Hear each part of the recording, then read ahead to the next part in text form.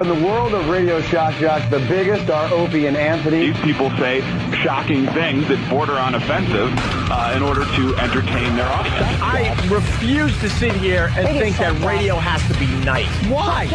Why does radio, out of any other medium, have to be nice? We are being now held to a standard where we have to be nice and make people feel good. Go screw! Radio bad boys, Opie and Anthony. Controversial radio personalities, Opie and Anthony. Infamous DJs, Opie and Anthony. Talk show radio hosts, Opie and Anthony. Opie and Anthony. Opie and Anthony. Radio shock jocks, Opie and Anthony. Opie and Anthony. Shock jocks, Opie and Anthony. Shock jocks, Opie and Anthony. Opie and Anthony. Shock jocks, Opie and Anthony. Opie and Anthony. What happened to you? I put 380 to my chest and I pulled the trigger. Hey, how did help show up for you? The question is, why did help show up for you? This is where entertainment is going.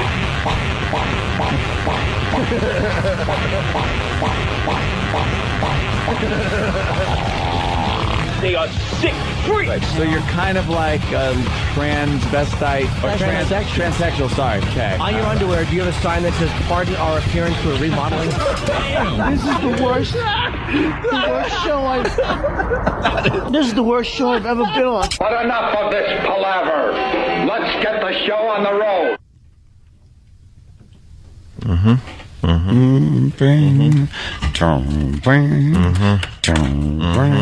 Well, if A was pushed, then this would happen. Oh, A.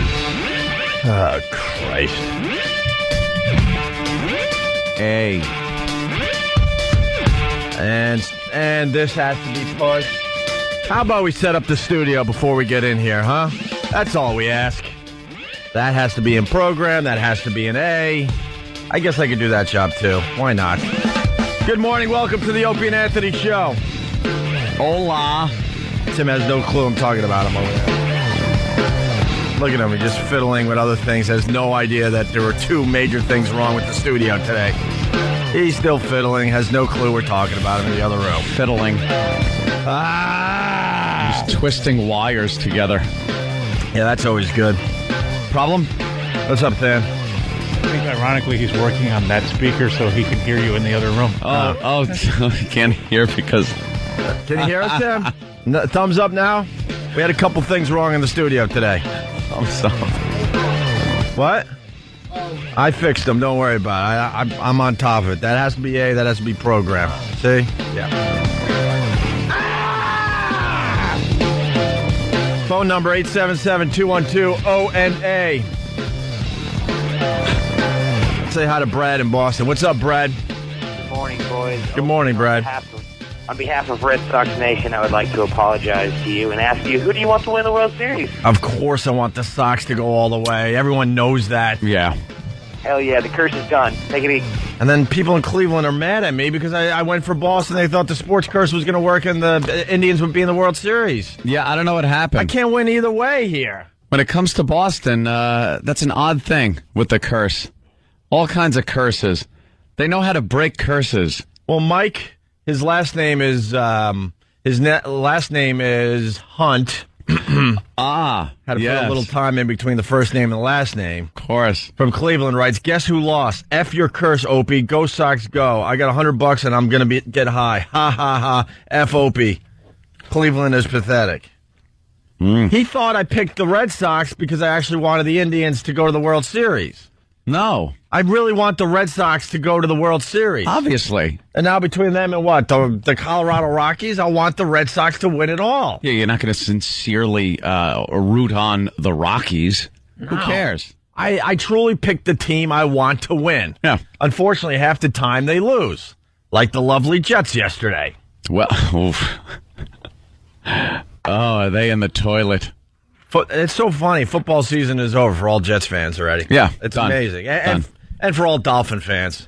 They're talking about changing Pennington. Wasn't he like the bright spot of the future a couple years ago? He had a pretty bad shoulder injury, and people aren't really acknowledging that.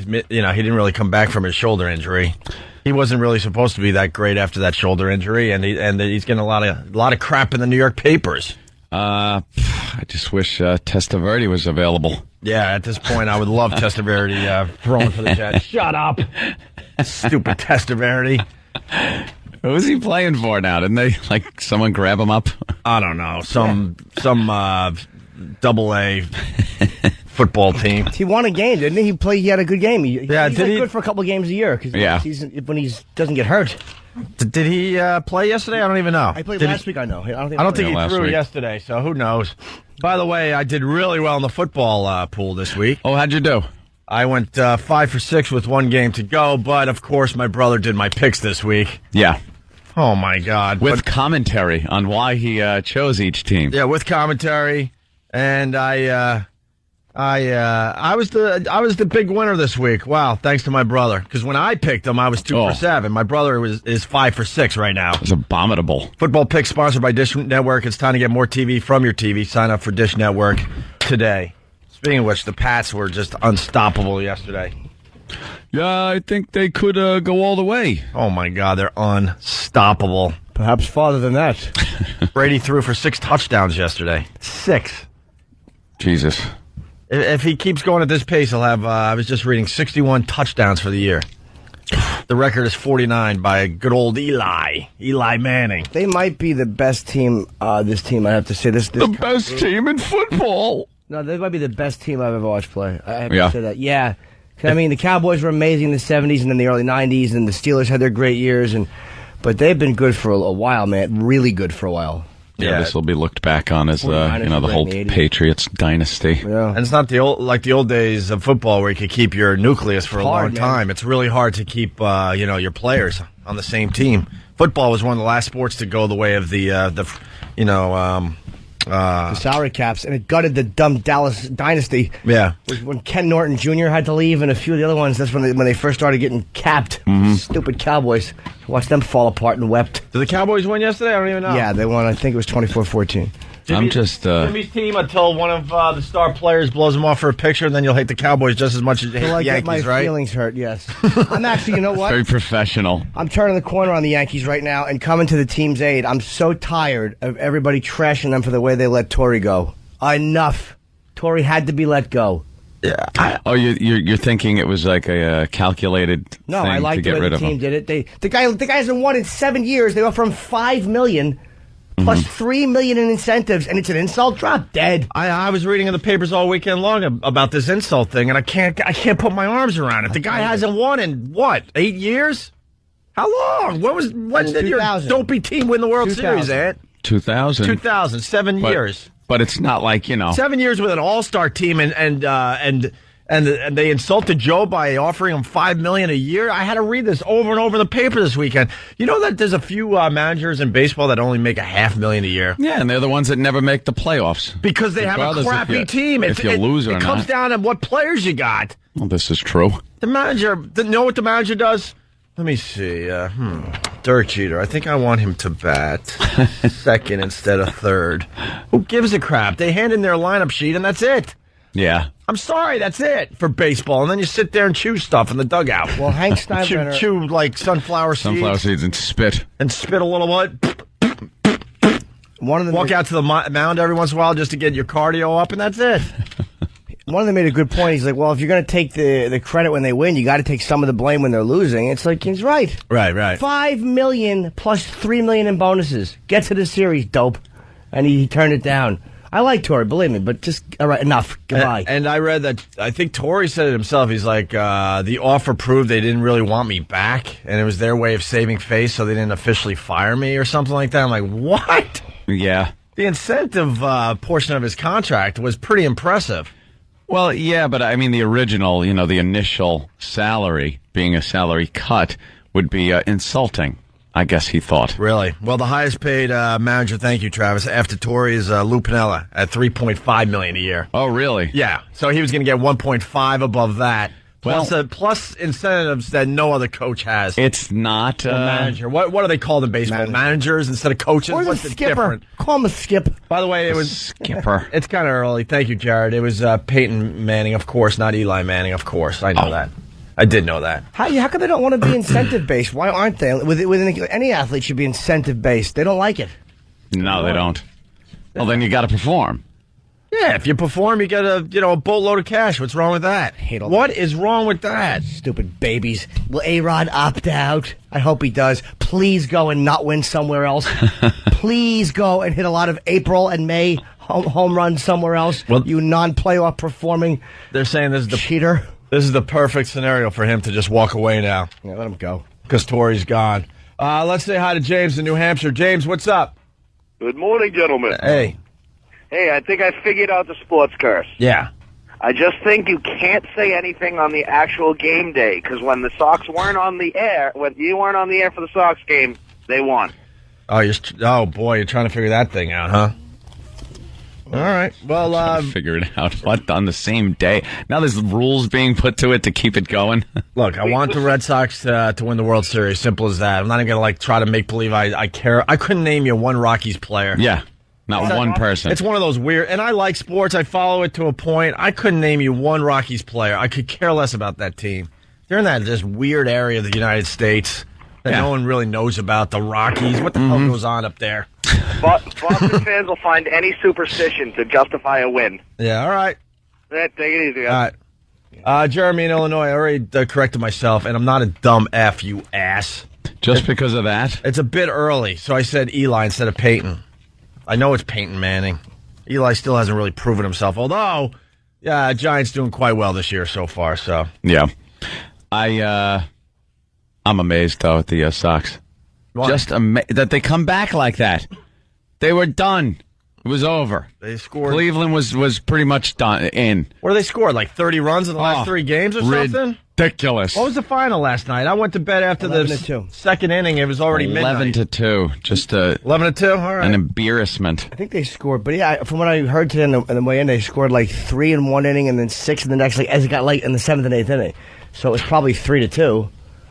And then what a self-destruct on the part of Cleveland. Right. Oh. And punt. That dope. Who was that guy again? I don't even remember his name anymore. Oh, douche. The douche show. Yeah, we're up against this show in Cleveland, I guess, because we didn't even really know who they were.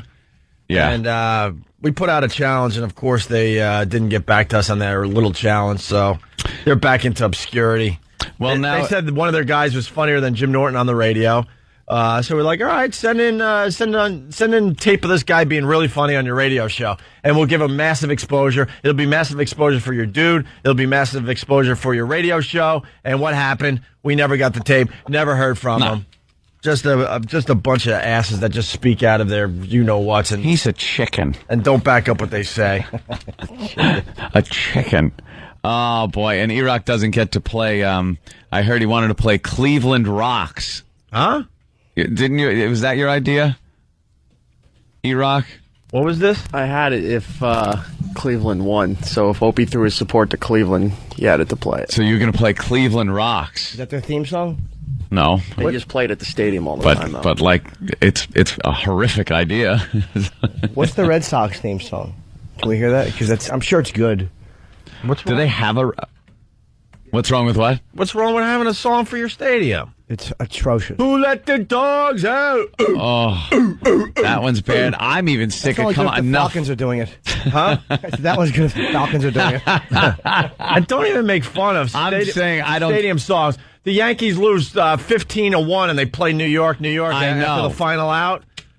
You know, New York should only be played at Yankee Stadium when the Yankees win at home. Well, when it's a blowout loss, it's the stupidest thing to hear start up. Sinatra plays. They play the Sinatra version when they win. They play the Liza Minnelli version when they lose. Yes. What's that there? What's in the background, E-Rock? What was that? What was that? Queuing something up live on the show. That's nothing wrong with that, right? I love his answer. Oh, just queuing something up. Okay. Oh. You queue away there, pal. So how was everyone's weekend? Action-packed. Yeah, you went down to the Borgata, you were telling me. Went down to Borgata. I was hanging out in the city on Friday night, and my phone was dead, so I had to go up into the room and charge it. So then I go down to the bar over at the hotel, and I'm just sitting there, and it hits me. I go, what the hell am I doing here? There's I know it's New York City, believe me. I could have gone to a couple of things. Could have gone and seen Than and hung out. But just the idea of hanging out in some New York bar, just was like, what am I going to do? So I just jumped in the car and drove to Atlantic City and went to the Borgata. By yourself? Yeah. On Friday? Yeah. God, when do you sleep? Friday night. I was exhausted after that roast. Well, I took a nap beforehand. Right. Because, I had the room. So we got done with the show, took a long nap. So I was like up as a pup and drove down there. And then I was playing blackjack. And you ever notice when someone's standing uncomfortably close to you? Yeah. Like, and a lot of people stand around the tables and watch the games and stuff, but they were a little too close. So I didn't want to even look at them. So I'm kind of just playing. And then I slowly look up, and it's Louis C.K. He's sitting right next to you? He had just got done with his show. Right. He was playing at the Borgata. I didn't know that. So he sits down, and me and him are talking and just laughing at the whole concept of gambling and just losing your money. And we were getting like some really bad beats, just sitting there getting hammered by the dealer and laughing. It's a lot more fun when you have somebody to commiserate with. But he was just, oh boy, here we go again. He's pulling more money out of his wallet and just putting it down. He gets like $100, gets $100 chip, puts it in, loses. And then he's got to wait for a new shoe to come around before he can get another one. That is the worst feeling when you just keep going to your wallet for hundreds. Like, oh, yeah. that 100 went by in 2 minutes. And I got to get another one out. Then we go over to the roulette table. Yeah. I don't play roulette, but apparently he does. He puts some money down and he wins. He wins like a stack of chips. And then he just looks over at me and goes, oh, this will dissolve into nothing in no time. And it did. Did he? How'd you wind up doing? I lost, but not as bad as I should have. I was up to about $30,000 on the blackjack table and the high stakes thing. Wasn't that wasn't that what you lost at the last place? Like, that would have made up what you lost, right? Probably, yeah. Wow. But I.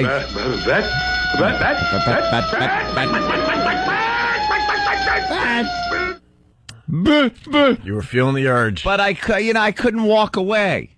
I couldn't walk away.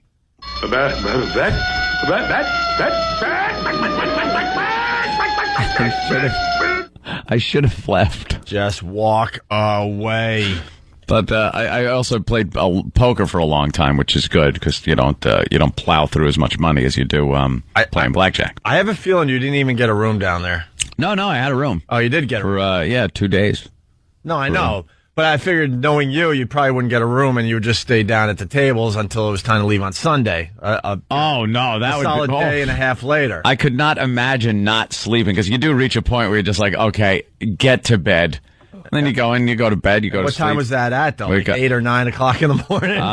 Probably around 6 in the morning. Jeez. And then go to the room, sleep until into the afternoon, and then start again. Start playing again. Hope for the best. There were a few fans at the table, which is always nice. And then some ass sitting across from me playing poker. And one guy starts talking about, I do a radio show. And then the rest of the table, a few of the guys knew the show. They were like, oh, wow, that's really cool. So this other guy kind of knows who we are just through the news stories. Right. And the Condoleezza Rice thing got brought up by one of the fans. And he's like, oh, what's that about? And the fan explains what happened. And he's like, see, that's what I'm against on the radio. And I was just like, could you shut up? I'm trying to play cards. Really like being belligerent to the guy. Good. I said, could you shut up? I'm trying to play cards. And you're the type of guy that gets me fired. So enough. And he's like, well, that's inappropriate and I believe against the rules. I go, you know the rules of radio? I go, what do you do? And he's some business douche. Of course. So he knows nothing, but he was a holy roller religious guy. So like, why don't you? I go, why aren't you giving this money to your church instead of gambling it away? Well, that's uncalled for. And so I'm like I'm trying to play a game, and I'm arguing with this schmuck across the table from me that what I do on the air is inappropriate. It's like, I got to justify it to this idiot? So then the guy that brought it up is like, dude, I'm sorry. I didn't know this ass was just going to keep going off on you. I was like, screw him. I love, there are times where you're with somebody and they want to explain who you are and what show. It's like, could you not? There are times I have shut people up in mid-sentence, like, yeah. Right. Because like the person you're with, they're clueless. They're like, oh, they got this great show. Oh, Sex for Sam. They had this couple. They went into a church. I'm like, shut up. Oh, you'll love it. You'll love it, the show. You should give them a listen. Right. Because it's obvious the person they're explaining it to, there's no way they're a fan or will ever be a fan. It's like, chill. That's between you and me. Let's just shut up. Shut up. And the guy was like, what did he say? He goes, you're not allowed to threaten people's lives on the radio. I go, first of all, it wasn't a threat. Second of all, shut up. I don't have to justify myself to this idiot who never heard the show. Like, he's just one of these guys. And I'm sure he's one of these guys who would sign one of those petitions that were mailed to him because he never heard of us and just sign it for what was written on there. And they said this and that. And to deal with it, it's like, just keep your mouth shut then. Just keep your mouth shut. What was his name? John Cook? That's the new program director of WISP that doesn't like our radio show, everybody. That would have been funny if it was. Just an ass. Enough. Like, I need that out of somebody when I'm trying to just have fun. Did you walk and just go to another table? No. I was sitting there, and I was going to rape him for his money. Yeah, what happened? He won, you lost? No, we never really got into a good head-to-head hand with each other, which kind of sucked. But he did wind up losing and leaving the table. Somebody else cleaned him out. Yeah. Which was good. Ha. I think I went, ha-ha. I was real mature. I went, ha-ha, singing it. Ha-ha. All right, we're just getting warmed up today. You know what? What is today's sound clip for the $1,000? Oh, wow. It's been a long weekend. The weekend. It's this one, right? Yeah. Okay, when you hear this... Spooky, scary, most becoming men becoming wolves. When you hear that between 7 and 7:30, if you're the 10th caller at 877-212-O&A, you will win $1,000. Bill Maher was getting tough on TV. We got to play the audio now. Oh. And apparently there's been some things going on besides wizardry and the Harry Potter. I'm praying that you were going to talk about this one. Besides wizardry. That's right, the different sort of wizardry. The type of wizardry that leaves a father in tears and a boy with bleach breath. What is she doing? We'll get into that next as well. We got lots to do today. Hey, good morning, and the weekend's over. Deal with it. It's Opie and Anthony. Wake up, bitches. It's Monday. Duh. Opie and Anthony with you. Jim Norton with you. Chance to win $1,000 sometime between 7 and 7:30. Coming up. We went to a roast on Friday after the show. Oh, my God, that's right. What a complete waste of time. You didn't have fun? Now I know why I don't do many of those things. Yeah. I mean, now I know why. Yeah, it was... Because you do one every once in a while and go, oh, yeah, this is why I don't do these. Yeah. They suck. It was... For us, there was nothing for us to do except, like, walk on the red carpet, talk to people knowing they're never going to use anything we say, and then sit there in front of 1,400 people and look stupid. That was our job Friday. Our job was to eat in front of people. And our job was to bring down the average age of the joint. Yeah, believe it or not. Wow. Just fossils. Mm-hmm. Yeah, they roasted Pat Cooper, and I got to tell you, Jimmy was on the dais. Jimmy performed. Jimmy killed. I had to go. It was in and out. It was very weird. A weird crowd, man. It was some stuff I did. I was happy with what I wrote. Like, even stuff that didn't work, I was very happy with. I wasn't like, I wish I would have done that different. But Colin had great moments, and then some of Colin's stuff died. But it's like, it's weird. Like, I know when I'm watching other guys, I'm not watching if the stuff is like what the crowd is doing. I don't even care what the crowd is doing. That's too big of an audience for a roast. 1,400 people. 1,400 people, and you look around, and you just realize none of these people listen to our radio show. None of these people know the younger comedians for the most part. And nothing against Jimmy or anybody else. They're just a much older crowd. They know the Friars guys. Like, a lot of them know, like, the younger Friars comedians. It is a weird... Like Lisa Lampanelli hosted. And she did great, man. She killed. Lisa's, I don't think she's ever been on our show. No. But she did a great job. Yeah. And, It was great. She was really happy we're there, and we told her she did a great job after the thing. She was amazing. She was an animal. I like the fact that she went up and she did everything she wanted to do. She was completely brutal, which to me is what you should be at a roast. That's what a roast is. One comedian's taking apart another comedian. She was vicious, and it was funny. Yeah, it was just brutal. I mean, it seems they really love that C word. Yeah. God bless the Friars. But she could take it. It's like that's apparently. Well, she could take it and she could dish it out, you know? So. Yeah. Apparently she could take it from all the black jokes that are made, the black guy jokes. We get it. You like black. Yeah. We get it. You're angry at Dad. Well, yeah, she was tremendous. Jeff Ross was on. Jeff did very well. But he did a weird singing thing at the end, which he acknowledged was odd. Jeffrey Ross. Yeah. Jeffrey Ross said something that had Ant and I laughing for the rest of the roast. And it was just, it was an improv line. It had nothing to do with his set. Remember when that old guy was trying to find a seat? You gotta like picture this. It's a ballroom, 1,400 people, and there's one really old guy. He had to be close to 90, just wandering around. Ancient. Near the his front. Suit that doesn't fit anymore because they don't make suits for skeletons. Right, and it's all just round table after round table. So he's trying to figure out where he was sitting. Just looking all around, confused. And Jeffrey Ross just started his set, and he just stops his set, looks at the guy, and is like, Are you lost, sir? Are you looking for your golf ball? Okay. You're looking for your golf ball? And you obviously had to be there because it was a perfect visual. Oh, He was just like, where am I? And you've seen those old guys on the golf course just looking wandering like around that. looking for their dumb golf ball. Where's my golf ball? That was really good. And then he had a great set. He's great at those roasts. Yeah. He could just rip people apart. He knows everybody. And then he decided it would be a good idea to have an accordion player come out and accompany him to a musical number about the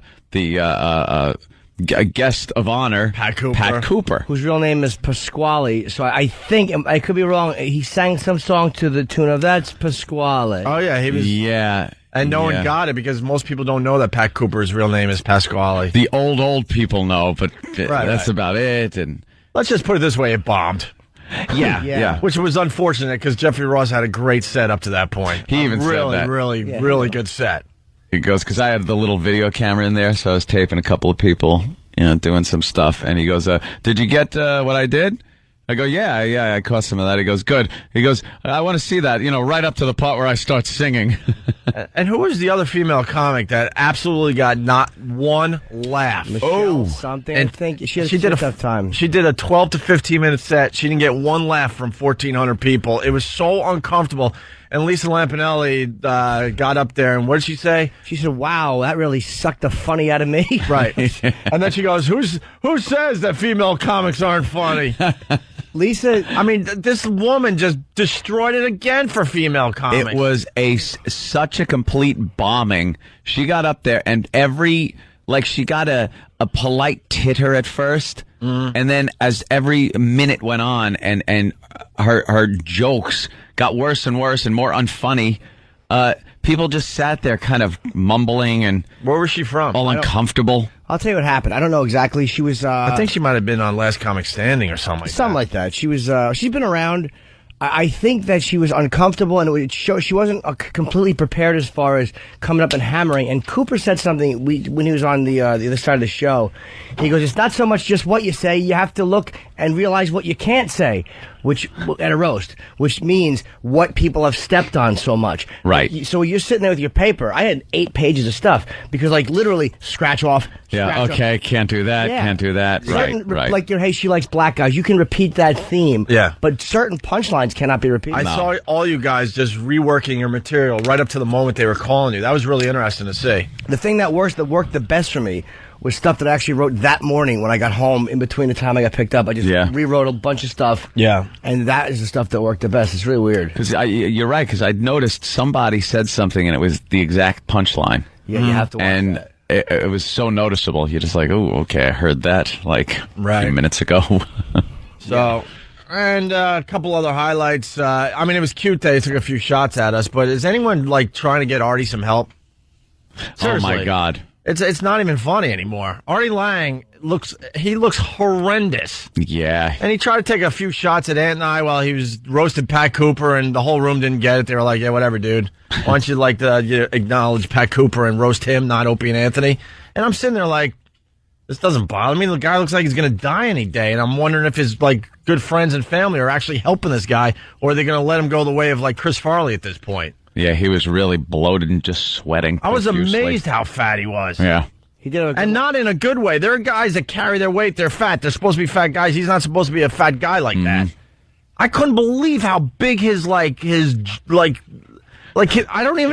jaw and his neck was all connected. It's like a big blubbery thing under his chin that goes down and covers his neck. I whispered to Anthony, I'm like, he looks like a South Park character at this point. He looked like Cartman. He looks like Cartman. As remember when Cartman was fat guy? Oh. They did that whole fat thing. That's nothing. He's fatter than that picture. He looks way worse than that. Yeah. So it was cute, Artie, that you took a few shots at us, but is anyone getting you help?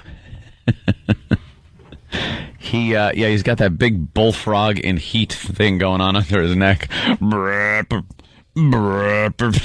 It's blown up. He had a funny line about Belzer. He goes, if I want some Coke, I'll have Belzer sneeze in my mouth. Yeah. Dude, what's going on with sniffing Belzer? I thought Belzer was high. He was like, every punchline. I think it was a timing thing for Belzer, because he would do a line and then go... I don't think he was Coke. I think that was sometimes the guys... Was he nervous or something up there? Not just if something... He was snorting in air after every line. It didn't sound like a dry snort, though. It was this snotty kind of sound that went on, yeah. It sounded like a timing thing, if something... Because Belzer was kind of... Some stuff worked and other stuff was not working well. And it seems like when something's not working, it's like a timing thing. Like you're doing something just to pace out where the laugh should be. Yeah, you can almost do like a smirk or a... yeah. But it was after every joke. It was so noticeable. And then someone observed him leaving the roast halfway through or three-quarters through and then, stumbling down the stairs. What was that about? There seemed to be something going on with him. I don't know what's going on with the bells. And then we had to follow, the star of Sergeant Bilko into the room. Through the kitchen. And Mickey Freeman. Yeah, what? Mickey Freeman. I tried to figure out how old the guy is. Maybe someone out there could help me because I couldn't find his age on the internet. But Ant and I had to follow him into the big banquet through the kitchen and stuff. We were zigging and zagging like Spinal Tap to try to get to the stage. Yeah. And we were behind Mickey Freeman. There was a whole line of everybody that was going up on the dais. And I looked at Ant. I'm like, I think this guy might die on the way. Yeah, because everyone's doing a pretty good clip to get to the stage pretty quickly through this long kitchen, and he couldn't keep up. I was just looking at his shaking blue hand sticking out of his ill-fitting suit. Well, we all had to sit in the green room, in order or whatever. Yeah. And his row left just as he got there, and he decided to sit down in the empty row. And then one of the guys, the organizers, like, Mickey, you have to go. Mickey, and follow them. And then he's just pointing at his seat and his name, like, no, I got to be right here. But it's obvious everyone's leaving at this point. What are you doing? And then he just starts shuffling toward the dais. There was literally a 30-second gap between the guy that was in front of Mickey Freeman. Yeah. Then it was Mickey Freeman, and then it was us and everyone else right behind him. And we couldn't even get around him. No. Because it was too thin and he was weaving. Poor old codger. It made me want to join the Friars Club, though. I'm going to join the Friars Club. Because you got to respect the fact that that's one of the last places where political correctness is completely ignored. Oh, yeah. Those guys, for real, ignore it. And they are exactly, they kind of embrace comedy being what it is, which is at times very brutal. I did notice one very, very hypocritical thing. Hold on. What? Al Roker. Oh, we did talk about this on the way home. Al Roker was there. Apparently he's a friar. Sure. And Friar Tuck. He's a friar. And there was, like Jimmy said, no political correctness going on there. So the N-words being just thrown around in joking fashion, whenever appropriate. with Lisa Lampanelli and her love of black gentlemen. Gilbert Gottfried telling some really funny, horribly racist jokes. Is it safe to say the N-word was said 20 times during the roast? By Pat Cooper alone. Yeah. When he got up and just went off on a Michael Richards tear. Oh, right. He's the only one that made me uncomfortable, actually. Yeah, by saying it was like, oh, Jesus. But I think there were about 4 or 5 comedians that used the N-word in their act. Yeah. Yeah. Easily. Absolutely. Easily. And the whole room was, was fine with it. Michael Spinks was on the dais. He was completely fine with it. They were laughing. And Al Roker was completely fine with it. Sure. That's what Anthony's getting at. Jolly Al Roker was just laughing at the jokes. And, excuse me, he was at the forefront of Get Imus Off the Air for saying nappy-headed hoe. And he was there. He went to the bosses at MSNBC and NBC and said that he wants him removed because there's no place for that kind of language, blah, blah, blah, blah, blah. Well, obviously people know Imus does like a comedy show. Yeah, there's politicians on it and stuff. For the most part, when they're just bantering amongst themselves, it's comedy. That's what he was doing. I see no difference between that kind of joke, especially something so innocent as what Imus said, compared to what Al Roker sat through and listened to in the roast. Well, you know what his argument would be. What? Well, I mean, just believe me, I'm on your side. But it'll be, that's over the airways where anybody can hear it. And he was attacking innocent people who didn't ask to be attacked. If you're at the Friars, you volunteered to be there, and it's a closed room for adults. That would be his argument. Yeah, and his argument doesn't hold any water because it's that type of language has no place anywhere. Ask Al Roker if that kind of language has a place anywhere in public. Ask him on the Today Show and watch him say, oh, no. There's no. Yeah, there's not one incident. There's no instance where that could be funny, where the use of that word can actually make people laugh and be funny. He would say no in a second. So, hypocritical Al Roker was there. Who's getting fat, by the way. What happened? What happened? You pop a staple, fat boy? He wanted no part of taking a picture with me either. Oh, no, huh? Did you try? I got one. Oh, you did? Yeah, and Pat Cooper jumped in, so it was me, Al, and Pat Cooper. Oh, okay. Oh, no, there were people there. It was like, oh, God. Oof. I don't know how well over my picture of me and Artie Lang is going to go over. Did you guys take a picture? Yeah. I was talking to, what was I talking to? I don't even remember, but then Artie came over. I walked over to whoever I was talking to. I don't remember who it was. And a couple of photographers came over. Let me get a picture. Like, okay, so we're kind of standing kind of next to, but not quite, not like the arm around each other picture. I was like, all right, kind of smile. And I go, that'll probably make a website. Is this after or before? Before. I go, yeah, that'll probably make a website. And he said something like, yeah, it'll probably get me fired. Probably will. Or doesn't give a crap about it. I thought that was kind of funny. Yeah. Whatever. Once you help the guy that's helping your show, it's obvious he's going to die soon, Howard. He'll just get another guy. Why don't you try to take care of somebody else besides yourself for once, you loser? He'll just get another guy. To Howard, the comic sidekick Beefcake! Is like Darren Stevens. Doesn't matter who it is. You just throw a new one in. I actually felt bad that I made fun of, and I shouldn't, it's a comedian's roast, that I made fun of Robert Klein, because I love Robert Klein, and he didn't care, but I just... Oh, he was getting hammered, though, too. I felt guilty, like, why would I make fun of a guy who I idolized growing up? But what's a roast? Robert Klein ate it. No, he did okay. He got some really... ate it, Jimmy. He had some very funny moments when he was talking about the guy, he had the wrong ethnicity. I thought it was very funny. Oh, yeah. But Klein is not a great roaster. He was a great comedian, but he's not a great roaster. I never liked Robert Klein, I gotta tell you. I like a lot of the older guys. But way back. I never got into Robert Klein. He did I thought one of the best specials ever was Robert Klein at Yale. Oh, yeah, that was years ago. Yeah. I taped it off the TV when I was a little kid, and I used to listen to it.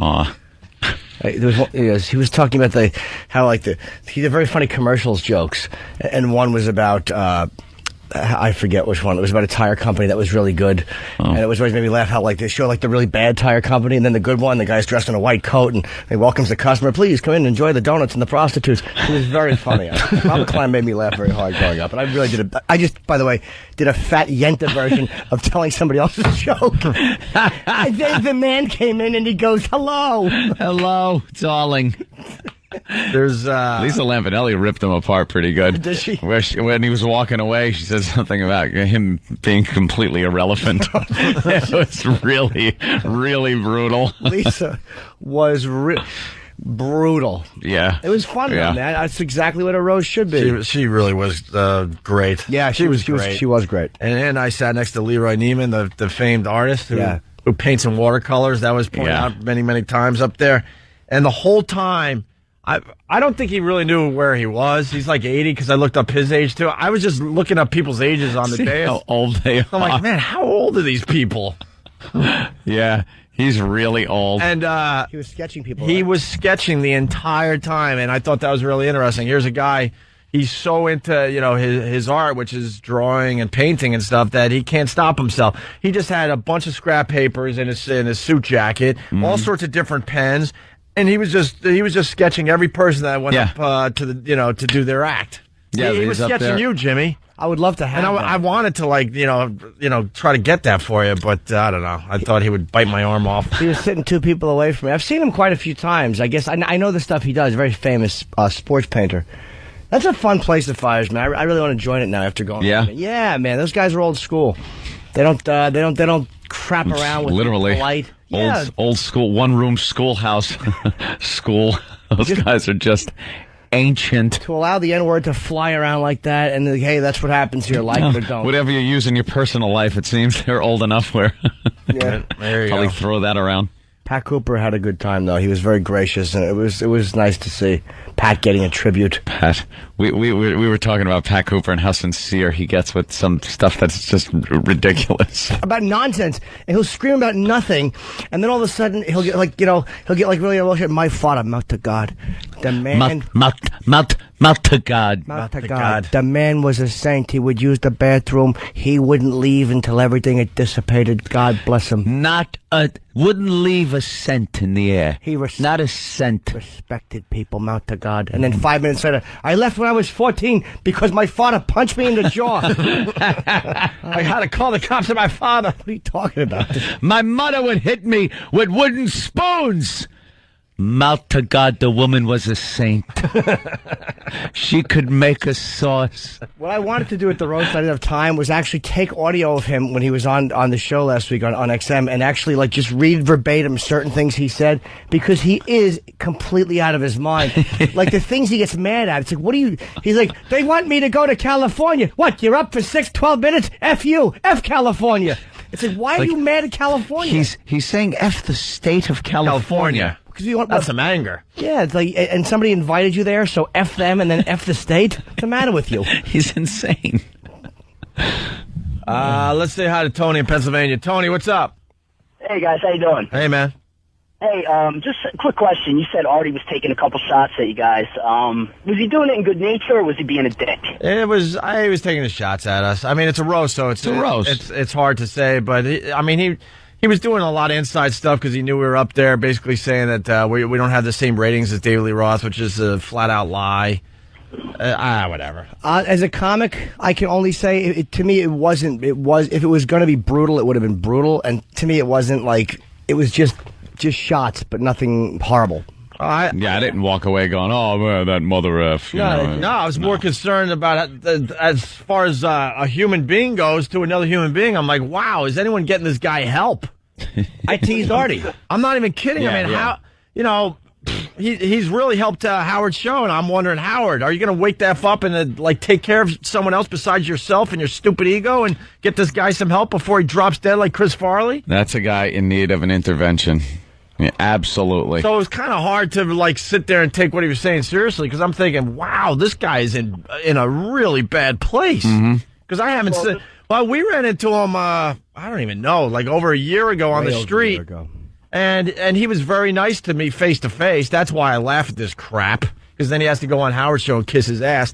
And since that time, and the Pat Cooper roast, it's unbelievable. It's the same effing guy. Yeah. It's really unbelievable. Amazing.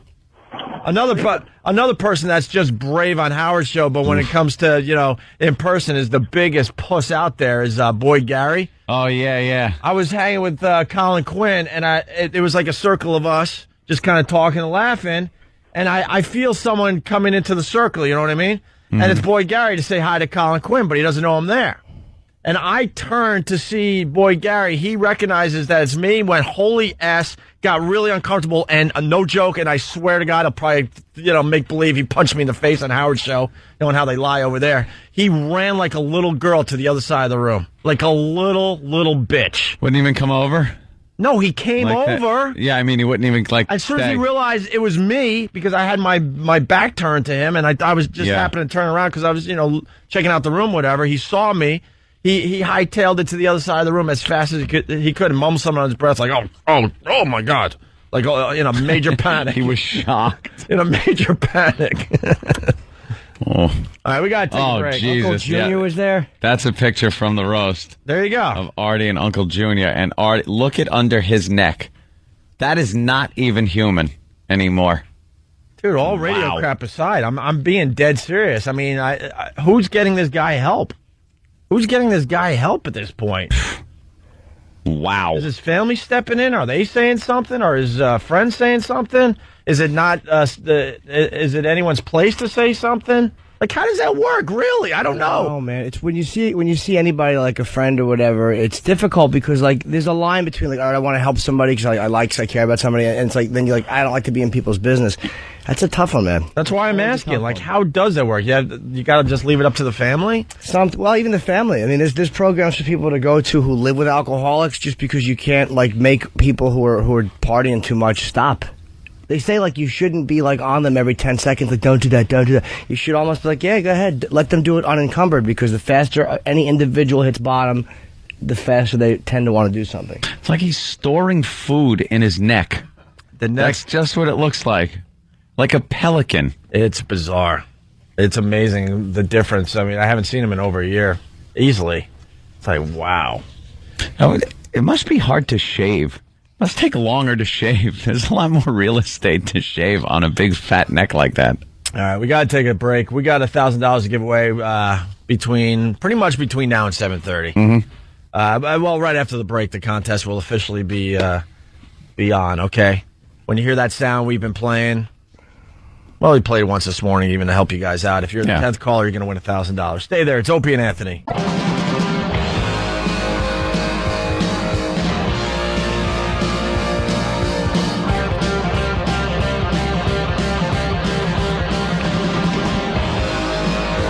You're checking out the Opie and Anthony show. Colin got quoted in the paper, the post for the roast. He had a very funny line about how old everybody was. He said it's not a who's who, it's a who's left. Yeah. And he goes, the last woman most of these people were inside of was Beth Israel. Which is a hospital, by the way, just to help everybody. Oh, yeah. No, because I told that same line to somebody over the weekend. I'm like, I don't get it. Who's Beth Israel? I'm like, oh, God. Oh, boy. It's a hospital. That's why that's really funny. I like the other one, too. Joey Bishop was supposed to be here, but he took the easy way out. Yeah. Colin his head was down. I was looking at the monitor. Yeah. The stupid top of his head. It was like a Google Earth shot of his head. That idiot, his face in the paper. But he he made fun of Rita Crosby's book. He's like, it's not exactly all the president's men, honey.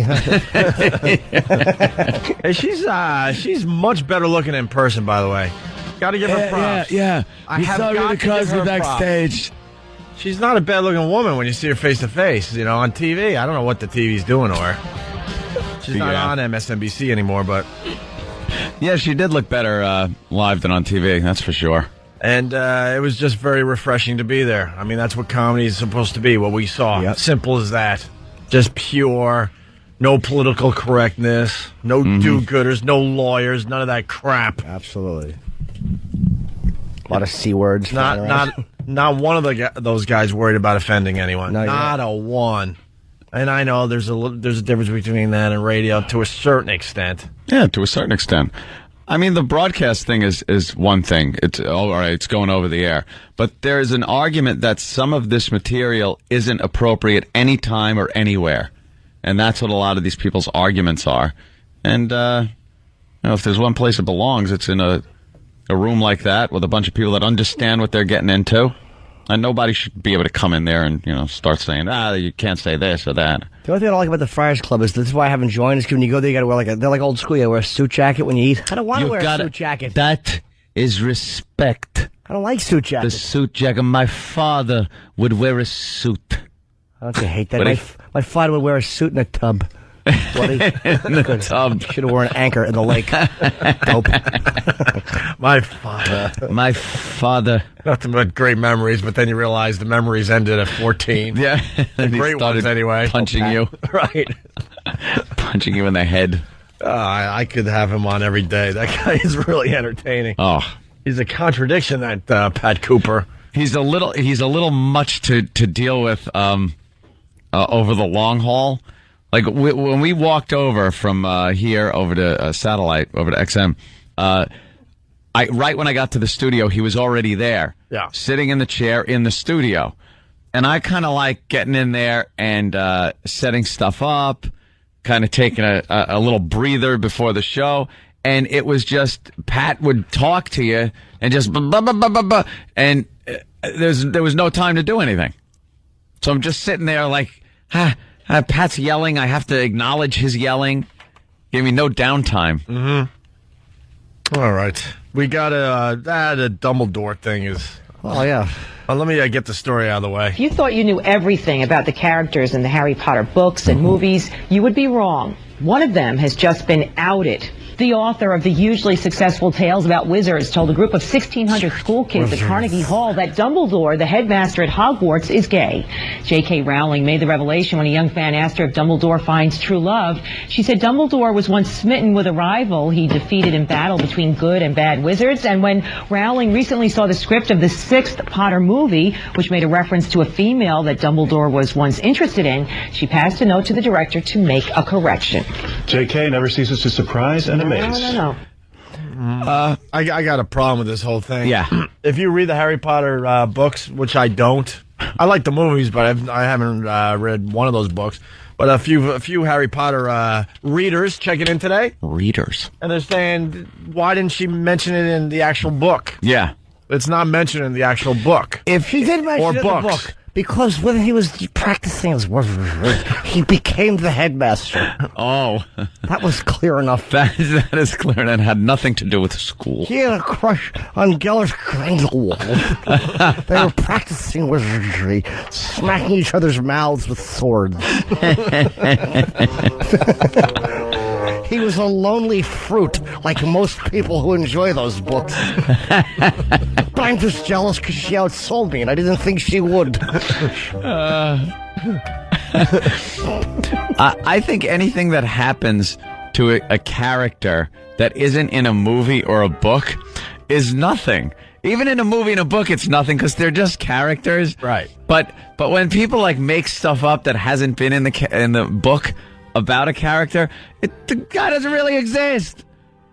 What does it matter? It was very disappointing when Steven Spielberg came out and said that Jaws was gay.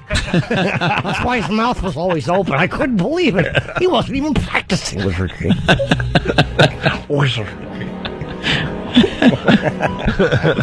They get so into these characters that they go beyond the books and movies and what they're doing, now in real life? What? She's pretty smart. I guess she felt like she needed to sell a few more books. So. Does she think that'll sell books or not sell books? It'll probably sell a few books. Probably people now will reread the books, that's for sure, and go, look at this. I just see some people burning the books. Yeah. Some people maybe in the Midwest or some Bible thumpers down south now jumping on board and going, well, this book has to go. Of course, they were doing that anyway because of the wizardry, which seems to have people who read the Bible very upset. Yes, they think it's some kind of satanic thing. But then you throw a few homos in. Yeah. Oof. Now you got some problem. I don't know what they think is worse, the devil or the homosexual. Well, they see they're one and the same. They just think a gay guy is the devil is basically just walking in a small dog in Chelsea with horns on his head.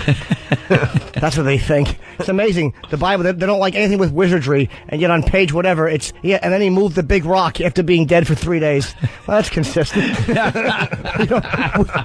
We don't like that supernatural nonsense. He hopped off the cross, he ran to Wendy's, and then he pushed the rock away and became heavenly. Did he?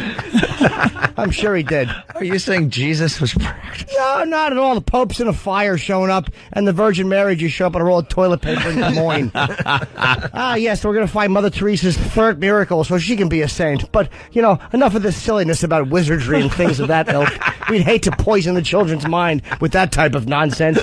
That's right. On the third day, he rose again in fulfillment of the scriptures. I'm sure he did. Let's not forget when Jesus walked across the water. Walking on water. And Moses was 800 years old. He took one of every animal, skedaddled across the ocean. On a little boat. All their animal dumps didn't weigh the stupid boat down. He had enough hay to keep everybody alive. God said build an ark, so he did. I mean, that's the way it is, folks. Accept it. There was no wizardry involved with that, right? No wizardry whatsoever. Water to wine. Just a lot of wood. Yeah. Hey, we're hungry. Fish for everyone. Really? But these were pebbles. They're fish now. Enjoy the fishes, ladies and germs. This water is terrible. Well, then have something that'll make you beat your wife. Wine.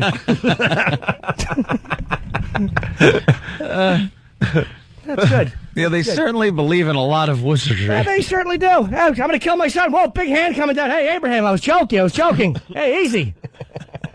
Easy, Abraham. Don't kill him. I was kidding. I was kidding. But there's a problem with the Harry Potter book. Oh, it's wizardry. Who would want that supernatural thing in the minds of these young children? Do you love your kid? You love me as God? I do. Then slay your son, Abraham. I'd prefer not to. Do it if you love me. All right. I'm going to make sores all over you anyway. Lot's wife looked when she shouldn't have, and the old gal became a bunch of salt. That's what happens when you look back, lady. You're now a pillar of salt. Now all the deer are going to lick you. But there's no wizardry involved. No, not at all. It's perfectly logical. Don't ever question that stuff. How does that happen? Just nonsense. Damn you! I layeth my staff upon the Nile and turn it to blood. It's wizardry. When characters collide on the Opie and Anthony show. Damn you. Look, my staff is cast down at your feet and it turns into a serpent. Damn you. It's magic, but good magic. Magic of the Lord. Fast forward a few. Lord God. Yeah. Carve out these 10 commandments with some kind of lightning thing. And how did I know to get them? The burning bush told me. It's a bush that burns and talks. That's all cool. But no Dumbledore homos. It's a good thing God didn't zap that stuff onto like a piece of papyrus or something that could have been carried. Take 2 giant headstones and make them haul down the mountain like that. Almighty. Fast forward a couple thousand years, and Harry Potter will be the new Jesus, and we'll be fighting wars all over the freaking world over Harry Potter. Over Harry Potter and his homo friends. And it's wizardry. People have been misbehaving. What should I do? I know. Flood the whole place out, except for one boat full of birds and dinosaurs and that ilk. One boat full of them. Clean everything out. 40 days, whole thing's gone. 40 days. Make sure the rats survive. Make sure the rats survive and the roaches. Yeah. Right. And a giraffe. Yes. Everything. Well, I think the I didn't know it was everything. I'm thinking there were more animals, but he couldn't get them all on the ark, and this is what we were left with. The ones he was able to get on the ark. What about fossils? Like dinosaurs and stuff. Well, here's the argument they have about that, and it's a doozy. Oh, yeah? And this is how they explain the dinosaurs and all that stuff. It's less than 6,000 years old. You see, our carbon dating is the problem, not the way they're looking at things. It's the carbon dating, which is not dating them properly. Do you see? Wouldn't there be more... 6,000 years, relatively speaking, not that old. Yeah, of course. Wouldn't we have more stuff of the dinosaurs? Yeah. We'd have 50 of them running through Manhattan right now on 57th Street. They'd be blocking traffic. They'd be riding them to work. God Almighty, we found one woolly mammoth frozen. Yeah. And pretty intact. That's what we found. And mammoths were pretty much at the end of any prehistoric age. Big stupid hairy elephant. How embarrassing. Can't even be a cute elephant like the one at the circus. You got to stink like wet elephant hair. Can you imagine riding an elephant with hair on it? How annoying that would be. All matted. And you know what happens back there. Just all caked up. Oh, my God. Oh. Probably 1 ton Dingleberries as big as softballs. Yeah, just giant. They thought they were natives, but they were actually just dingleberries hanging off. How silly would an elephant look doing that dog dragging its butt across the carpet thing? Scooting with his big feet. Stupid hairy elephant is trying to style his hair and comb it back because it's hot. Hairy idiot. Hey, let's say hi to Pauline in Connecticut. She hung up. All right, well, let's say hi to Andrea in Massachusetts. Andrea, what's up? Hey, how are you? Hi. Good. What's going on, Andrea? Hey, I'm just trying to wake up a little bit here and listening for the sounder, which I thought I heard. Oh, you heard the sounder? What was the sounder today? It was a Halloweenish type voice. Ah. And we played that how long ago? Like a few minutes ago. Really? And I don't know. I've been put on hold for like a minute or two. All right, so you're thinking within the last few minutes, of course, and you're listening to the Opie and Anthony Show on BCN, right? Yeah, absolutely. And big fan of the Opie and Anthony Show, are you? I am. I'm from Massachusetts. I understand that. What do you like about the Opie and Anthony Show? In 5. Kind of the rudeness of you guys. In what way? Like, what was something you heard recently that you really enjoyed from the fine show? What did I just hear recently about, what's her name that did the Harry Potter books? Yeah, that was really recent. Wow. I don't mean 30 seconds ago now. Like when my mouth is still wet with spittle from saying it. Could you tell us what we're going to do in 15 minutes? Yeah, it makes us feel really good to talk to the faithful listeners and find out what they like about the show. Something that's not 5 minutes old. You guys are pretty down on us women. No, we're not. No. Yeah, we are. All right, give us an example of us being down on women. Down on women, excuse me. Yeah. I don't know. You always kind of talk down on us. Well, give us one example. Do we? Give us one example of us talking down on women. You got me going early because I stayed up for the Red Sox, and I did end up falling asleep. All right, well, go Sox, go. I want them to win the World Series. Everybody knows that. But just one thing, Andrea. One thing that you took notice about this radio show. Thing. One lousy thing.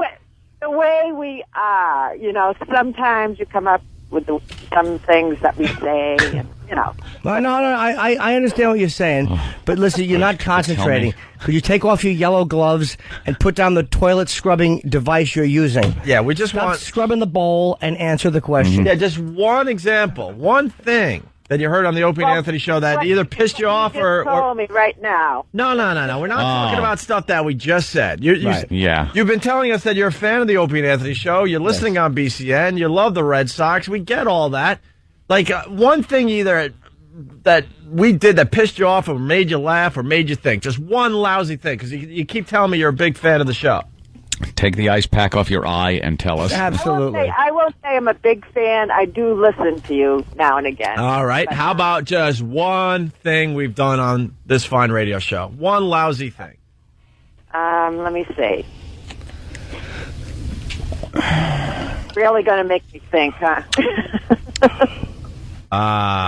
Hey, sweetheart, look, you're not paying attention. Put the pie on the windowsill to cool off and focus. Yeah, just focus, please. Put that pie on the windowsill. You have plenty of time. You have plenty of time before you have to iron your dress before your man comes home and give him his martini. That's right. One lousy thing you've heard from the Opie and Anthony Show. That's all we ask. We wake up real early every day to do this crap. The least you can do is name one effing thing we've done on the show. One! Okay. You did say that we have big mouth. I'm starting to get the feeling that you might not be a fan of the Opie and Anthony Show. Yeah, see, that's the whole thing. Did you actually remember saying that we're big mouth people? Miss, you're not big mouth people. Big mouth people. We don't acknowledge you as people. You got a big mouth. Did we ever say you got a big mouth, people? I don't think so. You people. You know those broads, they're big mouth people. We call you walking baby farms.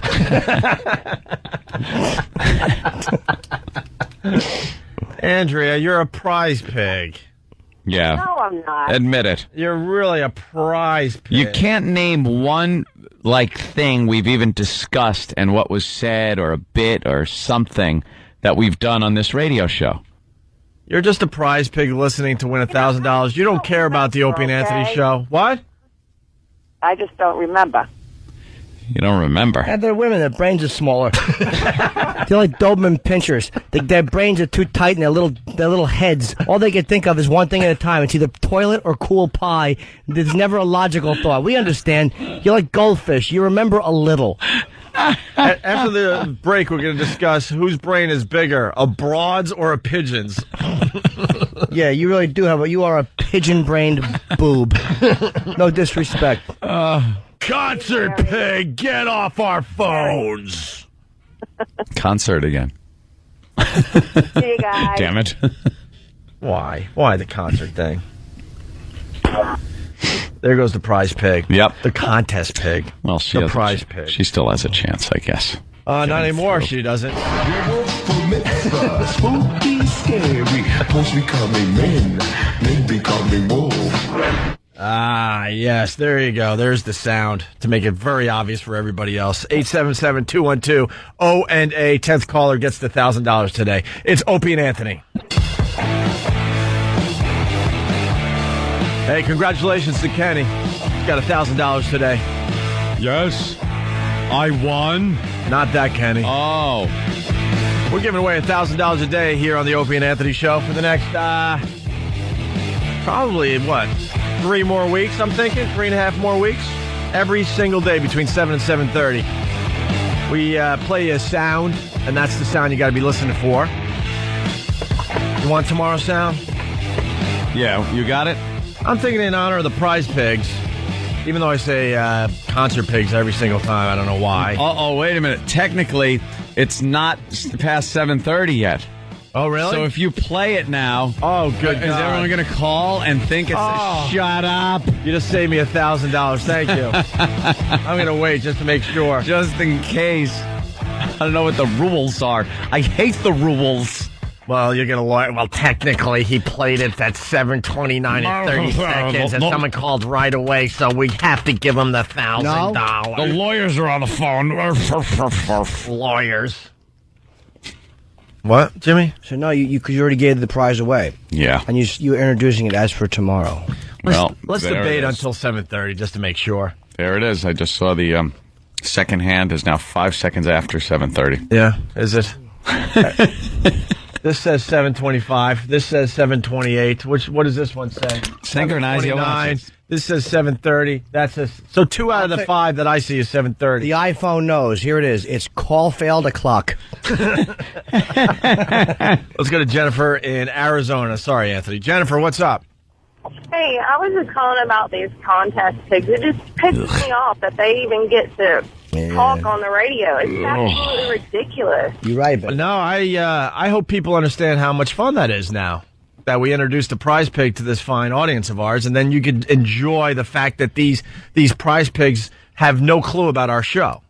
And then we we ask them to just name one lousy thing we've done, and they're like, humana, it's early, and I watched the Sox last night, and you talk down to women. That's what you do. All right, well, give us an example of us talking down to women. Wow. Oh, now you're putting me on the spot. It's early, you know. It's always too early for them to think. That's why I enjoy it. I hope the listeners enjoy it at this point, where it's so obvious they have no clue about us, and they're just calling for this contest. Just calling for the cash, which is kind of good because I guess that's what this was for, to get people to actually listen. But you could tell she will never that's what I'm getting become a listener of the show. There are like people that will listen because of the contest and then go, you know what, I kind of like these guys. I'm going to check them out a little bit more than I have, or maybe for the first time. Yes, that's what we're hoping for. But then you do have the Prize Pigs. No effing way will they ever listen to this show. She's a soccer mom. Right. And I mean SOCKHER. All right, Jennifer, hang in there, okay? All right. See you later. All right, she's a faithful listener out there in Arizona. Bianca, what's up? Hey, I'm from New York, and I also am telling you, I think it's the funniest bit that these nutcases call, and they have no idea what is going on. I have to tell you, I would never, until I started hearing this, think of calling to get a prize. It just sort of like seduced me. Lisa, what's going on? Oh God, she's still talking, and then now she's realizing. I'm like, oh my God, what happened? Lisa, what's up? All right, Lisa. Lisa, you there? Lisa. Oh. Hello. Hello. Hi. What's your name? Ty. What's your name? Taisha. Just call me Taisha. Oh, it's Taisha. Is this the Taisha from the other day? Yes, this is me. Oh, you're in pain that you got to listen to us every day, aren't you? No, why would I be? Are you the one that likes us, that doesn't know about us? What's your deal? No, I always listen to you guys. Oh, okay. Yeah, we gave away the 1,000 then. Yeah, I figure that. You guys always put me on the line anyways. Yeah. Hey. All right, have a good day. All right, moving on to other things. Kid Rock got in a fight, whatever. Yeah, you see his mugshot? What's with celebrity mugshots now? They're smiling. Ever since Mel Gibson. I think Mel Gibson really kind of put that trend over where his mugshot looked like it could be his headshot. You know, now they're smiling. I remember the old days. They would put you against the wall and tell you don't smile. If you smiled, they'd crack you with a phone book. I bet Kenny's got some great stories about them taking pictures. You smile one more time, you get the phone book to the solar plexus. Actually, no one's ever smiled in his presence. Well, that's true. He just doesn't even hit him. He tells them a story, and they get so depressed that they just sit there with a straight face. Kenny's like radiation on the face muscles, and when you try to lift them, you just can't. They're just stoic. Paralysis.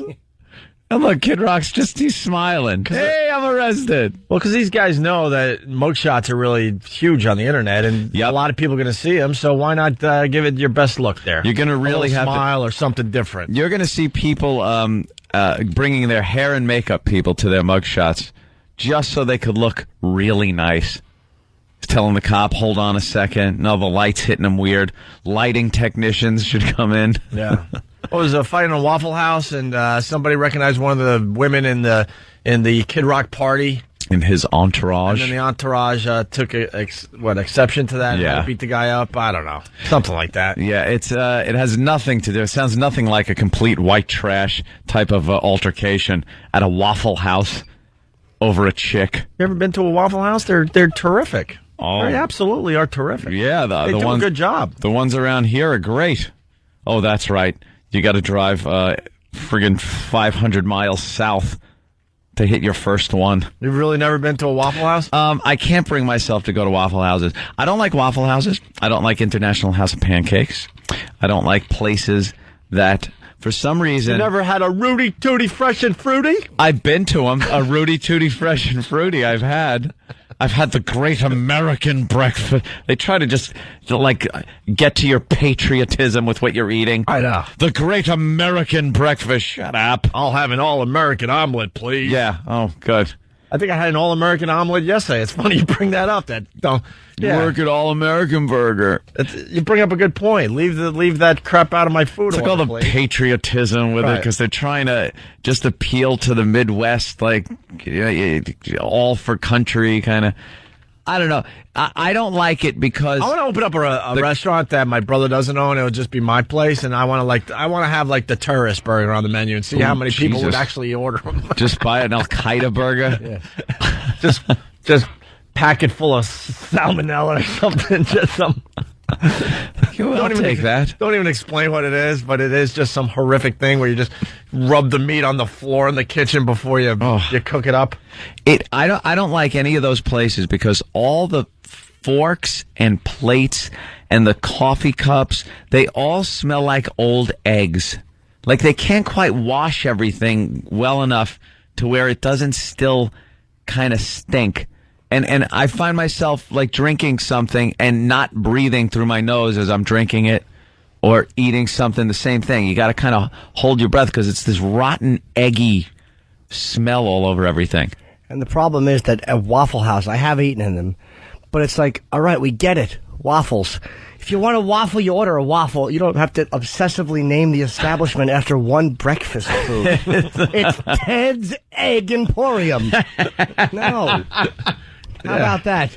Omelet Village coming up.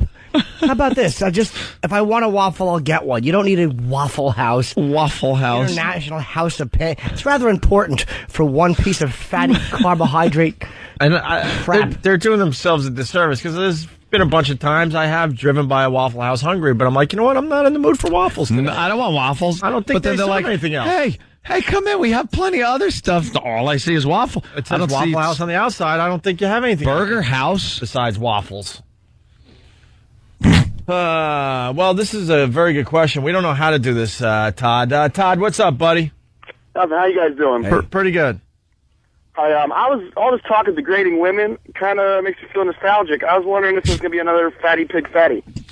Fatty Pig Fatty was one of these contests that maybe we did, maybe it went on too long, but it was one of my favorite contests in recent years that we did on the Opie and Anthony show. I just enjoyed the name. I enjoyed the name. I enjoyed Cleveland's participation when we did the virus show, not this summer, but last summer, and we decided to do Fatty Pig Fatty in front of the audience, and these monsters started walking up the aisles toward the stage to win money and have a little moment of fame. I had a little tear in my eye. I was proud. Yeah. I was proud of us that we came up with a contest called Fatty Pig Fatty. They were actually Browns cheerleaders. Big fatos. Leave Cleveland alone. They had a bad night last night. Yeah, they must be bumming out. Leave them alone. Good afternoon, Cleveland. Good afternoon, Cleveland. We got to figure out how we're going to bring Fatty Pig Fatty back. I'll tell you what we're bringing back sooner than later is the eggnog drinking challenge. We are, because the holiday seasons will be here when it stops being 80 degrees out. Right. And we want to have the eggnog drinking contest. It's festive.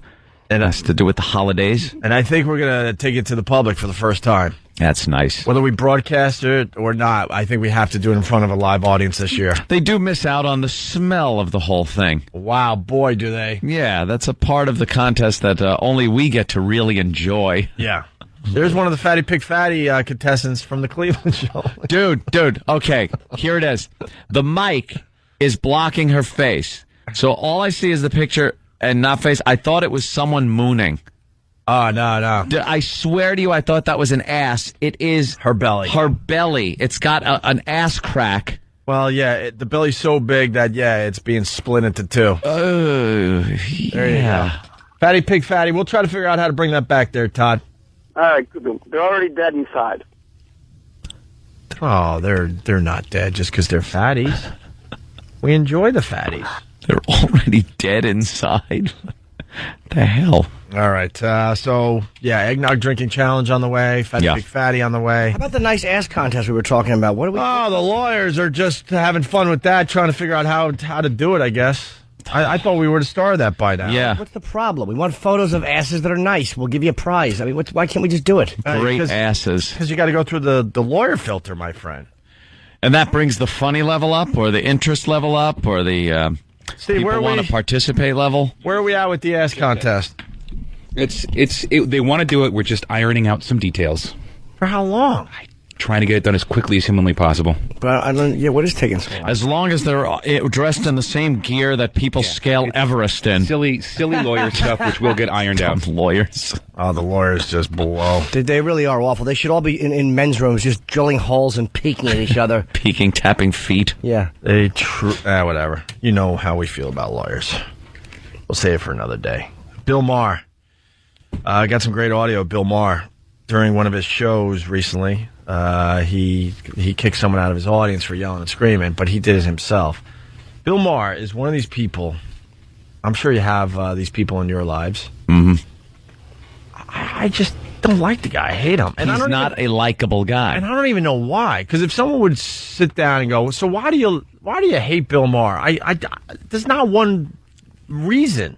He's one of these guys that doesn't come across as likable. Well, we do go back to when we first started in radio, and we were very green, and we were out there in L.A. well over 10 years ago, 12 years ago, and we were interviewing Bill Maher when he was just on Comedy Central, and he could tell that we were kind of new to this, and he pointed it out and made us really uncomfortable, and not even in an entertaining way, just in a I'm so much better than you guys way, and we never forgot that. But I don't think I liked Bill Maher before that, and I certainly don't like him since then. No. But I can't put my finger on it. He's just not a likable guy. It's this pompous thing that he's got going. I think it's this, no matter what he says, he's right, especially on his show. Other people bring up valid points, and he just mocks them. It's a I'm better than you kind of thing. And he just, like I said, isn't likable. He doesn't come across as a likable guy. I think he's a funny stand-up, and he's smug, and that's the problem. It's unfortunate. Smug. He comes off as very smug, and nobody likes anybody who's smug. Yeah, the KKK omelet, yes. Tyson from oh, really? Washington. Whites only. Egg whites only, yeah. Oh, egg whites only. Okay. Yeah. Yeah. Well, he wrote whites only, but I had to help him out. Yeah. Egg whites only would be very, very fun. I didn't get it till you said egg. I know, but he wrote whites only. I was going to ask for the address. All right, here we go. So Bill Maher's just in the middle of his show, and this is how it went down. And CDC, we'd be able to attack this very bad disease that's attacking. We'd be able to attack it. So I think it's about domestic priorities, and I think we need to get the CDC working. We need to get the NIH working. Take that money from Iraq, put it here, and begin to fight that disease so people can live. See, this is part of the Democrats. I'm from New Jersey. Yeah. What was he heckling there? I'm trying to figure it out. Does anyone know what he was saying? Like, Man, you know what he was saying there, or what? God forbid the news actually reports what he was saying, or no, I know one guy was talking about Building 7. Is it the same? Oh my God! I think he ended up kicking out like 2 or 3 people, right? Yeah, I think there was like a group of people that were there protesting what he said about the trade centers not being blown up by President Bush. Oh, enough with the blowing up of the Trade Center. We explain this all the time. 9/11 conspiracy theorists, here's what you are. I understand that you want to have an intriguing story. You're little, spoiled children who want to rebel against mother and father's view of things, and you so desperately want to mean something. You want to connect yourself to the event. You're spoiled children. Bingo. And you're wrong. Yeah, You're wrong. completely. We just talked about this last week because they did another building demolition. Yeah, they blew up the Sands over there in Atlantic and what City. they have to do for a controlled explosion is ridiculous. No one could live through that and work on a daily basis without seeing anything. They just never look at that. These idiots, these spoiled children, as Jimmy put it, they never look at what it takes to blow up a building. They just look at pictures that are taken from certain angles or cropped or this, that. They look at what validates what they're saying. Sure. Anything else, they throw away. Oh, that's the government made that up. They did that. And they talk about how the security was taken off of the Trade Center for a week before the thing. They bring up all these little things, not mentioning the fact that a building has to be stripped. You must tear the walls down to get to the structures, to drill holes and put explosives in them. It's not something you could do in secret while people are working. And on one of those on one of the 9/11 videos that the spoiled children made, where they're saying that it was so conspiracy, one of them actually used the line, the such and such division who was supposed to protect airspace was told to stand down. Yeah. He not only, I was embarrassed for him. Like, I wasn't even angry. I'm like, you directly stole a line from Donald Sutherland in JFK, you spoiled child. Right. Donald Sutherland said so-and-so, which Donald Sutherland, by the way, that character in JFK did not exist. It was based on a couple of people. Right. Something Purdy and somebody else combined to make one point. But that scene never happened. Yeah. Just spoiled children. He directly stole the line from the movie. Was told to stand down. Stand down. So in this day and age, the way information is passed, someone knew that the attacks were coming and said to the military, stand down. And they said, okay. And then they never piped up about it. Yeah. Shut your mouth. It's like people who attack the Warren Commission as being liars. Do you know how many people you have to get involved for all of them to lie? Yeah, that's what the whole thing about a huge conspiracy is. It's just too many people that would have to be involved, that people can't keep their mouths shut about anything. Yeah. Especially the people that are, the people dying of cancer or something, that on their way out, they'd be like, all right, look, this is what I got. Yeah, here it is. But you never get that guy. Phil, New York, what's up? Yes, this is Philip Oliver Hole, and I know what Bill Maher says is correct. There's too many people Hold on, involved. joke name. What'd you say, Phil? What? Philip Oliver Hole. I'm a friend of Barry McCockiner. Oh, God. You can't even let him talk. Dude. Phil. You got to just cut him off without a word. Just stop with the wacky name. Why are you doing wacky name humor? Really? I know, really. I'm just having fun, boys. Well, Phil, you know what? Why don't you just go talk to my friend Patio Furniture? That's funny. He's an Irish boy. Irish guy, but then it could just be that it's a lounge chair on your patio. No, it's not. I don't have Patio. It's my friend, Patio Furniture. Oh, sorry. I thought it was a joke. No, I've introduced you to Patio. He's a big fan of the show. He always yells, love you, love the show. Hey. Then he falls asleep under a closed umbrella behind my house. I don't know. I knew I was going nowhere with that. I figured I wanted to just steer myself into a brick wall so I can bomb slowly. Jared in Boston, what's up? Hey, boys. Hey, Hope, I got a menu item for your terrorist restaurant there. Okay. The Tel Aviv bus bomber burrito. What's wrong with that? It's too long. I kind of like it. No, a bus bomber burrito's fine, not Tel Aviv. We know where they happen. Yeah, right. Oh, I thought you meant the Madison Avenue line that Ralph Cramden drove. I would have to disagree, though. You're in a restaurant in America, and also they have like the Philly cheesesteak on the menu there. You know, they like to localize stuff. So I think I'm with them still on the Tel Aviv. It's too long.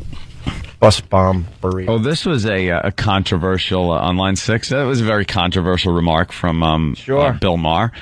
Hey, John, you're on the air, John.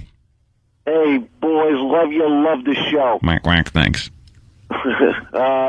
Yeah, what about the time Bill Maher said, that our troops are cowards because they attacked from miles and miles away? I don't think he did. The guys who were involved in the 9/11 attacks were brave and heroic. He didn't say they were heroes, dude. What he said was kind of stupid, and it eventually cost him his show.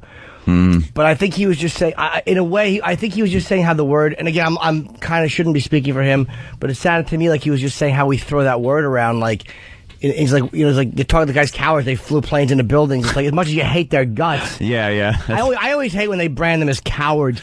Yeah, it's always the cowardly act. It's like, well, no. Cowardly is the idea that a bunch of innocent people were killed. Yes. That's kind of cowardly, instead of going against people that can have the ability to kick your ass, like taking on an army head to head. Right. That's brave. That's you got to have a lot of balls to do that. That's the only cowardly part. The idea of stepping onto an aircraft, knowing you're going to take the controls and fly it into a building, the idea cowardly doesn't come up. A son of a bitch, bastard, worse words I can't use here. Yeah. But cowardly? I don't know, man. I sure as hell couldn't do it for anything I believed in. See, the problem with words like that, what annoys me about them, is it kind of makes you look at the enemy incorrectly. Mm-hmm. Whether you like them, of course you don't like them, they're animals. Whether you like them or not. But I'm saying, that's like, Muhammad Atta. You can't be, it's like they are vicious, tough fighters, and we declared a victory in a war and are still in there because the dummies who throw this lingo around, they're cowards and they support terror. And instead of going in there and just bombing horribly, which is all you have to do, we went in there and slowly tried to politely kill these guys. I know. It's annoying that this language is thrown around, and it kind of takes away how vicious they are. Yeah, it's the politeness of this war that's just stinks. Ridiculous. We have to take a break. Well, we didn't really get into the Bill Maher audio. We'll do it after the break. Bill Maher throwing a protester out of his show live on TV, I guess. Was it live or were they taping? I don't know. It's live. It was live. Thank so you, all Sam. those curses went over the air? Yeah, it was on, Oh, boy, there's got to it's be an HBO, isn't FCC fine. it was the HBO. It's HBO. Why do you say CBS, though, in one of the clips? I must be a CBS studio. I'm not sure. Oh, okay. Because that confused me. He did say CBS. He did, right? Yeah. I'm thinking CBS. I'm like, oh, boy, there's a fine in their future. Baby Than is saying they own it. Huh? All right. Than is saying they own it. Maybe they own the He studio. did say CBS, and that's why I thought, obviously, he's on HBO, but I'm like, Yeah. CBS, what's that about? And then I'm like, did he do something special for CBS? I don't know. Whatever. Hey, this is the sound you got to be listening for tomorrow to win that $1,000. We're going to play this between 7 and 7:30. When you hear it, be the 10th caller. You're going to win the next $1,000, courtesy of the Opie and Anthony Show. In honor of the prize pig, this is tomorrow's sound. Yep.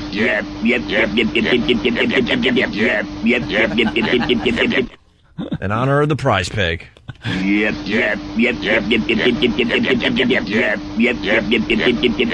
There is no mistake in that one. That's what you're listening for tomorrow. You can't even just slip that in. Between 7 and 7:30 now. Is that the Sesame Street guys? Yeah. I used to do a joke about them in my act. Yeah. What was it? Oh, no, you didn't. You did a Sesame Street joke? What was it, Jimmy? Well, I told a true story. Me and my buddy Billy, he used to grow pot in his backyard, and we would smoke pot and get stoned and just like watch those Sesame Street to find those guys because they'd swallow the phone. It would ring, and they'd be, yep, and we would just giggle because we were high and teenagers. But then used to tell that in my act, and I would go, you know those guys? Yep. I think that's how I would do it. It's been thank God 15 years since I've done that joke, and saying it right now, I want to be beheaded. Do you understand? That's like admitting a homosexual act and then acting it out in front of your family. That's how I feel right now explaining that. Turned on.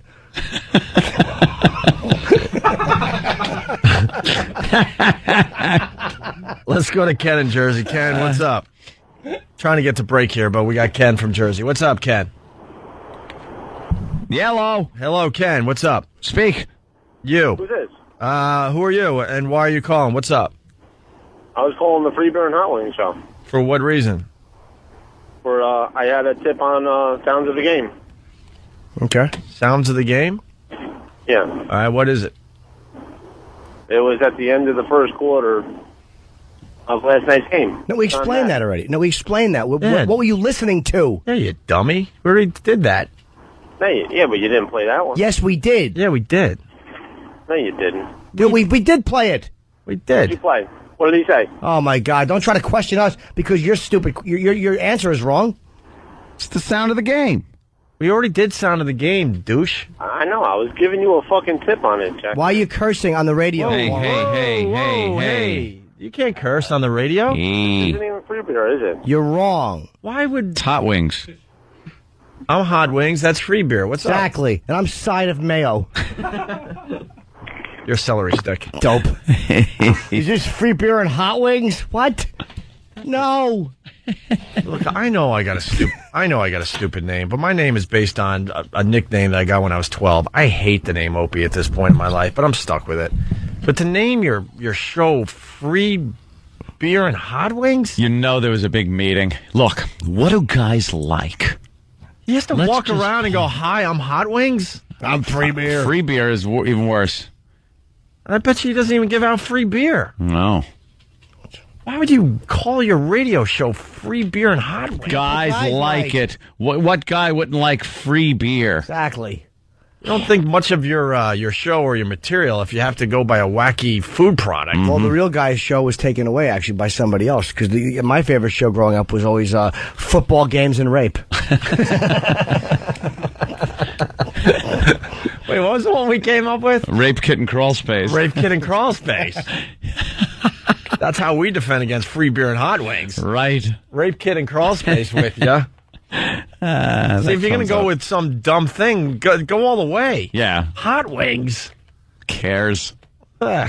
Who cares about hot wings? All right, once again, here's the sound for tomorrow between 7 and 7:30.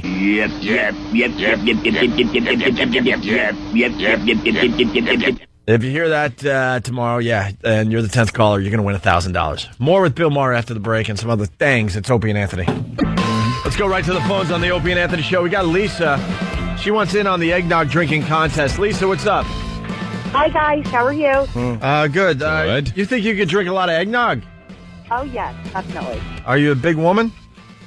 No, not at all. No. Interesting. How many shots? How many double shots of eggnog do you think you could drink? Basically, you have to drink a double shot of eggnog every minute until you puke. Yes, that's fine. I could do it, and then I want to do it on my husband.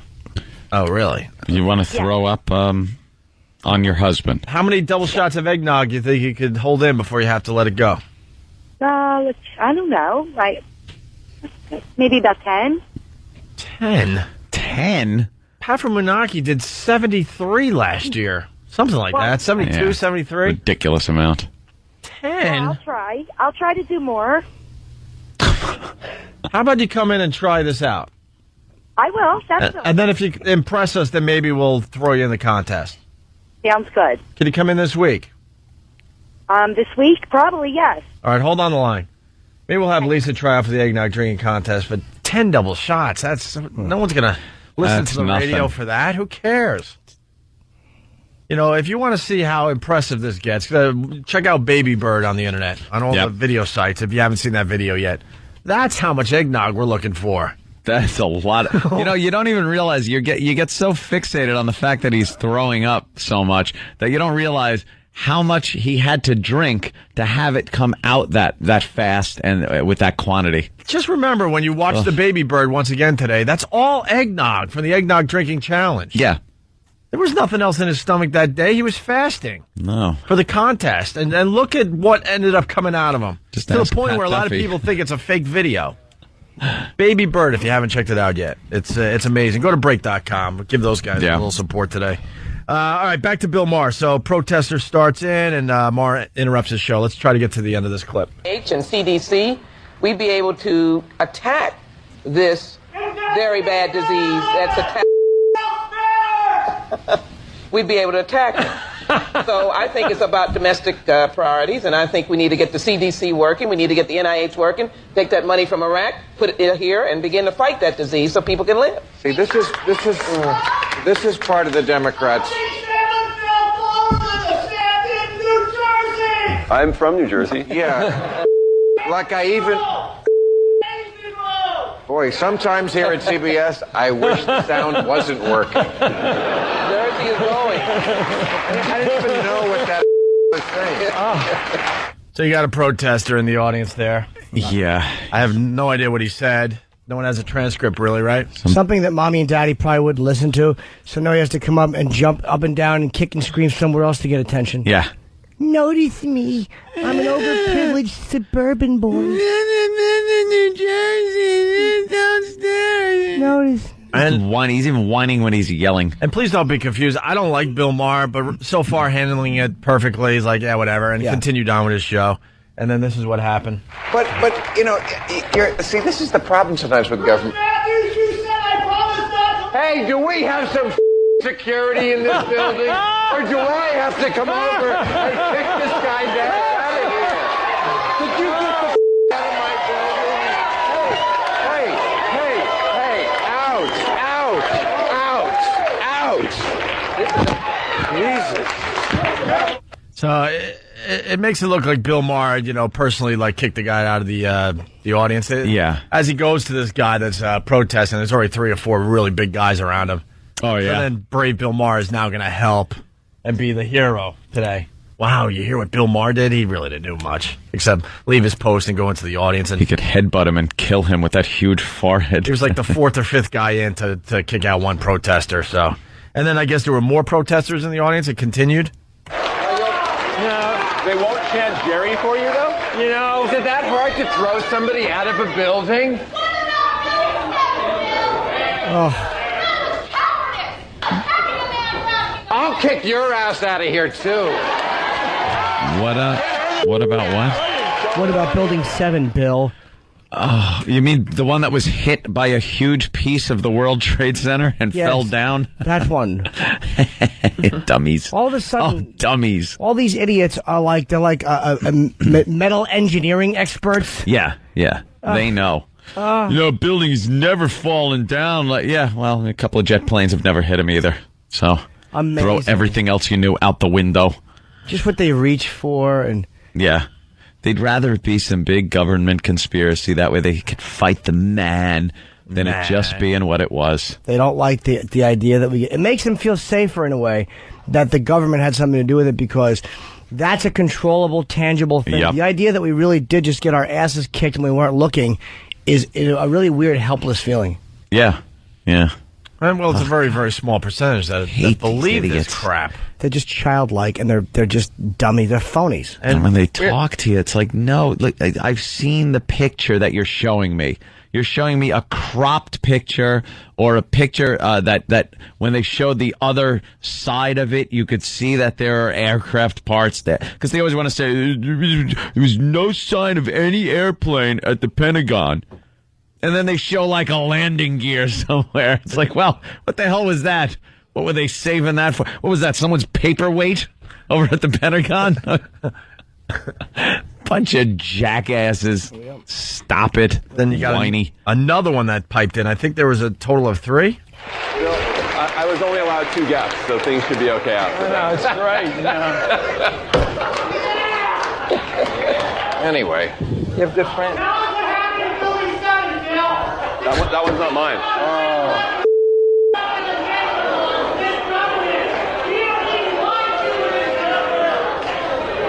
Yeah, this is the problem with live television. I guess it gets around that if you're on live, then the nutcases. Yeah, and you are a nutcase, Building 7.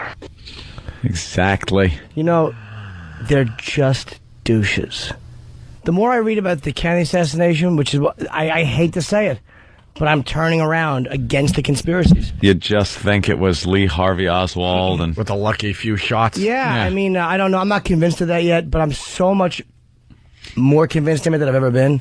The more I've read, the technology has actually hurt the conspiracy theorists. Yeah. Yep. Yeah, now there's you can do all kinds of things with lasers and actual. They used. Did you see the one where they made a couple of ballistic dummies and took a shot that was supposed to be exactly like the shot was taken, and the bullet really kind of did do what it was supposed to do. The magic bullet. And the photos, right? The Kennedy conspiracy people always have these weird names for the little things in the photos. There's one photo taken from a weird angle. I think it's from the angle not of the grassy knoll, but the other side. And there's a little figure in the back. They say it looks like a guy in a police uniform. It's a black figure, and the Kennedy people called him Black Dog Man. Mm-hmm. He looked like a black dog. That was his name. And they did some kind of a thing recently with a computer, and the guy showed how he mapped out Dealey Plaza. And he goes, if that was really a man, by the scale, he's 2 feet tall. No kidding. And again, that doesn't prove anything, but just midget conspiracy. Because they do know certain heights relative to that thing in the photo. They know how high. Well, I was there that day, and I did see something from. But who better to use than a midget, if you think about it? No one would suspect a midget. No one would suspect a midget. Ever. Right. Everybody would just start laughing and pat him on the head, send him on his way. Even JFK would have waved the pistol because he would have thought like a little pow sign was coming out of it. Oh, look at the little circus thing. Could have questioned him longer because Ruby's shot would have gone right over his head. He wasn't even aiming at Oswald. He was aiming at the midget in front of him and he missed. Jack in Texas, what's up? Morning, boys. How you doing? All right. Hey, so I was at school last week, and they had this 9/11, investigate911.com or whatever the heck it is. And these guys were like, oh, the reason that the Popular Mechanics report was so, wrong was because it's funded by the Hearst Corporation, and that was their reason why. I don't know. Oh, yeah, the Popular Mechanics version of the whole thing was really good, concise. It had a lot of pictures to back things up and facts and interviews. And it puts to shame anything from loose change and all these conspiracy douches. We had the loose change guys on. It got to a point we couldn't talk to them anymore because it was so embarrassing. It wasn't even because they were making good points or anything. It was just so embarrassing that we couldn't have a serious conversation with them anymore. Well, it's like a little child arguing with his parents. It's like they'll never concede a point, which to me means somebody is so bent on proving their point. Like when I'm talking about like switching a little bit on this Kennedy stuff, it's because I've read so much about it. Yeah. I've read a lot about it. And it's like when you weigh all the stuff, it's like, you know what? This does kind of make sense this way. If you think you have the power of your convictions, that just means that you're obsessed with one point of view, and you're not going to change it, as will most spoiled children. When yelling at mother and father, most spoiled children cross their arms and don't want to give an inch. Yeah. Well, the other interesting thing that I thought was that they were doing was that Ron Paul is the one who's funding this. Who's Ron Paul? He's some guy running for president. He's one of the many that don't have a chance. I love to just hear quickly from Will from the Bronx about the Pentagon. Will. Yeah. What's up?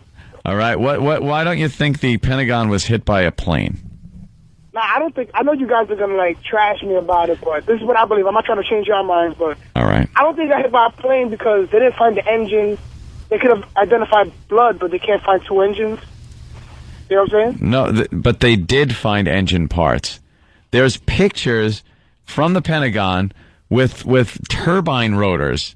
The engines came apart, but it was hit by a plane. They have the outline of the actual plane where it went in. Nah, but the size of the turbine motor that you saw on the picture was way smaller than the plane they said hit the Pentagon.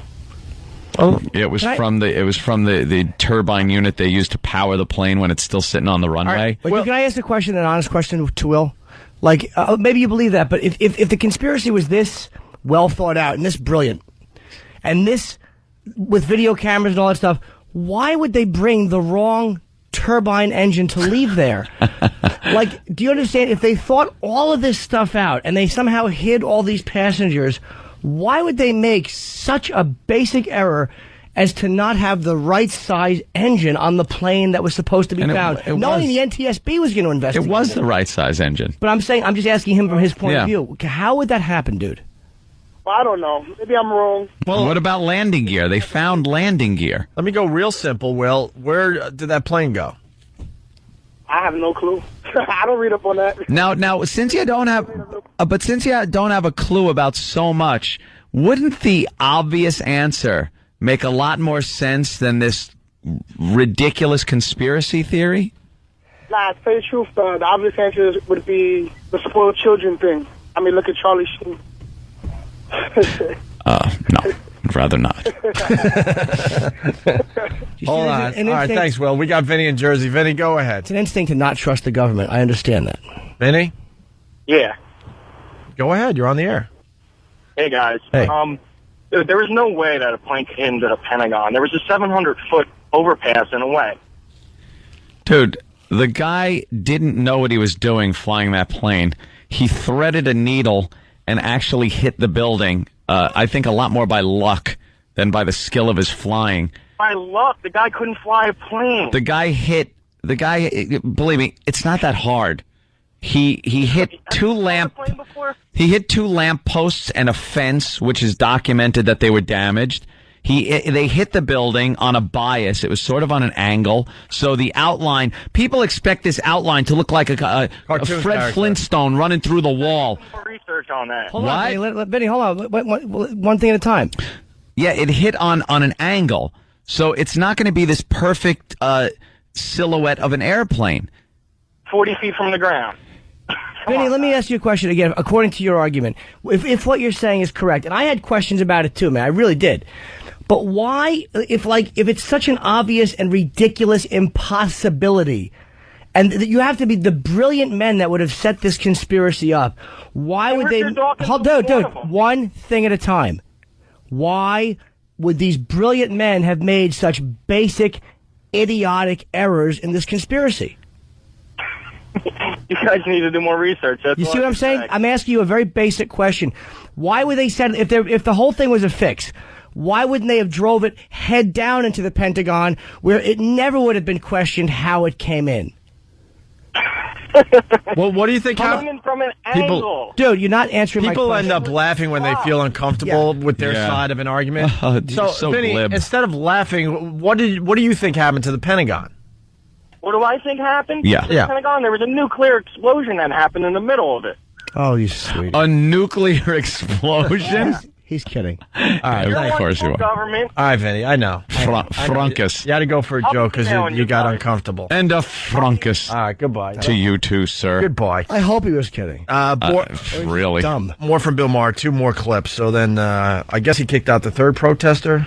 You know what that's all about? Of all the things I've said, and believe me, I've said a lot of things, as you all know, that could get my head on a block. The one that they protest about out here is the people who think that the World Trade Center was a controlled explosion. You see, in that instance, I'm actually defending President Bush. I don't think President Bush brought down the World Trade Center. There's a ghost in the audience. Wow. Oh. Boo. What an ass. Bob Edwards. I don't think President Bush brought down the World Trade Center.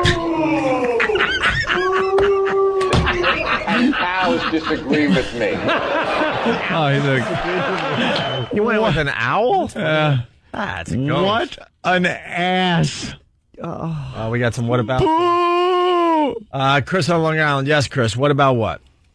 Hey, what's up, guys? I just wanted to know, what do you think about the flight, I'm not sure, the Flight 93 or whatever with the guys, let's roll? You got to admit that that's a conspiracy. How is that a conspiracy? You don't think that plane was shot down by jet fighters? I honestly don't know on that one. Who knows? I really don't know, to be honest with you. I mean, could they have gone into a panic and made a decision that we got to get this plane out of the air? Who knows? But Rumsfeld had that slip where he said the plane was shot down. Yeah, so. But I'll tell you one thing: if a plane gets shot down, it's going to rain down in a lot more pieces than making a canyon-like crater in the ground. That thing hit in one piece. I think if it was shot down in the air, it would have come apart. What? They have 911 calls from people in Shanksville that called up reporting seeing a low-flying aircraft, like maybe a couple hundred feet off the ground, and it could never have been explained. Right around the time that plane was shot down, and all other planes were grounded. Well, dude, aren't you sure? Are you positive that wasn't the low-flying aircraft? Yeah, the one that crashed. No. Dude, there were military aircraft in the air at that point, and they said they did get to that area, but they got there late. And if it was shot down, how is that a conspiracy? Like, that means that they shot it. The government tried to cover it up and try to make these guys look like heroes. I mean, okay, well, dude. Well, maybe after the fact they decide to make these guys look like heroes. I wouldn't put it past the government. I think they have it in their power to like shoot down a commercial aircraft. Yeah. Absolutely. And dude, hold on. There is audio of those guys getting into the cockpit. There's audio of it. Right. Let's roll. Yeah. And they made cell phone calls. You ever try making a cell phone call? Oh, dude. Yeah, the old cell phone call. It's a There was like 5 of them from that one airplane. They were low by the time they made the call. Yeah. You can make a call from a plane if you're low enough. I think one of the stewardesses made a call from one of the on-board planes. So it wasn't even a cell phone. She was on the first flight. There's just always...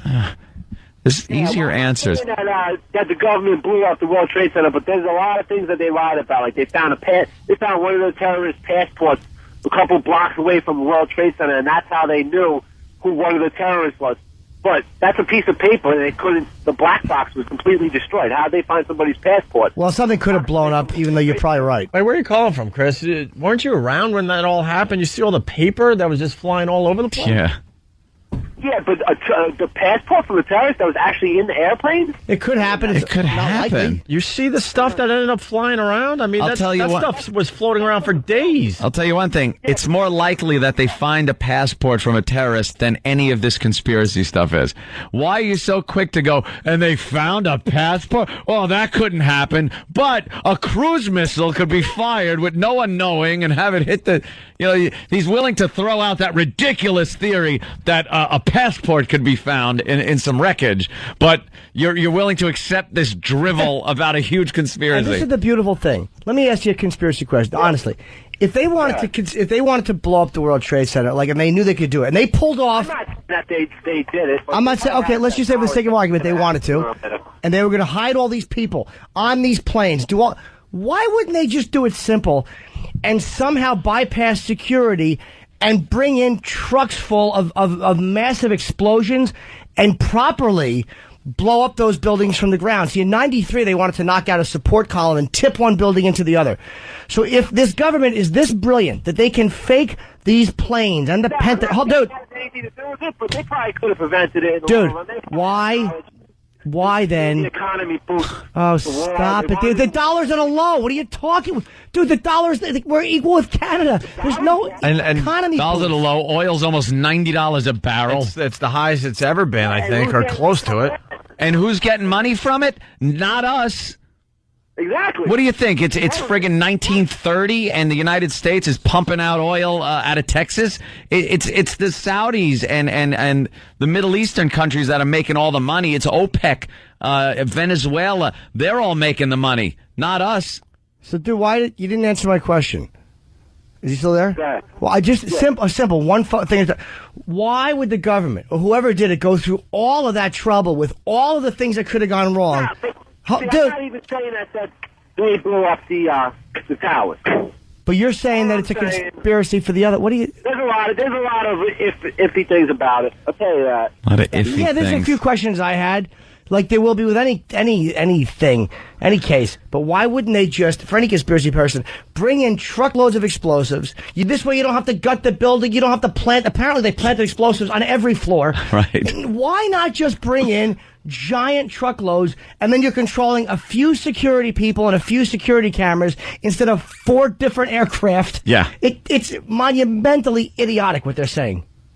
A lot of people that believe it, though. Look at these phones. Oh, it's ridiculous. Thanks, Chris. We got to move on to Andrew in New Hampshire. Andrew, what's up? I just have to say about the Pentagon, I think it's like bullshit because... Oh, you can't curse, Andrew. Well, you're going to lose your point. Just say, yeah. You think it's BS? Go ahead. Because they didn't find any bodies. Like, where are the bodies? They might not have found bodies that pulverized into a brick wall. Okay, there was a plane that crashed like 3 weeks ago in Spain or something like that, and like 40 people or something like that survived, and they didn't find one body, not even. Dude, it was a landing in bad weather, and they kind of overshot a runway. It's a little different than doing about 500 miles an hour into a brick building. You get you know what an airplane is realistically? If you scaled it down to the size of a football, tinfoil. It would feel like tinfoil in your hands. And people are like little grapes. And with it smashing into a wall that fast, you get pulverized. Completely pulverized. Well, You're gone. You disappear. This guy was part of the rescue team at the Pentagon. Craig in D.C., what's up? Hey, what's up? Good show. Hey, I hear all these people calling, and if they would just talk to some of the rescue workers that were actually there, because I was actually inside the building after it happened, and that front side of the Pentagon was just renovated. They just finished construction. We were given the blueprints right away so we could do our search effort with inside. We found plane parts all over the place, and I don't want to get into the body parts and that sort of thing, whether they're people in the Pentagon or on the plane. But if people would actually take the time instead of listening to all these other BS artists out there talking about this conspiracy, and it's just like the FDNY guys up there doing their job on the rescue site.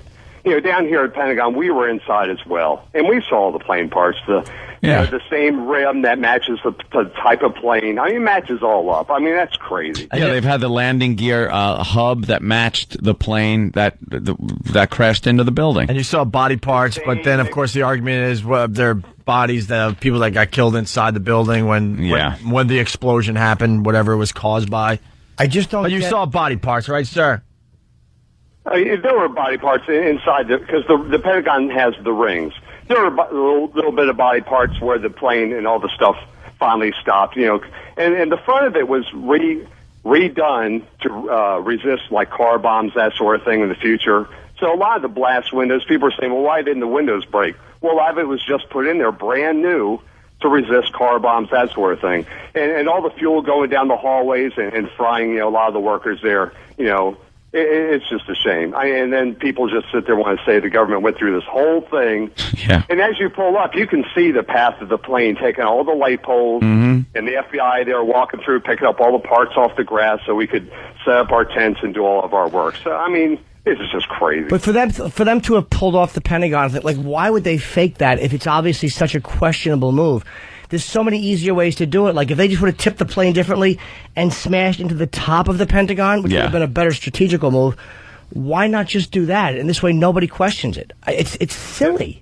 It's such elaborate hoax because there is no traffic right in the D.C. area at, 9, 10 o'clock in the morning. So, I mean, it's crazy. I know, like, they think that there's no witnesses to the plane going. People saw the plane coming. Yeah. And they think that they're going to fire a missile, and no one's going to notice that it was a missile. Yeah. All right. Hey, Craig, thank you so much. Thanks. And the biggest thing is why? Why was it done?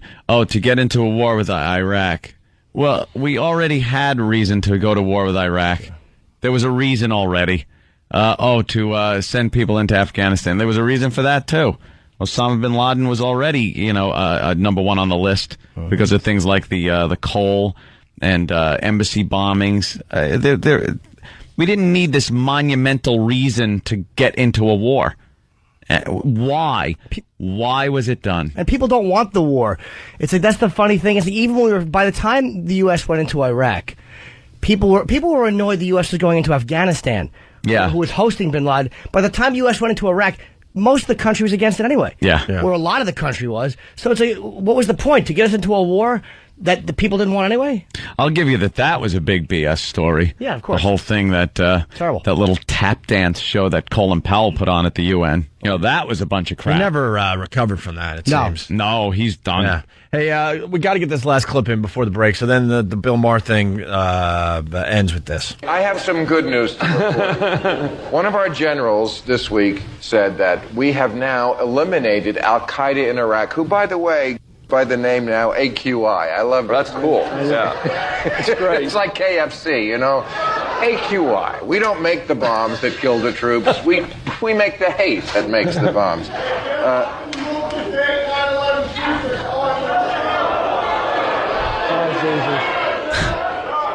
How come I don't fire my audience department is really the question that's running through my mind right. Yeah, don't be gentle with them. Ass kicking is what's called for. Well, if this was a microcosm of America, I'd vote for Rudy Giuliani at this point. All right. Ben in Jersey, what's up? Hey, what's up, guys? I just want to say thank you so much for talking about this finally. I think these conspiracy theory people need to be slapped with some reality. There's this big slogan, when has fire ever melted steel? Yeah. These people, I guess they don't remember that this isn't just a regular fire. You got two, gigantic planes rocking into these buildings, and that'll definitely take a building down. Filled with fuel, by the way. Yeah, filled with fuel. I mean, these people, they picked long flights, so they knew that these were giant bombs. And I think it's ridiculous. People see this documentary, Loose Change, and all of a sudden they're FDA agents themselves. Hey, Ben, this isn't the first time. We've been on this for a while, and we humored the Loose Change guys. We had them on our show, and it was embarrassing. We had to, just end the whole thing, because it wasn't even an argument anymore, how stupid they were looking on our show. Because the thing is... And then they know what they do with this Loose Change thing that needs to be brought up. They constantly re-edit their whole masterpiece. Yeah.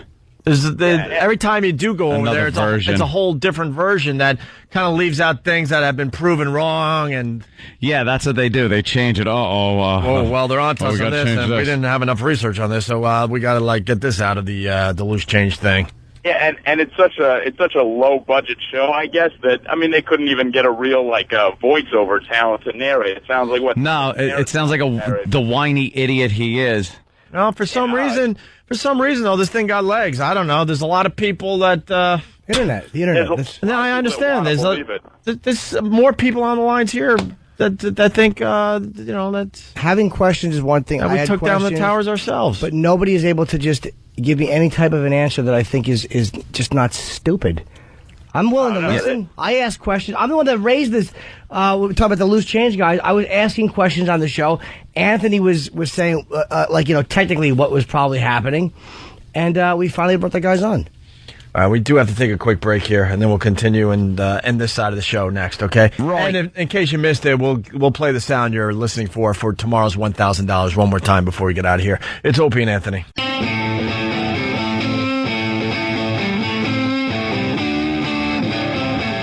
Still got lots to do before we get out of here. We're going to play What Did We Learn on the Opie and Anthony Show. We're going to give you the sound that you need to listen for tomorrow between 7 and 7:30 for the $1,000. And hopefully we can play the Van Halen jump clip. Oh, my God. Just when we thought they were doing okay. Oh, no. Oh, no, really? Where's it from? They're not fighting, but they're playing bad. Real bad. Because I heard that it was really good. The reviews for the first few shows were great. Yeah, and now, oh boy. Laszlo found them doing jump in Greensboro, North Carolina, September 29th, so a mere few weeks ago. Yes. It's awful. I gotta hear it. It's absolutely awful. We'll get to that in a second, but Shane has something for Jimmy. Shane in Philly, what's up? What's going on, guys? Hey.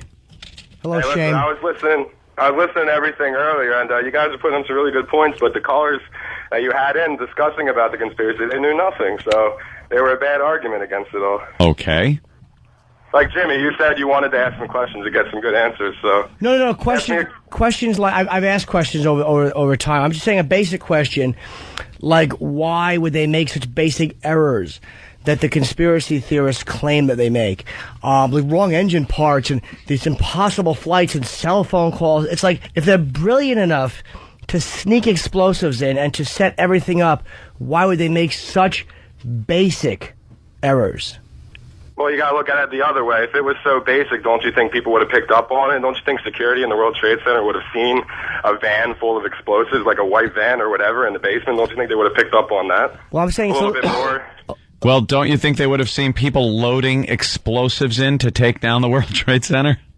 No, because if you look at the history, a month prior to the World Trade Center, explosions, they actually had the World Trade Center was closed. They closed both towers on 2 different days. They closed one tower, the one for 2 days, and they closed the other one for 2 days. Okay. All right. Okay. The employees, it was for renovation. All right.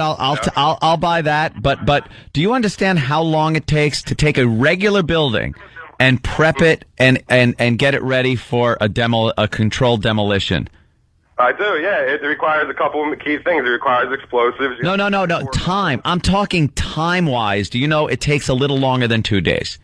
Hmm? And then put the offices back where no one would even know that any work was done in those 2 days. Let me tell you something. I'm getting some work done on the apartment I just bought, and they're just doing a little painting and a little construction crap. And they're attempting to put it back how it looked before they started, and it's impossible. And this is with just little painting and little construction. There's dust everywhere. Do you know what it takes to set up for a controlled explosion? How much time? It takes like at least more than weeks, 2 days. if not months at times. You have to gut the building to get to the structures, the beams, and drill them.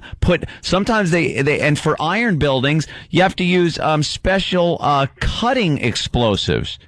Yeah, thermite. Thermite is the main thing. Yeah. Thermate, which is a sulfur compound, which is used, which burns at over 3,500. No, it's not. It's not even so much that. It's a wedged shaped piece of iron that cuts through I-beams. And those would have to be loaded in by the hundred for a building of that size. If not thousands. How is this done when the building was closed for a day or 2 days? Because there's a couple ways to destroy a building, and the one way they used was they cut the core columns, which will cause the kink in the middle, which we all saw when it falls. That's the most standard way to demolish a building. And so everyone goes back to work after 2 days, and they don't notice anything different around their work environment. Nothing. No, they weren't there. It can literally... When they came back! After the 2 days that the buildings were closed, you don't think one person going to work went, wait a minute, this is not how my desk was set up, or wait a minute, there's a lot of dust in the area. No, but they didn't have to go into the offices to do anything. The offices weren't involved at all. All you gotta get is now that goes against what everyone said from the videotapes, where you see explosives being fired off on floor after floor instead of it being I completely agree with you guys. I completely agree with you on that. Loose change. I mean, it had some good points, but a lot of it was ridiculous. Talking about how there was rockets on the planes that shot out before they hit it. Okay, so that's all ridiculous. No, I completely agree. So the theory of explosives being planted on every floor was shot to hell. So a new theory was made up that some main master beam that could take the whole building down was demolished, and that brought the building down from the point of where the plane hit all the way down. No, I mean, there wasn't just one main beam. I don't know about that theory. There was 6 main core columns that if you took them out. Now, isn't it coincidental? All right, but isn't it coincidental? I don't argue with you guys. I know you guys are low on time. I just want to say one thing. There's another movie out there that really explains in really great detail. It's called Zeitgeist. You can stream it free on Google. It's a lot better movie than Loose Change ever was. I've heard about Zeitgeist. Yeah, why can't they just name it a little easier than Zeitgeist? Who spells that? Zeitgeist. Let's go to German for bullshit. Whoa. I didn't say it. Whoa. Dan in Philly, what's up? Rules. Oh, what's up, boys? We're in a speed round. What do you got? Yeah, I just wanted to say that the people that believe this crap is what's wrong with this country. I mean, I'm just floored by how many people are so incredibly stupid. It's amazing to me. They're probably the same people that call you every day trying to get $1,000. You know what I mean? You're comparing them to prize pigs? Yeah, exactly. They're just a bunch of prize pigs running around and nobody knows nothing. It's amazing. All right, thank you, Dan. Sorry about that. Let's go to Alex in Boston. It's a speed round right now. Alex, what's up? Hey, I got a theory about what happened to all those missing people on the plane. Yeah. They're all living on the island now, being chased by the others. Yeah, they're on Lost. They're on Lost. That's what it is. They're just on Lost on an island. Let's go to Keith in Boston. Go Sox, go. Keith, what's up? Nothing much. Maybe they're all on the island with David Copperfield. Hey, 9/11 Commission had a report on the History Channel that said that F-16 planes went out to sea after the Pentagon got hit, and they said that they think they went out to sea because of the Russians were maybe attacking the United States. Hey, Van Halen was playing in Greensboro, North Carolina on September 29th. Wow. I like the left turn after somebody makes a comment like that. It's just like, we just sit here thinking for a second, then, all right, on to the next. I really enjoy the listeners that they call up with a good point, and then, or they think is a good point, whatever, and then you just watch their brain fall apart right in front of your eyes. Literally, pieces are just falling out. Yeah. It's just falling apart. Hey, Van Halen, listen to this. They did Jump. It was way out of tune. I guess one of the parts in Jump, I'm not sure which part, was pre-recorded. Really? I think. Probably the keyboard, maybe. Keyboard's very prevalent in that song. And it looks like someone might have messed up, or it was recorded too fast. I think it's Wolfgang's fault. And the band was trying to play along and just butchered it. Oh, it's Jump. Yeah.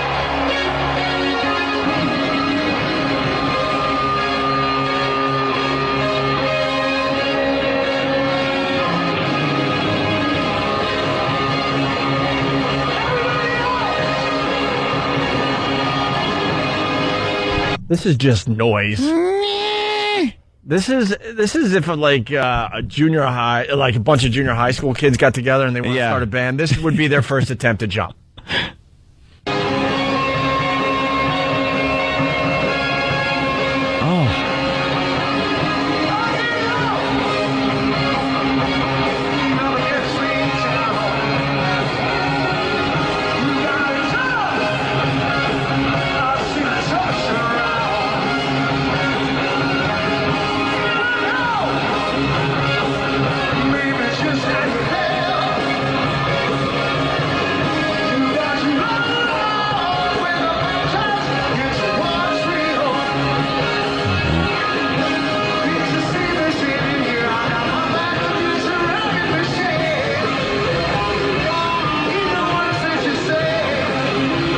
Man.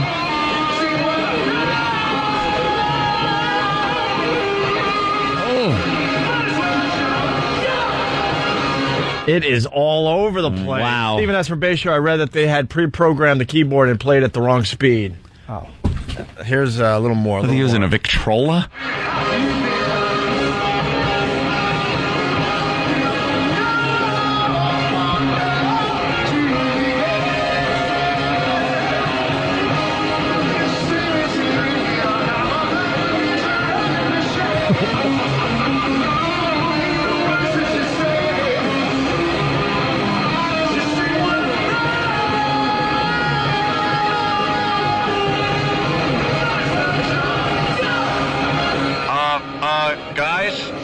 Guys, I'm sorry. You're just too darn loud. Come on. Back to the Future, Joe. Oh. Damn it. Got me. You know what it was? They had the synthesizer that played. It was supposed to be we're a little bit older, but we ain't much wiser.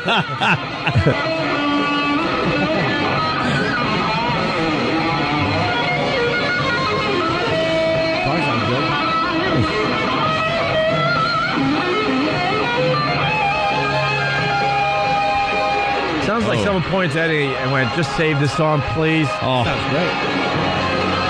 Wow. Eddie sounds good. Well. Why don't they just hire a keyboard player? I don't know. That's What's the matter with them? Yeah. That is a mess right They there. just like sample it and run it and at the wrong speed. Can't somebody immediately identify that's a problem and fix it?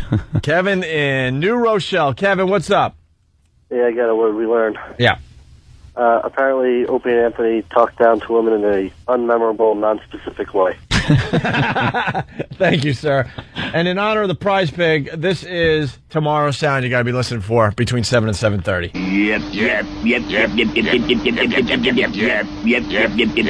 Yep. Pasquale, Jersey, what's up? Hey, how are you? I know you guys got to go. Just the whole theory about the bombs inside the building. I'm a miracle survivor from 9/11. I was actually inside the building when it collapsed. And Are you the one that rode the floor down from the one that rode from the top and surfed the wreckage down? Remember that rumor? Yeah.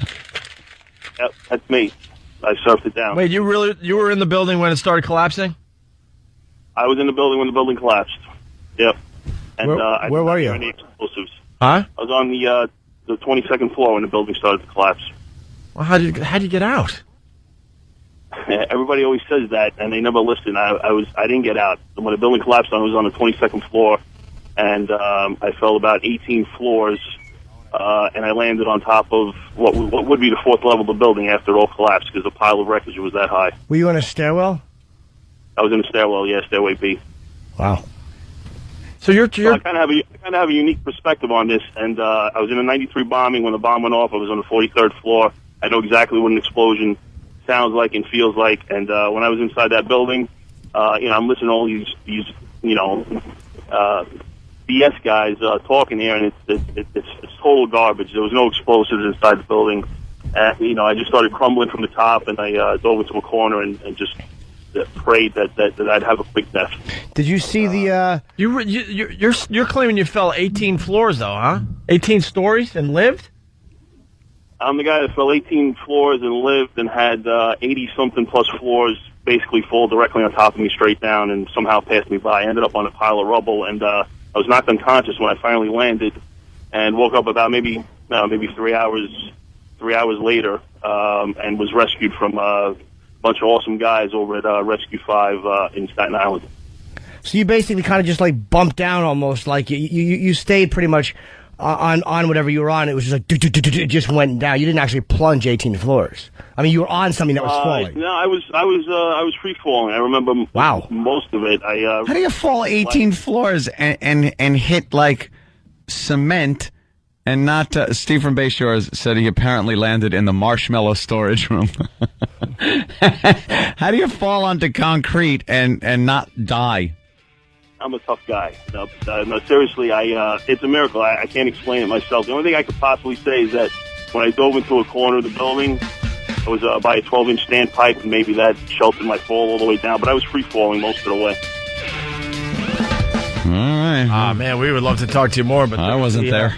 There's the music. All right, Pascal. No problem. I just wanted to say from inside the building, there was definitely no bombs inside the building. I was in there. All right, thank you, sir. And the bottom line is, like, all three of us are very, very skeptical, but nobody wants to say that he's not telling the truth, because if he's not, you look like an ass calling out. Right. Survivor. So he might be telling the truth. I just don't know. I'm not going to question those guys. I think he's full of crap. I'm not. Really, you do? No. Brad, Atlanta, what's up? I learned it was wizards that brought down the World Trade Center. That's right. It was Dumbledore. It was wizardry. All right, guys, we got to get the hell out of here. Hope you found something today enjoyable. But join us as we continue on XM.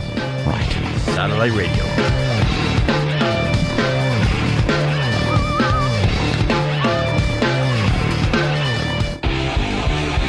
The Opie and Anthony Show. Opie and Anthony.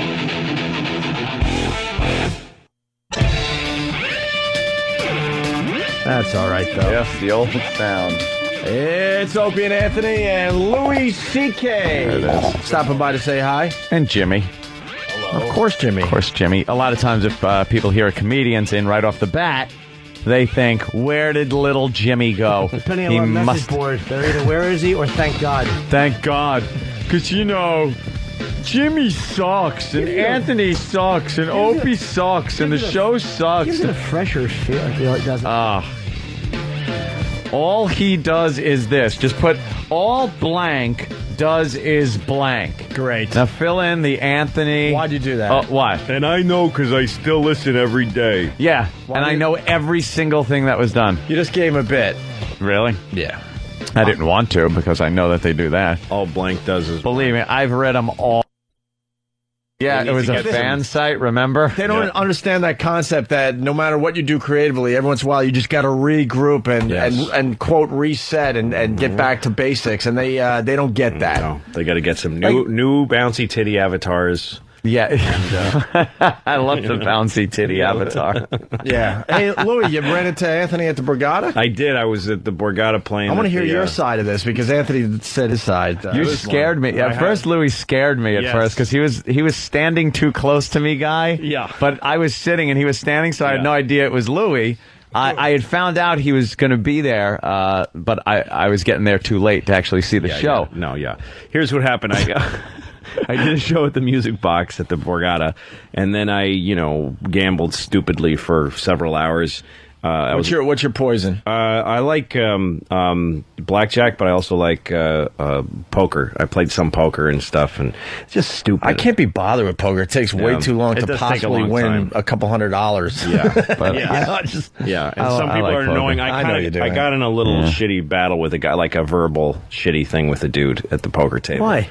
Because happened to me too. I bluffed. Weird, but I had a shitty hand and I raised. And then he saw I had to show my stupid cards because I got called. So I turned over my 2-7 offsuit. Yeah, that's what I basically had. Right. And he said, "You were checking and raising with nothing." And I go, "Yeah, I just decided to do that." That is part of poker. Part of the game. It really is. Well, if you want to throw your money away, and I go, "Yeah, it's my money." And I do want to throw it away. Yeah, you fucking idiots. And if you didn't have a hand you were confident with, you might have folded with one of my raises, and I'd have been laughing at you, douchebag. Yeah, and I make more money than you do anyway. Right. Fucking, I would shoot myself if I woke up as you. Or anyone at the Borgata except for Anthony and me. At that point. The whole building full of fucking should-be suicides. Drunks and the whores that are bringing them drinks. Yes, that's it. They really are a bunch of fucking dollar siphoning pigs, those women, aren't they? Here, drink this, stupid. I got to say, the Borgata, though, has the hottest waitresses. Oh, yeah. The Borgata babes. Because you go to I went to the Tropicana once. Yeah, they have definitely the most genetically lucky cunts in all of Oh, absolutely. Went to the Trop once, and it was like fucking Flo from Alice. Yes. The Kiss My Grits woman was bringing me fucking drinks. She's been there since the casino opened. Oh, yeah. Chewing gum. How you doing, sweetie? What do you need? Get out of here, beehive head. When do you ship out? Ship out. Oh, just horrible. But so I'm gambling, and then I just, you actually make decisions to be stupid. Because I went up and down, and I still had $1,000 in cash on me.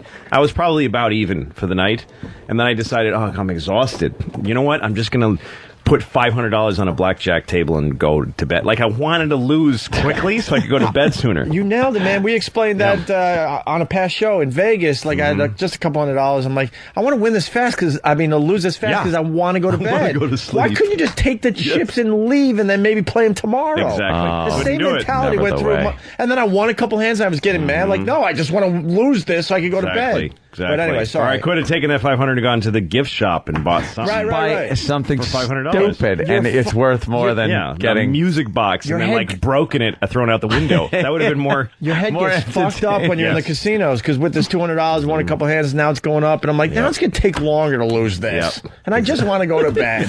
$500, you could have bought 4 suits. Exactly. I wonder how many people actually do exactly what you're mentioning. You mean just to? Yeah, just to blow the money so they can finally crash. Yeah, I think it happens a lot. You I see start a lot of playing people do. stupid. So I'm walking around looking for a table to put 500 on, and I get to the $100 tables.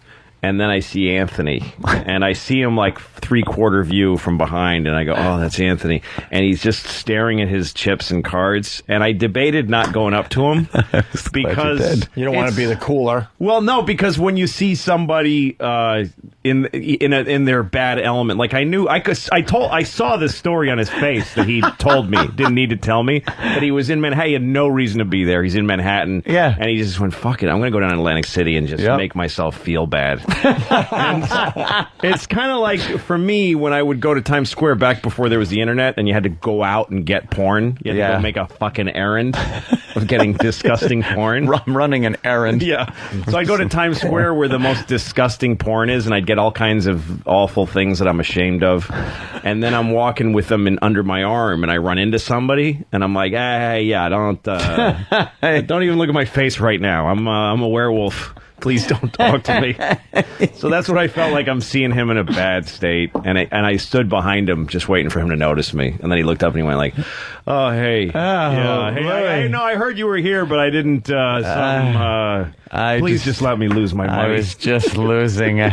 And then Louis just said, "Well, I'm going to sit down and we're going to gamble." And I lost my 500 in one shitty hand. Really? It was just so bad. You did 501. Wow. One hand. Then I dug. But see, that's a lot of and fun. I lost another 500 sitting. What with I him. love about blackjack is getting like let's say us together and playing, and then it's not even really about winning or losing. You're just having fun, busting each other's balls. It is fun when you have a good table. When you have a good table, fun people. But if you're just sitting there rifling through your chips, looking at the dealer with nothing but contempt, and the second I go, like, I'll bet 100, win, lose, and then when I make that big fucking bet, insurance, because the dealer pulled a fucking ace. Yeah. And no matter what the dealer's showing, like I could have a 17, and it's in God's hands at that point. I can't hit it. You're done. You get a 17. The dealer's showing a 9, and you're sitting there going, maybe the dealer has like a 7 under there and is going to pull this. No. What does the dealer always have in the hole? Oh, it's a face card or a 10 every time. And he acts surprised, oh wow, What's insurance? What's insurance?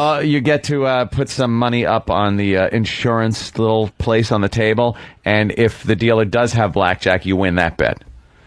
That's it. Yeah. Yeah. You can bet like half of your initial bet. When did they start that? It's been for years. Yeah. I've never been at a table for that. Anthony was losing so bad. He had such shitty luck that at one point the dealer was showing a 3, which means you probably got a good chance. Oh yeah. And I made a joke that I bet she's got an 18 card under there. Like that's gonna somehow magically. So then she turns over. She has an 8, and the next one's a 10. A 10. She goes, Yeah. 21. Louis like, I'm sorry. I go, no. You knew you called for the 18 card. Yeah, and plus there's some Indonesian guy who's really betting a lot of money next to us. Yeah. And he's looking at me, like not very happy with the 18 card comment. No. But they will do that so much more often than you will. Like I don't know how many times the cards are flipping. Boom, there's a queen. I got a queen. I'm like, all right, they go around the rest of the table. And 3. 4. Yeah. And you're just sitting there, and then when the dealer's got a picture card showing, it's like, where's their 4? Never. And 3? Like, Never. not all the time, but most of the time. They turn that fucking card over and they got a 20 so many times. You know how hard it is? Like when I got a queen showing, I fucking pray for a 5 and I never get one. Sometimes I'll get like another face card, which is boring, and I'll fucking just quit the hand right there. Just leave. You gotta fold. You fold. Fold. Blame. I would love to go into a casino with like money on a hidden camera and fold every time I have 2 face cards. I fold. This is a bunch of bullshit. Double down on your 12 like a and 13. 7 and a 9. You fucking just bet it all. I guess they have an ace I'm all showing. in. Yeah. I'm all in. Just all in. Let's say hi to James in Georgia. James, what's up?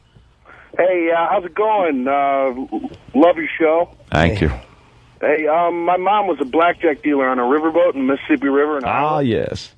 And that insurance, man, that's a sucker bet. You never want to bet that. Yeah, no, I don't bet the insurance, but you know what they do though? If you have 21 though, and they are showing an ace, and you can do even money. You got to do that. That's, every time. You're an asshole if you don't do that. I always take the even money. Yeah. What's that mean? If you have 21 and if you have 21 and they're showing an ace, that means if they have 21, you get nothing. You push. But you can say I want even money. And then you won't get 2 to 1. Oh, God, this is boring. Then you won't get. We're just explaining blackjack. Yeah. Like this is one of those shows where you get better odds of the blackjack. Yeah. Let's go to Adam in Alabama. Adam?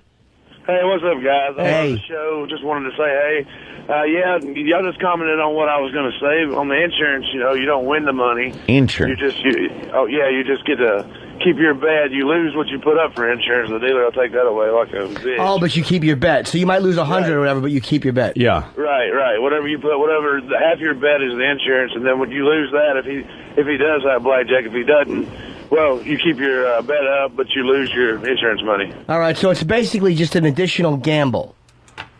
Yes. Yeah, it's all. I mean, because you already risked the money, so it's stupid that you're throwing good money after bad. If I had a G up there, I would do it, but I wouldn't do it. If you're betting $1,500, I wouldn't. It's also the hand. If you want to protect a good hand, then you would do it. Like if you got a crappy hand that's probably not going to win anyway. Right. Right. All right. Thank you, sir. Let's go to John in Freeport before we move on here. John, what's up? Oh, man, I just going to say I got plenty of friends that are dealers, man, and when they kick ass at the tables and put people out all night, hell, they go to another boat and play. They're hot on their luck. Oh, you mean because they feel like they're lucky? They're lucky. Even though they're not winning actual money? A lot of dealers I've talked to don't play the games. Yeah. They don't gamble. Yeah, they know how ridiculous it is. Exactly. They see people losing their money, so they just go, I'm not playing that. Screw that. How stupid are these people that I'm dealing to? Jesus. I get taught every 4 seconds how dumb this is. I need Keith the cop to go with me, though, to the casinos, because I realized he's the guy that keeps me in check. I'm a child when I'm alone like that, because I brought about $5,000 up to just a little over $30,000 and left the Borgata with $1 in my pocket that I had to give to the guy for bringing my car up. Yes, so I left with no money. I had a car that I just threw away. Yeah. I could have had a car. There was a car. Did people get mad if a dealer was beating you, and every time the dealer beats you, he goes, yes? I think so, yeah. I would kill the You could have probably gotten 2 Ford Focuses. Yes. 30 grand? 2, and just 2 Ford Focuses. strapped in and played bumper cars That's with them it. with That's a friend. what you could have done Brand that. new cars, You could have and done just that. play bumper cars and giggle our asses off. Yes. But instead, I gave it all back. How about this? You could have bought your fucking pal, who maybe doesn't make as much, a fine gift. I could have done that too. Or given it to us. You could have bought in a Ford Focus, gone up to a fat girl that you see all the time that's lonely in your neighborhood. Here. And say, here's the car. This is for you, you fat cunt. And Sort of a backhanded gift. Like she's got to take the car, but Yeah. What would and it then take? have I'm a fat cunt sit there written going, on it so that she has to. And she's like, I got to take it. It's a good car. What would it take for you to walk away? To walk away, that's why I'm saying I need Keith the cop there with me, because it wasn't even like it was early in the evening. Early in the evening is very difficult to walk away because it's all night. This was well into the night. I think the morning already. It was stupid of me. So Keith always goes like, you want to leave? Because especially if I start losing, I go, all right, and then I'll say something like, all right, a couple more hands. Let's see how those go, and then I'm out of here. So I probably would have lost a little more and then gone, all right, let's go. Dude, if I'm up 1,000... But if I'm alone, I'm like a child. I just don't have the bug to gamble, because if I'm up 1,000, I'm so out of there. Like, all right, that was fun. But the only way you make... I can't stop. The only way you get up to 30,000 is by making the max table bet, which is 6,000. Yep. So I was making $6,000 bets, and, I'd win.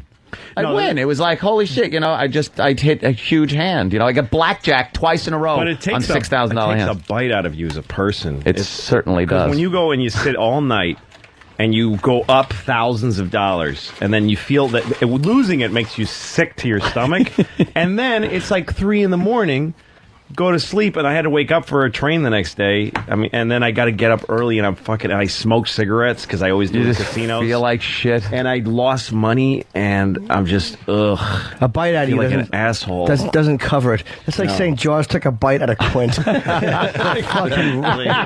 Took a nibble on him, tasted him. Just took a little tasted him. sliver. Exactly. Man, you're on a losing streak. Am I on a losing streak now? Yeah, the last I was few on a big times. winning streak. Although the one we can't talk about, unfortunately. I'm still ahead. That was a biggie. I'm still ahead, but I'm saving it for. I'm saving all these losses for tax time. There you go. That's what I do. There you go. Hey, Jay, what's up, buddy? It's a positive. Jay Moore, everyone. Oh, hi, Jay. Welcome Jay. aboard. I'm finally up early to call you guys. I wanted to say, Louis, your stuff on, every time I hear you on the show when I'm driving, your stuff about being a parent is some of the most, insightful stuff I've ever heard. I always go home and I tell my wife, because I know you guys are talking about gambling. I'll tell you about gambling in 2 seconds, but I don't know the next time I'll see Louis, but Jesus Christ, man, it's funny, it's hilarious, it's thanks, man. insightful, Thank you, and you're Jay onto Moore. something. It's like guys like you, that's where comedy's going. It's just people telling the truth about not hitting your kid and saying, treating your kid like it's a goddamn product, like, hey, it works. I Thanks, just wanted man. to tell you, it really impressed me. I was over there in California listening to you, and I thought, Jesus Christ, I got to go home and tell somebody this. Thanks, man. Thank you, Jay. How about a That's nice compliment of for you. some other friends? Yeah. Jim, Mr. Menza. I was a little surprised. No. Metza. Old Jewish my high lady. definition channel is right next to the regular channel, so I just kept going back and forth to see the difference in your face. Hey, that's a good compliment. Absolutely. You can't see one. It's fantastic. It's you doing comedy for an hour. Well, what am I supposed to say? It's fucking Jim Norton for an hour. It's the best. Thank you, Jay. If you guys ever sat at a casino at a table and the dealer has 20 or above for 15 straight hands, where it's Anthony, you seem to gamble the most here, right? Yeah. It's a mathematic impossibility. I sound like Kaito. It's a mathematic impossibility. Exactly. But it isn't. It's a. I was at the Hard Rock Cafe and I lost $3,000 just because I wanted to see how often the dealer was going to get 20 or above in a row, and I stopped counting at 16 fucking hands. Yeah, but Jay, it's a mathematic certainty because it just happens. Most cards are worth 10. No, I mean it's because but where's there mine? are more cards worth 10 than any of the other kind of cards. Where are mine? Where's Anthony's 20? Shouldn't I get? Then fucking give them to me, you fucking cunt. Shouldn't I get 20s Yeah, as but here's much as the dealer does? Here's the thing: you know what cards you have. You're just too stupid to fucking not double down with 15. I just and don't split get it. 10s and- I should get 20s as much as the dealer does. I should be able to pull 21s out of my ass with a 13 to No, start 21s, no, but They do that. Yeah, I know. You sit there and go, boom, Yeah. boom, boom, lay out four. When they start getting to the fifth card that they're throwing down and a face card hasn't come out yet, and then they just start taking your chips while you're on card 3, you're still adding card 3 out of the 5 they have down there, but they're taking your money all because you know it's 21. Bastards. Nothing, Jay? No comment on that, Jay Moore? Yeah, Jay, you started this 20 thing. We were waiting for your comment. No, it's the new me that tries not to interrupt. Oh, nice. Hey, this is kind of strange. I figured since I fucking buried Ron Bennington that day and he's been mad at me ever since, I would just fucking sit back and relax and let everyone have a nice show around me. Ronnie did take offense to you honing in on his time. I didn't know. How often am I up to talk to you guys? I didn't know Ronnie needed to... You know what it is? Ronnie is secretly in love with Anthony. Who's Ronnie Bennington? Ron from Ron Ron Bennington is a disc jockey from upstate New York. Ronnie is he's a genius. Ronnie could, if he ran for president, he could dose me with acid and drive me into the center of the sun, and I'd be very happy about it. Ronnie reminds me of some guy with like 1930s sense. Like he's got this sensibility that belongs in the 30s, and it seems like he has knowledge, like street knowledge, of every year from there up till now anyway. If you're going to roll a guy for his poke, yeah, make sure you don't know your exactly. hideout. Exactly. He's got like that way of talking that he just fucking knows everything, and you don't doubt it for a second. I love Mr. Bennington. He's the guy that can talk you into doing acid even though you're 40. Yeah. He does make drugs sound fun. He would have a great argument. He was across the street from a fucking kindergarten doing coke with a buddy of his, and he got so paranoid he thought all the kids at recess playing on the playground that one of them must have been a midget cop mixed into busted. Wow. Midget cop. And he said every once in a while he would see like a silver flash of a belt buckle, and he'd be like, "That's a fucking bed. They got midget cops out in the yard, man." Oh, that's funny. Do you know the joke about the guy? God tells the guy to go to play blackjack in Vegas. Do you know this one? Yes. No. I do actually. Do you? Yeah, good. Jimmy knows. Yeah. He just tells him, go bet everything you own. He takes everything out of the bank, and then he sits down at the table. He gets 18, and then God tells him, take a card. And the guy's like, what are you talking about? And the guy says, take a card. He takes a card at the 2. He's got 20. God says, take another card. And the dealer puts down a 5, and God goes, fuck!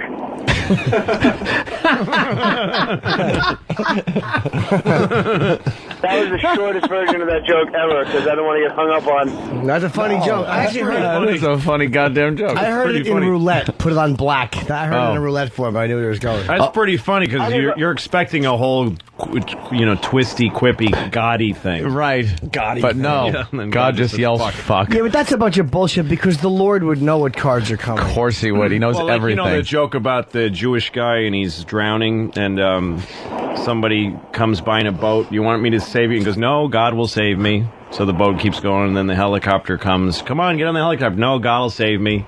All that shit. Same too long joke. Yeah. And then he dies. And he meets God, and he says, "Why didn't you save him?" And he goes, "What? I sent a boat. I sent a helicopter." His joke would be like, then he goes to God, "Why didn't you save me?" And God says, "Shut up, you fucking Jew." Which is a better punchline. I like "Shut up, you fucking Jew." They are amazing, the Jews. There's a wonderful joke about a Jewish woman whose son is in the ocean and he's swimming, and he begins to drown, and she screams, "Help! My son is drowning! Help!" And I think God somehow, what's God do? He pushes the kid out of the water. I don't remember the rest of it. Oh my God, Jimmy! No. I know the joke. Jay, can you tell it? Because I know it's funny, but I fucked it up. Like Buddy Hackett used to say to his act, the God, she goes, "Help!" It's an old Jewish boy, like, "Help! My son is drowning! My son is drowning!" So God, like, miraculously plucks this kid out of the ocean and, like, puts him on the blanket on the beach. No. And they're crying and hugging, and the mom goes, "Hey, mister, he had a hat." He had a hat. Oh, God. But it was fucking Jews. Oh, the Jews. Oh, the goddamn Jews. Let's talk about the blacks. How come they can't say ask, but they can say escalade? An escalade. Escalade. Let me It ask is you weird about my to me. escalade. And stop asking me if I know what you're saying. What is this fucking regarding Henry? I have a head wound no one told me about? It's that fucking, like, mundane shit. Like, I just came to your house. You know what I'm saying? Yeah, why the fuck wouldn't I know what you're saying, you black bastard? You know,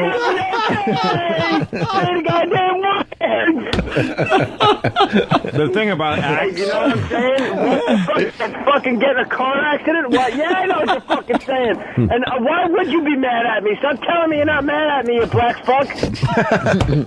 You know, I'm mad at you. You know what I'm saying? That's all I got. Good night. Take care, Jay. Take it easy, Jay. The great Jay Moore. Thanks, everyone. man. Jay is fucking. It's really hard to be funny on the phone. Jay is funny on the phone. Yeah, I know. It's really hard. Always. Oh, bastard goddamn. is funny. it's not only black people that say axe. Like Vinny Barbarino said axe. I know he's fake. Yeah, Brooklyn guys say axe. But if it does drive me crazy because if you hear one person with credibility, like Dan Rather or somebody say ask, that should cure it for the rest of your life. Like, I don't know. How do you hear anybody say ask and still go, I'm going to stick with axe. I'm pretty sure it's I'm still going to axe. Well, I don't understand why President Bush says nuclear. I think he's kept it on purpose because he thinks it's charming. I think you're right. Charming. Nuclear is a very red state way of saying nuclear. It's just a nuclear. People don't want to budge on nuclear. It's fucking. By the way, nuclear. Jimmy Carter said nuclear for years. Did he? Mm-hmm. Nuclear? It scares the piss out of me that the guy controlling the nuclear shit can't say nuclear. It's because he knows that other people say nuclear and he doesn't want to make them feel bad. Nuclear. It's just easier because when you put this L next to the C, it kind of fucks you up a little bit. Nuclear. It's like nuclear. Yeah. Nuclear. Not nuclear. Nuclear. Nuclear. Nuclear. Hey, Louis, what are we promoting today? We're going to take a quick break here. I'm going to be at the Egg in Albany on Friday. It's a fucking place called the Egg Casino. Yeah. I know. Not a casino? No, it's a... What is it? It's a theater in Albany. And then Why is it called the Egg? Because it's... I don't know. Everyone there is dressed like a sperm. That's right. Trying to get in, you can't get in. Cute joke. Only one guy gets in. Why is it... the Egg in Albany, okay. The Egg in Albany, and then I'm in Northampton. I don't remember. I can't remember the name of the fucking place. But my favorite of the night, though, is the roulette table. When we finally got up off the blackjack table to make our fortune over at the roulette table. Yeah, because when you lose your hundreds, right, and you go from the $100 table, which is guys in tuxedos and James Bond and shit, yeah, and then you move over to the roulette table where it's dollar chips and really dumb people. Yeah. Oh my God, was that guy stupid? Very not white at all. There were two black guys there. Not James Bond. One guy that thought he was like Diamond Jim Brady. He's just thinks he knows the game, trying to teach his buddy who just knew shit. And he was just getting in the way and making everything take forever. I wanted to punch him in the face. Oh, was he awful? Put it on the number you think is Put the one. No, it's got to be. It's a minimum, so you got to put 3 of them on there at least. No, now put the other. Just put it wherever you want. Pick the number. Oh you think. shit! Shut up. So Louis puts down, some money and wins right off the bat. And he got a nice little stack. I won chips. like $400 in one roll. Wow! Nice. And then he just looks at me and goes, "This'll dissolve into nothing in no time," and it did. Yes, because I was putting $5 chips down, and I had like three chips on a number and hit it directly, and it's 35-1. Sure. And, that's when you should walk away. That ain't happening again. Huge stack of $5 chips. Away. That's no. As a matter of fact, it would have erased what I lost at the blackjack table. But it was like the first fucking spin of the wheel. Yeah, what are you going to leave? No. I don't have the bug because if that happens, I'm walking. Oh, no. Nope. It's like, okay, cool. That's what you're supposed. That's what you're hoping for. It happened, so it's time to walk. Yep. No, you I just didn't. I didn't even tip the valet guy. That's how bad I lost. Really? Avert my gaze and get. Are you a car big gambler? quickly. Yes, Put up the window and fucking go. Big Only gambler? when I go to those places. I don't gamble on sports, and I don't I can go get to them on sucked in purpose. a little bit when I'm there, but I don't like search it out on my own. If we're there for a show or what have you, then sure, I'll join the fun. But you know what I understood what gambling was and why I don't do it? I was in Vegas one time, and I don't. And I walked by one of those tables where they have like a wheel with dollars on it, like 20 and a 10. Yeah. And you put down and you bet. And I put a single on 20, and it hit 20. And my first thought was, why did I bet 20? That would have been 400. Yeah. That's it. That's exactly what it is, what man. gets you. It's fucking that little moment you have, which for the rest of your gambling career, No, that's what when you're playing Not blackjack enough. and you've been betting $100 hands. Oh, yeah. And then you decide to taper off and you put 20 on a hand, and they give you an ace first, and you literally say, You're like, don't give me fucking I blackjack don't now, want it. you son of a bitch. I don't want the money Don't want it. because it should have been 100. And then they give you blackjack, and you go, that figures. That's what I say. That figures. I go, where was that last hand? Thanks for the $30, you cunt. Yeah, fuck it. Just throw it at her head. Throw the fucking chip. Here's your tip, you fuck. Take it. Put my feet up on the table so Pesci can slap me in the face. All right, we're going to take a quick break. More with Louis C.K. in just a bit. It's Opie and Anthony. It's the Opie and Anthony Show. Your home for good, clean, wholesome family entertainment. Wow.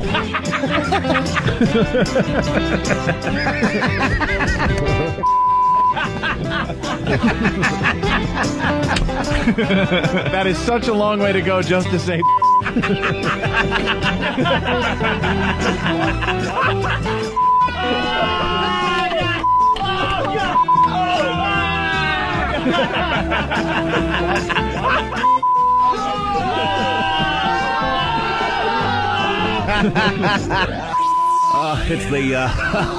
It's the Opie and Anthony.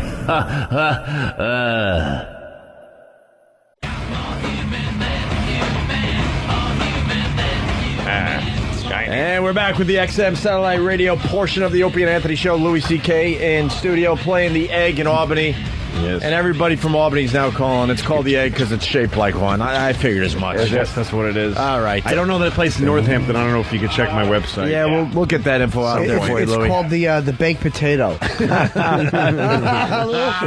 one. It's called the bacon. I'm funning you. All right, listen. Half the shit we talked about during the break, or Louis was, should be on the radio. I know. We should shut Talking up during about the break. the dominatrix. That's Yeah, terrific. Are you blowing up someone's spot by mentioning Don't the say his person? name, that's I won't say his name, but my friend's wife was a dominatrix, and she used to have Hasidic Jews as clients a lot, and they'd be very. Well, hold on. Your friend was going to this dominatrix and decided this is the woman for him. Yeah, which is so bizarre because you had a great line there. You know, he basically married someone that burned his dick. He married a woman who literally burnt his dick with a hot poker. But the thing is, and that made him go, I'm in love. Does she still dominate him, or no, not anymore. I mean, I don't know. That gets into areas. Yeah, you got to think that would be a little weird. He's got to go out of the house to get well, that. Now, right? well, the thing is that then it just turned into a regular. They got married. They have a kid. She's a pain in the ass, and he's literally like is there literally. Oh God, yeah. You don't know. I mean, fucking with a racket. Yeah. Right. Just became like it doesn't matter what they do beforehand because that's the ultimate, a dom and a fucking slave. Yeah. It doesn't matter once they're married; they become the married couple. He's taking the garbage out, and exactly. There's no cool ethereal sexual thing. do you promise to love, honor, and shit in his mouth for as long as he shall crawl and be scum? Until he says his safe word. Does anyone object to this marriage?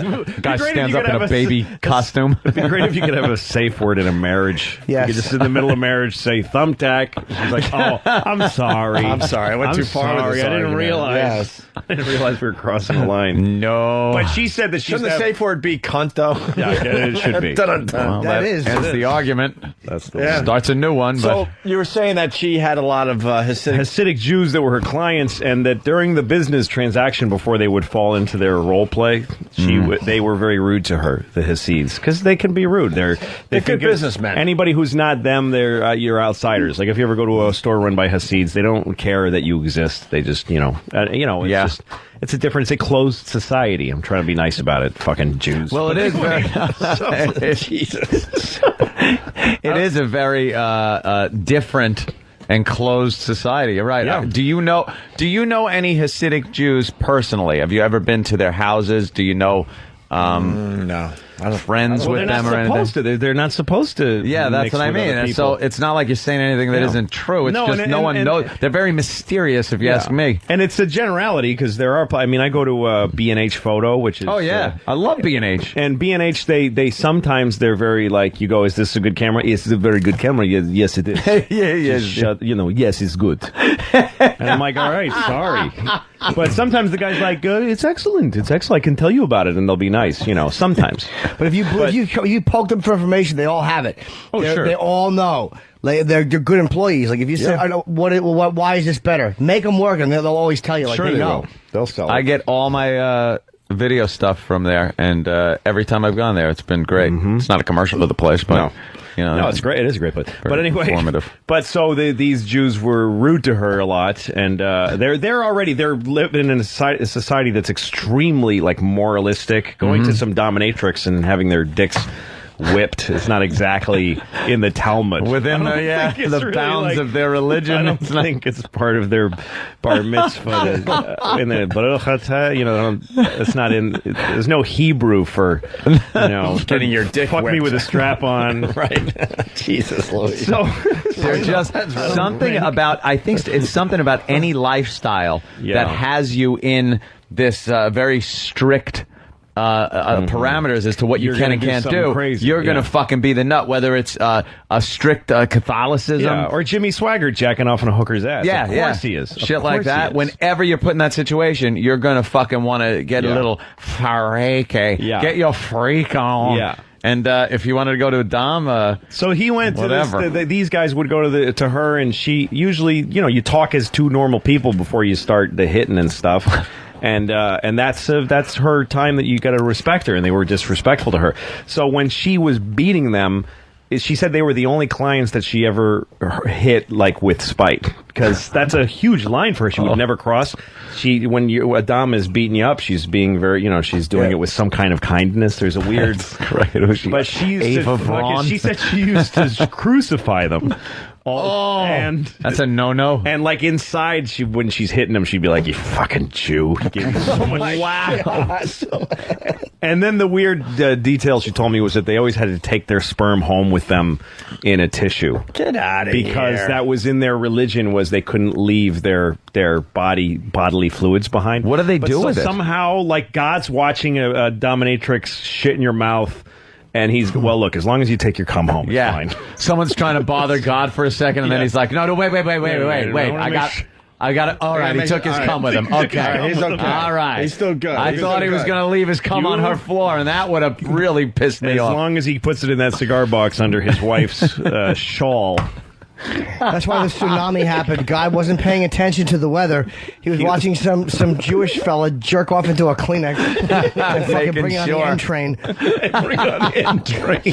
Fucking taking it on the JZ to the fucking Bensonhurst. I knew another dom who used to see the same thing. She said the Hasidic clients, she had one would always come, one of the tranny to fuck him. So she would bring the tranny, and the trannies would a lot of times make the guy shower. She's like, they were dirty, they would smell, and they said that the tranny wouldn't fuck the guy until he showered. Wow. The tranny go, I ain't gonna fuck that. Jeez, Make man. Take a shower. Let's disgusting. Let's get Keith the cop on the line here. Keith, what's up? Yeah, that's very true, Jimmy. Big in the tranny community.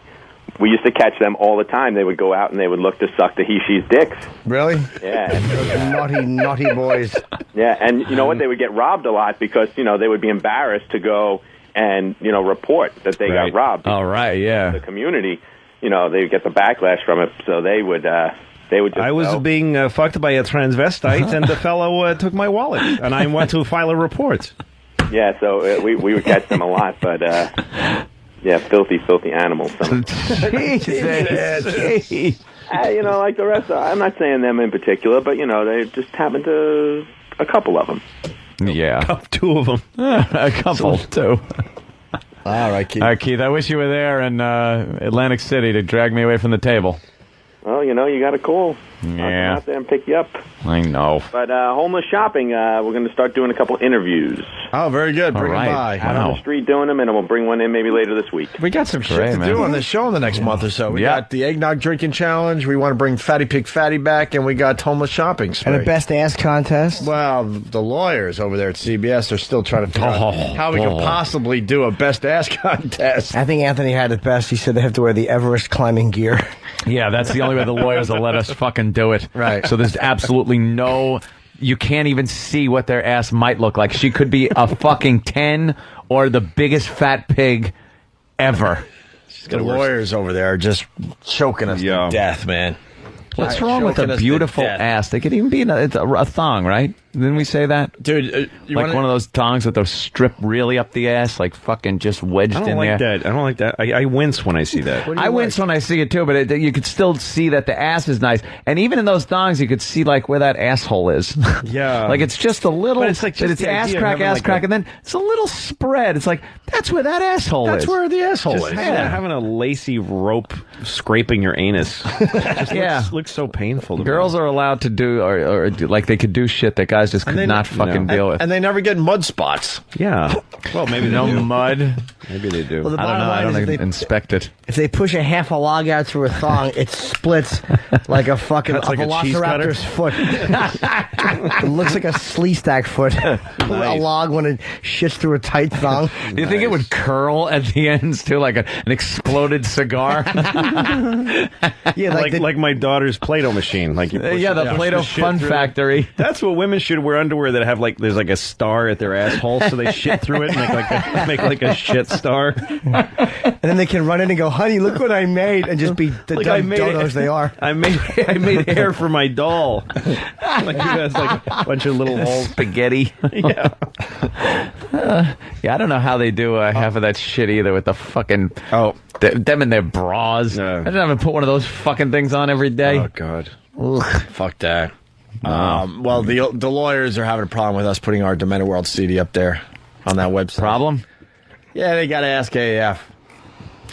What? Yeah, they're just Ask AF. They'll say no. These fucking lawyers, man. It's a CD that we did that's already all over the place. So we're trying to throw it up on a website to get some listeners in the New York area that don't know a lot about us to maybe discover something about us. Well, right? here it is. No fucking contract was ever written out or signed for that CD. Yeah, no shit. None. So fuck them. Put it online. But this is the shit. And then, like, Tracy came in today. She's like, well, before we do the eggnog drinking contest, we got to bring it by the lawyers. I go, you know what? We'll just do it over at XM. She goes, what? You don't even want to fight for it? I'm like, no, I don't really feel like fighting with these guys anymore.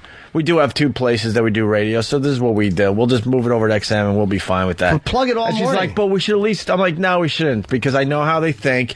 It's never going to fucking change. And when we get the boot, they'll bring in another show that they could wreck. So what can I tell you? Yeah. I'm not going to lose sleep over the stupid lawyers wrecking our show on a daily basis. You're better off that way, because they'll probably end up... Then she'll have to fight them and change Well, she's going to fight anyway. God bless her, because she gets it. But it's like, this is where they got us. That we don't feel like fighting anymore, because they just take all the fun, all the creativity out of everything. Like, why couldn't we just put our stupid Demented World CD up on that website? Yeah. Shouldn't even be a discussion. We want to put it up there, Lou. You ready for this? Yeah. And give it away for free, and we're even having a problem with that. Jesus. Right, Steve? Is that the truth or what? Yeah. Do I speak the truth here? There was no contract. We can put it online, but for what Ope wants to do is, which is put it on that give it K-Rock away. website.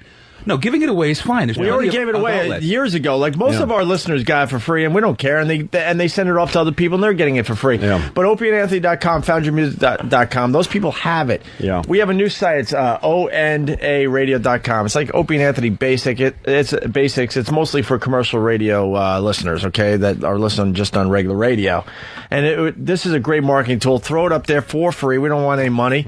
Then they learn a little bit more about us. Go, wow, some of the stuff is pretty funny. I'm going to start checking out their show. That's all we wanted to do. Yeah. And the lawyers had to get involved with this one. Right. It's basically, it's CBS's because you did it with an old radio station that you'd have to ask. I guess. Right. Yeah, but there's no one left at that one. I think it's been sold. Oh yeah, since we were gone. I mean, because all they do is make you stop. They don't. They wouldn't sue you. Fucking cunts. If they somehow reared their heads. Yeah. But the point of illegal people in entertainment, that what they do, it isn't actually to protect you, it's to protect themselves from work later. Right. They just go, I might get a call from them and have to spend 14 minutes mopping it up. Right. It'd be so much easier to tell the guys who pay me, just don't do it. Right. And that's the way that is, always. And there's a long history of the lawyers fucking up radio shows for CBS Radio. Long history. I mean, Howard talked about it back in the day. That was the big reason why he was leaving. He couldn't stand it anymore.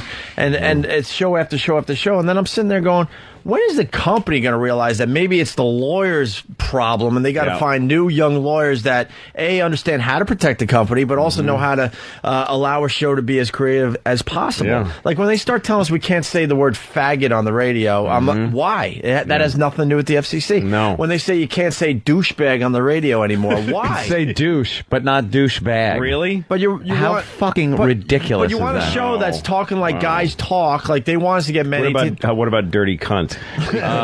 Context. Yeah. Where is the line? it's all in the context. I can't find the line. If it's a verb, you can use it. Like if I was out dirty cunting last night, it's totally acceptable. But when is the responsibility pointed back on the lawyers? Yeah, no. Never. It'll That's never what I happen. want to know. Because they're all fucking, the guys that are running those type of businesses are all older guys. None of them have any stake in fighting. The lawyers are only doing what they're told.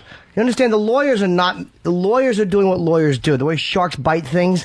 That's what they're doing. If the company was going, fight this, fight that, that's what the lawyers would do. Yeah, but if one guy opened up a fucking firm of real fighting lawyer for this kind of business, he'd make a shitload of money. No, he wouldn't. Or if he said, we're going to take your show and get maximum play out of it. Yeah. You guys do what you want and I'll cover your ass. The company wants to protect the they can't do that. advertisers and themselves. It's not the lawyers, because the company is dictating to the lawyers what they want.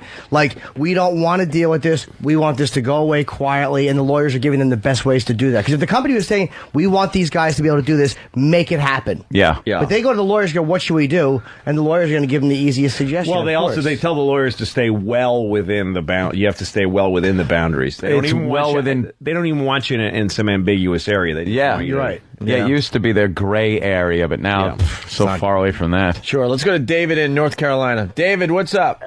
Oh, you were talking about the fees a while ago. When I lived in New York, I used to work for a moving company.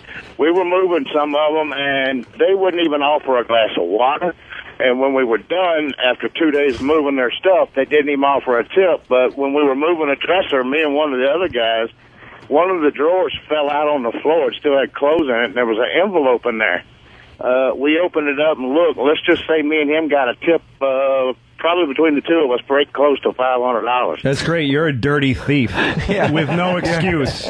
People being rude to you and not giving you water doesn't mean you get to steal $500, you fucking asshole. Screw that Jew. So he didn't. We nailed that Jew for $500. In the end, I got that Jew boy. He didn't say good morning, so that means I can look through a personal envelope and steal money. Yeah, the drawer just it fell out. That's what happened. Ignorant thief. You went through his drawers. You're implying if he gave you water, you would never have looked in that envelope. Right, yeah.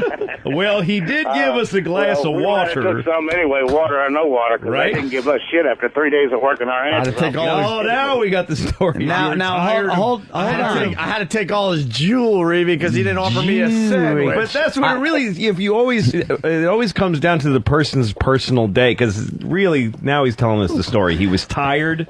He was lifting beds and shit. Yeah. He didn't like his life. It's not the career he had chosen, so he found an excuse to steal some Jews' money. His story falls apart, though. Yes, because... Dude, if you were still moving, how did you know they weren't going to tip you when you were done? It's very true. When we were done, they didn't give us nothing. But you were you moving stole the money before you knew. Yeah, you were moving the dresser still. Maybe that money. Hold on, maybe that money was your tip money. Maybe he put it aside for a tip, and they're actually very considerate. You fuck! What an asshole! What happened to the $500? They must have stolen it. They stole their own tip. Them. Well, my wife is from Westchester, and we moved out of there in '99, and this was probably probably 3 years prior to that. But I mean, it didn't make any shit, 'cause I knew it wouldn't. They'd never see it until it was too late anyway. Yeah, so good for you. All right. So now those Hasids also have a prejudiced thing about guys from North Carolina. Exactly. They take your money. They don't care. They take your money. North Carolina either, so. All right, Goomer. I moved up there in '94 when I met my wife. Sorry, the story's awful. The story's awful. I have cleaning people in my house right now as we're talking about guys going through your drawer, and I know they go through my drawers, and I have $480,000 in fucking nickels. I have it under my pillow. Under your pillow. There's a little bump. Back then it was just money. I didn't care. All right, take care, The sweetie. cleaning crew that comes in my house must just have no clue what I'm all about. They're all Mexican, I believe, and they come in and they wear the little backpack vacuums. They look like a Buck Rodriguez. They just kind of go around the house. They're probably Central American. And probably, something like that. Not Mexican like you, Louis C.K. not like me, no. I have never seen a redhead come in. Louis, No, I just want to be clear. I assume they were Mexican because they're shorter in stature than normal people. Yeah. Oh, I mean Americans. Humans. Humans. Louis' next HBO special should be shot in a boxcar.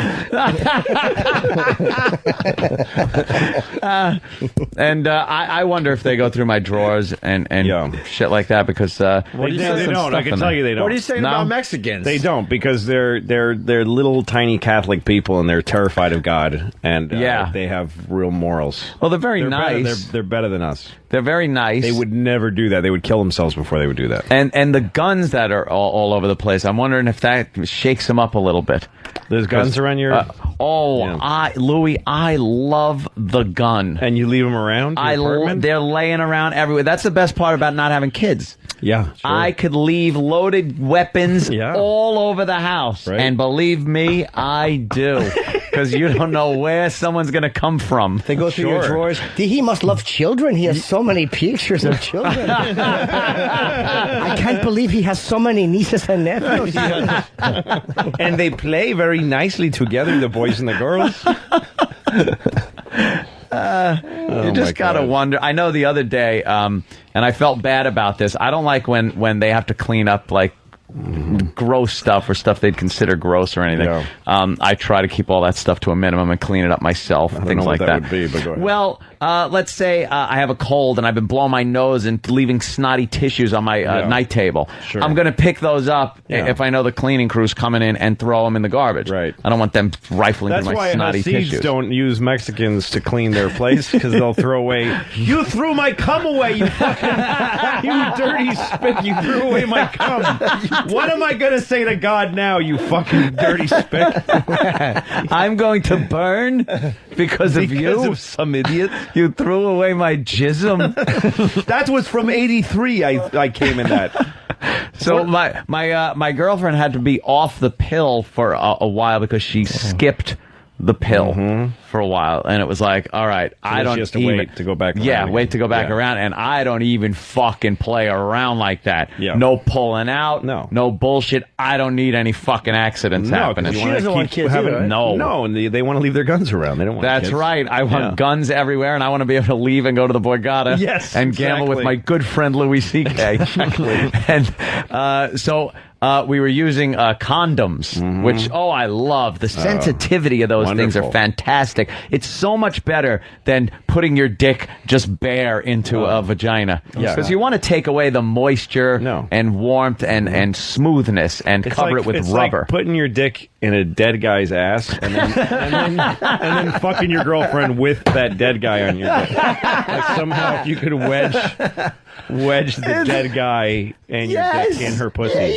It would be just about as...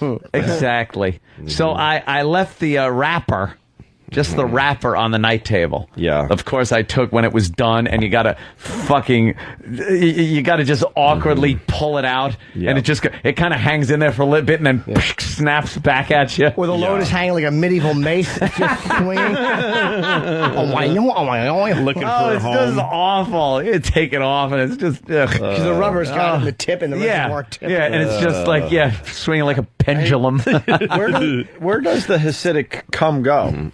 That's a good question. I don't know where they put it. Love to find that out. Probably bring it home and burn it. Maybe they got to burn it. Something. They got to put that strap on their. Do we have anyone that's... and pray. Are any Hasidics can tell us what you do with your cum? Yeah, find out what they do with their cum. With your whore cum. Is Ronnie B an expert on Hasidic cum?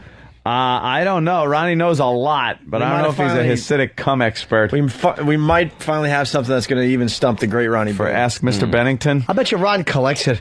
I bet he's got a fucking lunch pail full of Jewish cum in tissues. They have to dispose of it a proper way, or do they collect it in a box or a big fucking garbage bag in the closet? I don't know the end user thing. I just know what it was like for her.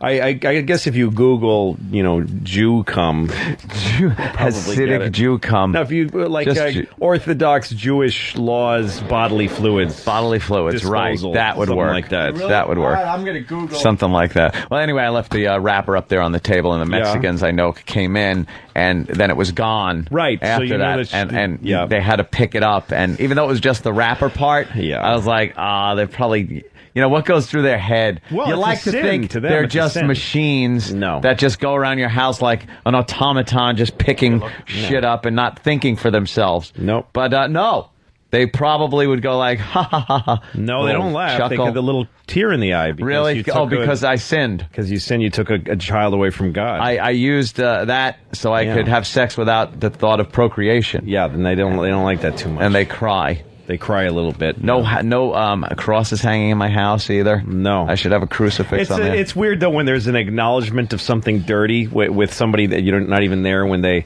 Like, I had Playboys when I was a kid, and some of them weren't nice Playboys. They were like fucking ugly, Larry Flint style shit. Yeah. And with just women fucking holding their vaginas open like a gaping asses, like a fucking raincoat, like a sailboat. Yeah, fucking sail. They're fucking coming about with their left labia.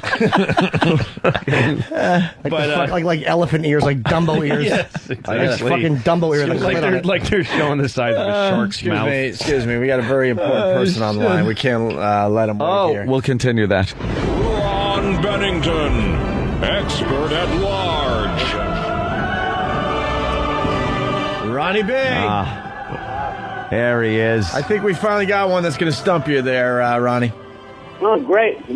Ronnie is always, I consider Ronnie very knowledgeable. He's got a street knowledge that I've never seen in another person. He's very intelligent, very witty, and just very knowledgeable about a lot of things. What do you know on the Hasidic Jews and their cum?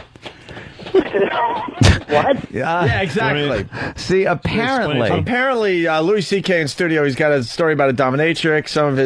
Some of her clients, were Hasidic Jews, and they had to bring their cum back with them. They had to take their cum behind. They had to take their cum home with them in tissues because God would frown upon them leaving cum around. Yeah.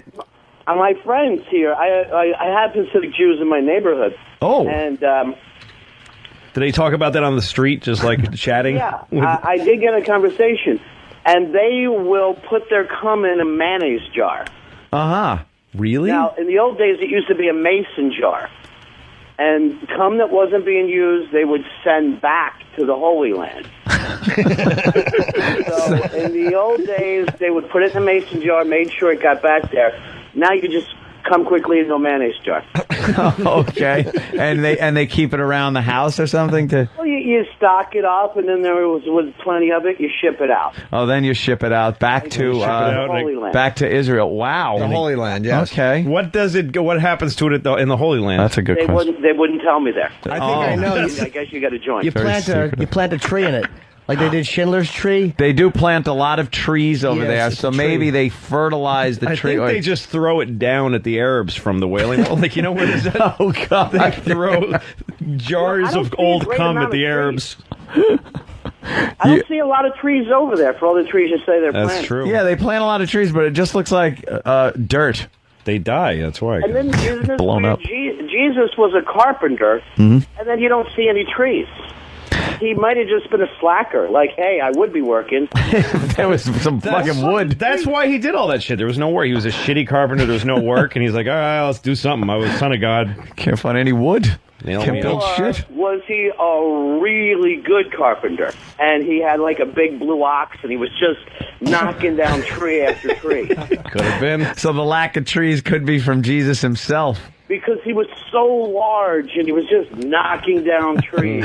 Giant Jesus. But also, there's that thing where a lot of the words from back then have been misinterpreted. So it might be that carpenter was another word for, big Jew. A big faggot Jew. Yeah, carpenter meant Jew faggot, I think. Oh God. In Aramaic. Well, I don't know if he was gay, but you never saw him with a chick, really. No, well, not really. No. He had a girl, but, usually some gay guys have girls to go shopping with and stuff. She was a heavy-set girl, Mary Magdalene. She was a fag hag. Mary Magdalene is the first fag hag. Oh, God, are we in trouble? And then at the end of the night, she was always going, why do you make me cry, Jesus? They love to act like their feelings got hurt by their gay friends. Yeah. What, fag hags? Yeah, they just love it. I don't get that whole thing about, it's great for them to be friends and all. What's wrong with that? But to just really hook up almost as a boyfriend and girlfriend that can't possibly ever fuck is weird. Yeah. Well, it's like a pilot fish where they're licking stuff off the shark. Okay. The shark tolerates it. They serve a purpose in nature for each other. It's called a symbiotic relationship. Mm-hmm. So I can see the gay guy helping out the fag hag for shoes, clothing, house decor, things like that. What is the fag hag doing for the gay guy. She's preventing him from being beaten up as he walks down the street by a gang of ruffians. Okay. And he gets to use the word cunt, where he right. before, and act like your cunt stinks. They love to yell them at. You know, when I was living in Chelsea, and all around me were apartments that the city subsidized for AIDS patients to live in. So I was surrounded by AIDS-ridden homosexuals. Hey, how about that? Yeah, it was interesting. That's, yeah. And they all had fag hags that were party girls that would hang out with them, and they'd live in their apartment, because this was free rent places. So they would walk the dog, make the broth. Yeah. So one night, my now wife, when we were just going out, we're sleeping, and there's this gay guy, and all we hear an argument, we only hear his side because he's yelling, and he's going, Doris, you bring these fucking guys here. I'm dying of AIDS. Oh, God. You stupid cunt. I'm dying. He was yelling that over and over again. I'm dying of AIDS, you stupid cunt. Oh, shit. I'm dying of AIDS. You cunt. They stole my things, the guys you brought. It was terrible. We were just laughing at his gayness, his dyingness, and his friend being a cunt. What do you think happened to him? He probably died of AIDS. Gone. I'm sure he's dead by now. Yeah, probably. The prognosis wasn't good. Godspeed. According to him. All right. Well, Mr. Bennington, again, look at the knowledge we got. They take the cum tissues, put them in a mayonnaise jar, which used to be a mason jar, ship it over to the Holy Land, where we can only speculate what happens. DHL to the Holy Land. DHL. Fucking Hasidic cum tissue envelope. I love that they told him that much, but then they stopped. Oh, well, if you're curious, we actually put it in a mason jar and ship it to Israel. But then what happens? That's none of your business, son. A DHL plane filled with cum. Oh, it was late? Yeah. To the Holy Land. They had to go. It was almost sundown. Yeah, something about that sun going down. All right, Ronnie B, the great Ronnie B, everyone. Thank you. I love 12 o'clock. At noon, yes. Right here on 202. How about his outro there, E-Rock? What do you say? Let's make this sound like a real radio show. Ronnie B's over. There you go. Ron Bennington, expert at large.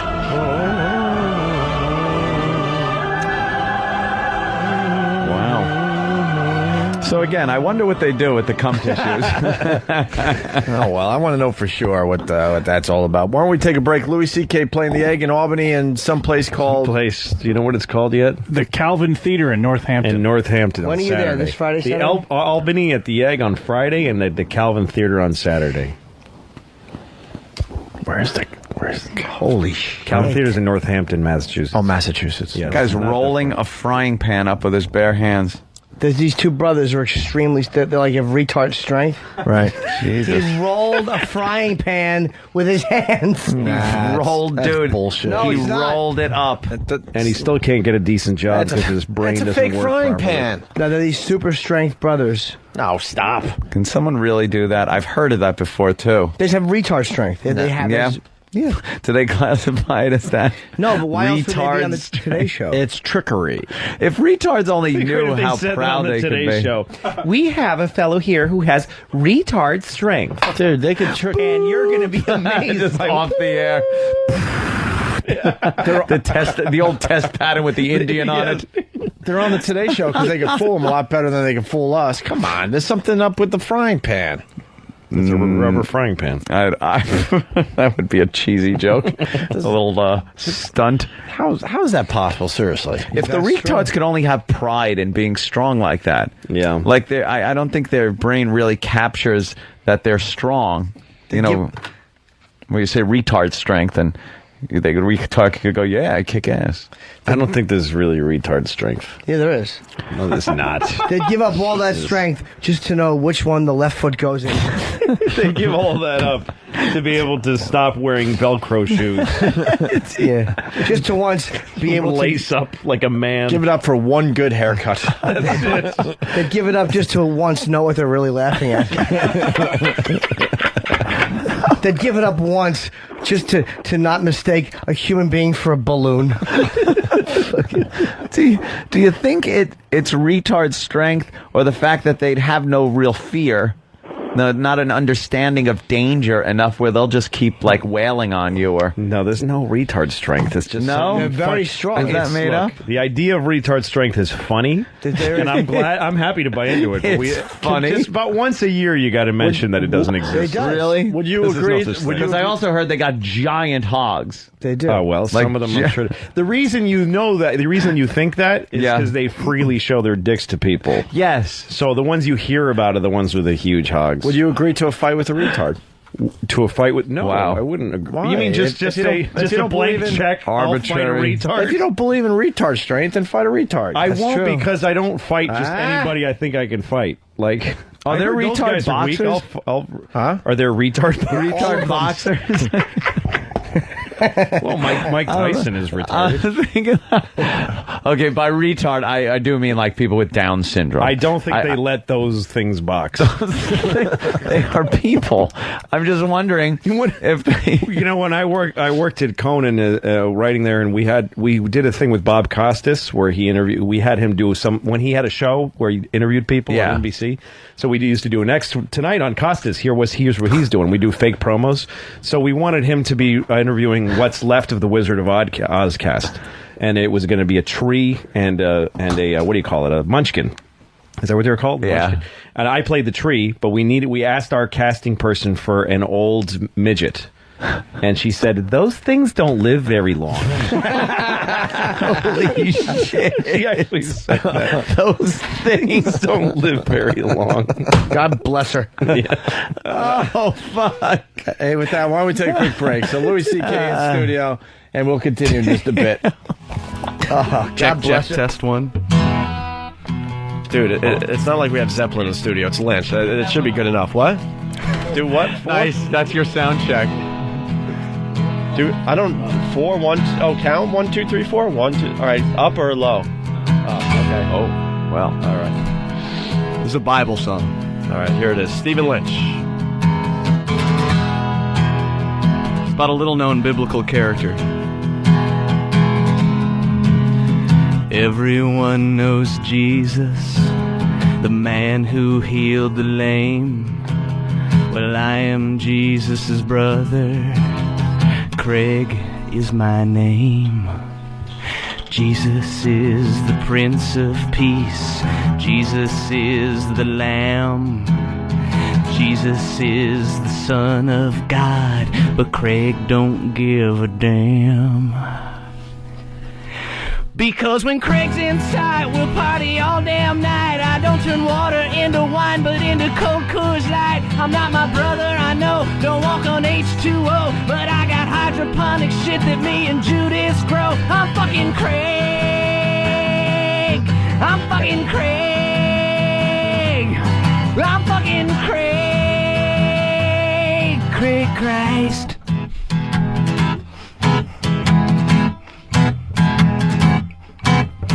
I hang out with lepers, Barabbas and Salome. Jesus' friends are called apostles. Those dudes are totally gay. Jesus is the Prince of Peace. No, wait, I already did that line. What is it? Oh, my God. How are we going to replay this a million times on our show? You messed it up. Oh, yeah, I know what it is. All right, go. Jesus performs miracles from Galilee to Rome. But it would be a miracle if it brought a fucking lady home. Because while Jesus is praying, fucking Craig is laying. Every lady in the testament, you know what I'm saying. I won't die for your sin like my famous kin. But if you got a little sister, then there's room at this end. I'm fucking Craig. I'm fucking Craig. I'm fucking Craig. Craig Christ. Craig Christ. Jesus was our mother's fave. All her love to him she gave. But there's no sibling rivalry when he's nailed to that tree. Yeah. And now the question for you is not what would Jesus do, but where will you be when the Craig machine comes partying through. And if the Lord will allow, you got to ask yourself how and who and why and when and where is your Messiah now? It's fucking Craig. Fucking Craig. Fucking Craig. Fucking Craig. Craig Christ. Craig Christ. Craig Christ. I'm fucking Craig. Yeah, right on, man. Woo! Stephen Lynch on the Opie and Anthony Show. Your sinuses. Hey, everybody, it's Stephen Lynch. 1, 2. Live herpes. It's the Opie and Anthony Show.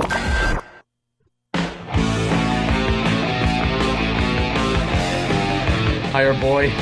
Breaking the law. Breaking the law. Hey, at 11 o'clock, are we replaying the ostrich story? Yes. We are, all right.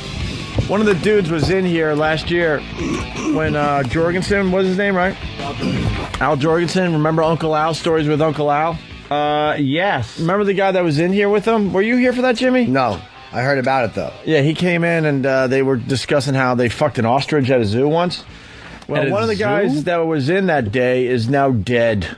Oh. He's dead, and he sat right there in the old studio. He died. Where's our expert? Where's Steve? Steve knows about Paul Raven, I'm right? still in mourning. So there's a guy who you knew, and now he's part of the dirty earth. Yeah. Was he the one that fucked the ostrich, though? No, the keyboard tech was the one that fucked the ostrich. Paul Raven was the bass player. What was he talking about that day? He was... Sounds like that's what he did in the band. He was the bass player, and he fucked the ostrich. It was a great act. That was a crazy show because we had Rebecca Love and Sunset Thomas were also in that day with Al and Paul. So I don't remember what the hell they were talking about, but the ostrich story stood out. And Paul died of what? A heart attack? They're saying heart attack. That's what the press release said. And he sat right there, right? Mm-hmm. That's creepy. Well, we're going to replay that very, very, very famous moment from our show, man. One of the funniest things ever. Them talking about fucking an ostrich on acid or something like that. But one of the guys that was in that day is dead at the age of 46.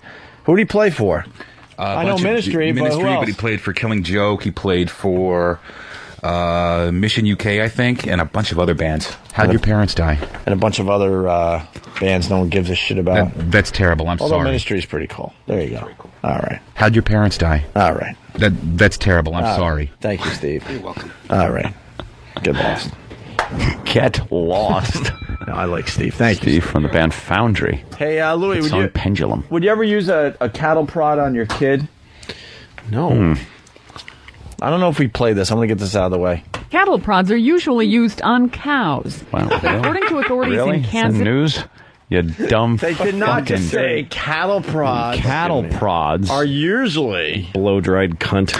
Wait till you hear this, kids, but they're usually used on cows. That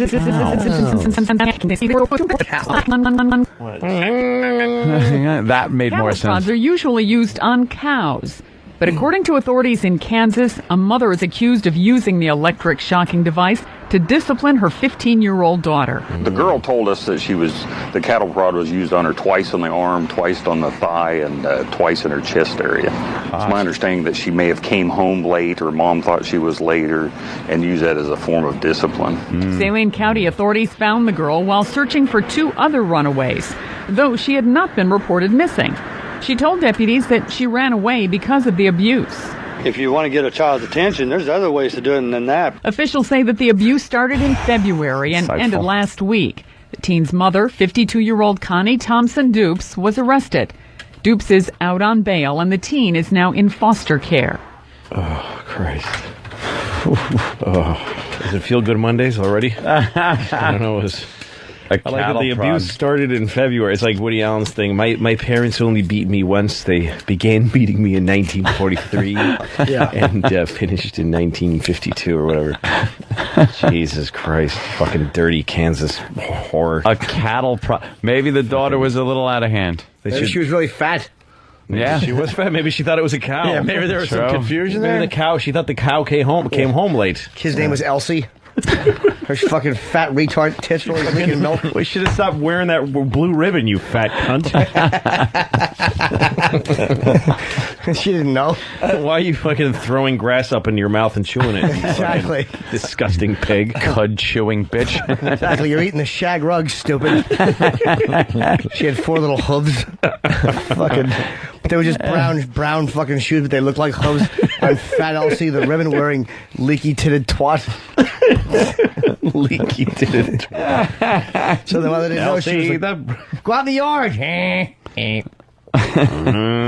Parents thought it was a miracle because it was a talking cow. Well, it's finally time for the feel-good story of the day. It's Feel-Good Story Monday before we do Line of the Day. And we got it. It's an easy one today. It's this fine little story. Your feel-good story. Tonight's top story, the truth about what really happened the night a tiny baby was bitten by a puppy. It's a story you'll only see right here on What really happened the night Oh, God, That's so weird because he just explained what really happened when a tiny baby was bitten by a puppy. By a puppy. Actually, the puppy fucked the baby in the mouth and shit in its eye. Like, what the fuck? Yeah, the whole story's pretty much done. Yeah. And then it's a story you'll only hear here on CB. Yeah. What? Yeah, so? Because you am I dug tuning deeper in than for? the other news channels. That's the Yeah. only reason we're hearing it there. We actually visited the house inappropriately. And long after everyone had left them alone, we squeezed one more detail out of their retarded brother. He told us that the puppy is gay. Well, I want to know now what happened. Hey, no offense to Mark Sparks from Arizona. He's giving us a little more info on Paul Raven, and I swear he wrote this. Paul Raven played in Killing Joke on most of their most famous albums. What's the problem with that sentence? The fact that he didn't, because Killing Joke's albums, the ones that were really famous and the ones that were completely unknown, have the same level of notoriety. Most of their most famous albums. What does that mean? They have no famous albums. He needs to stop. Killing Joke on most of their most famous albums. Okay, look, I've been doing radio since 18. I know people get pissed when I say that, but we got just a bunch of guys around here that kind of know music. I don't know what Louis listens to. I sort of know what Jimmy listens to. Ant and I listen to different stuff. I challenge one person in this studio to come up with one Killing Joke song. Or one Killing Joke album. I can't think of say another you, album. Danny. You're not in the studio. Danny's running in. All right, we'll have he you on tried to be standby. in studio before you said that. Trace It Back is a big song for them. How many albums could they possibly have? They have to have for most of their most famous albums. Right. They better have 45 albums. And that means they probably had at least 4 famous albums. Yeah. All right, name one album Killing Joke did. They can't. Name one album. Yeah. Louis. Trace It Back. Shut up with Trace It Back. That's hysterical. The brown chair. Trace It Back's a good one. Yeah, what do you got, Danny? Abbey Road, that was there. Well, you guys probably know one of their. I know Lightning Rod. No. I know that one. How about this one? Shoed Horse. Shoed Horse! It's supposed to be like you think he's wearing a shoe, but it's like they shoot it away out of the way. There was a Stress Lightning Attack? Rod. Stress Attack, right? Lip Service was another one. Let's see. No idea. City Hall. I'm just picking names off the front of the newspaper. Metallica covered one of their songs, put it on one of their compilations. And that's it, man? No, it's actually called The Wait. And if you heard a piece of it, you'd probably recognize it. All right, so we might have heard a piece of one of their songs. Okay, in a remake by a different band. Like how many albums did Killing Joke have? I'm not that big of a. And who are they famous with? I don't know. They had 13 Killing Joke albums. fans. Yeah, I get 13 albums. Wow. This What is this? Wait. Is this Metallica or? Thank you, E-Rock. Yeah, this is Metallica. This is Metallica's version. Yeah. You're just staring stupidly. Chewing cud. Chewing cud. Someone hit him with a cattle prod. Yeah, that's really original. Yeah. I like the beat. All right. All right, we get it. It's the beginning of the song. All right. Get to it. This is nice. He's playing the rejoiner. Here comes the vocals. See? So this is the original song. Wait, is that Metallica? I don't know them. No, it's the original. My bad.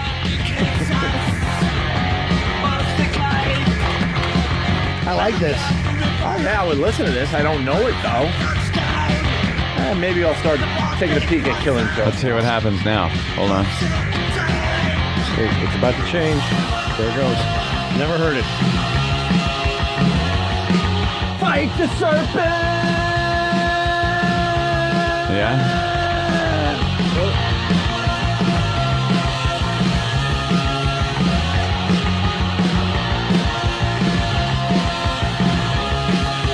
Right back to the simple part. Yeah. I like this. All right, we got Killing Joke fans checking in. It's like white supremacist music. Hold on. Their most famous song. Oh, shit. Now someone's pointing out their most famous song. So let's see with the guys in the room here if one of us knows this song. That's... I'm not... By the way, and people saying Killing Joke rule. All right, that's fine. I just don't know them, and I don't think anyone else in this room knows them. Love Like Blood is their most famous song, according to one of these guys. Backdraft Alley. Backdraft Alley was a big one. Backdraft. It was. Yeah. Yeah, we're going to play... Blood Snake was a good one, too. We're going to play Love Like Blood, or what? Are we? The Mump-Necked Idiot was a big song. Called Mump's Neck. Mump's Neck. Here's Mump's Neck Murphy. All right, here's Love Like Blood. Are these guys from the 90s or something? I don't even know what they are. This is like the beginning of some cop movie with a street. Yeah. Starring. Yeah, exactly. They show him going through some forensic stuff. Yeah. And then they freeze frame it. It's a big song called Quincy. Shaky camera of like the sirens. And Yeah.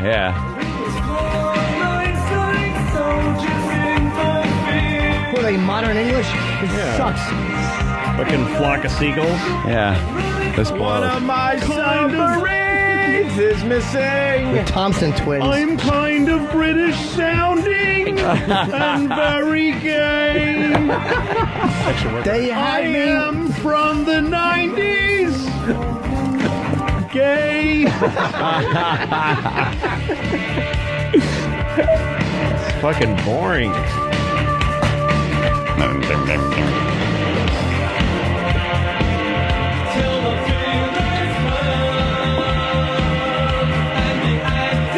This is fucking corny. Molly Ringwald movies.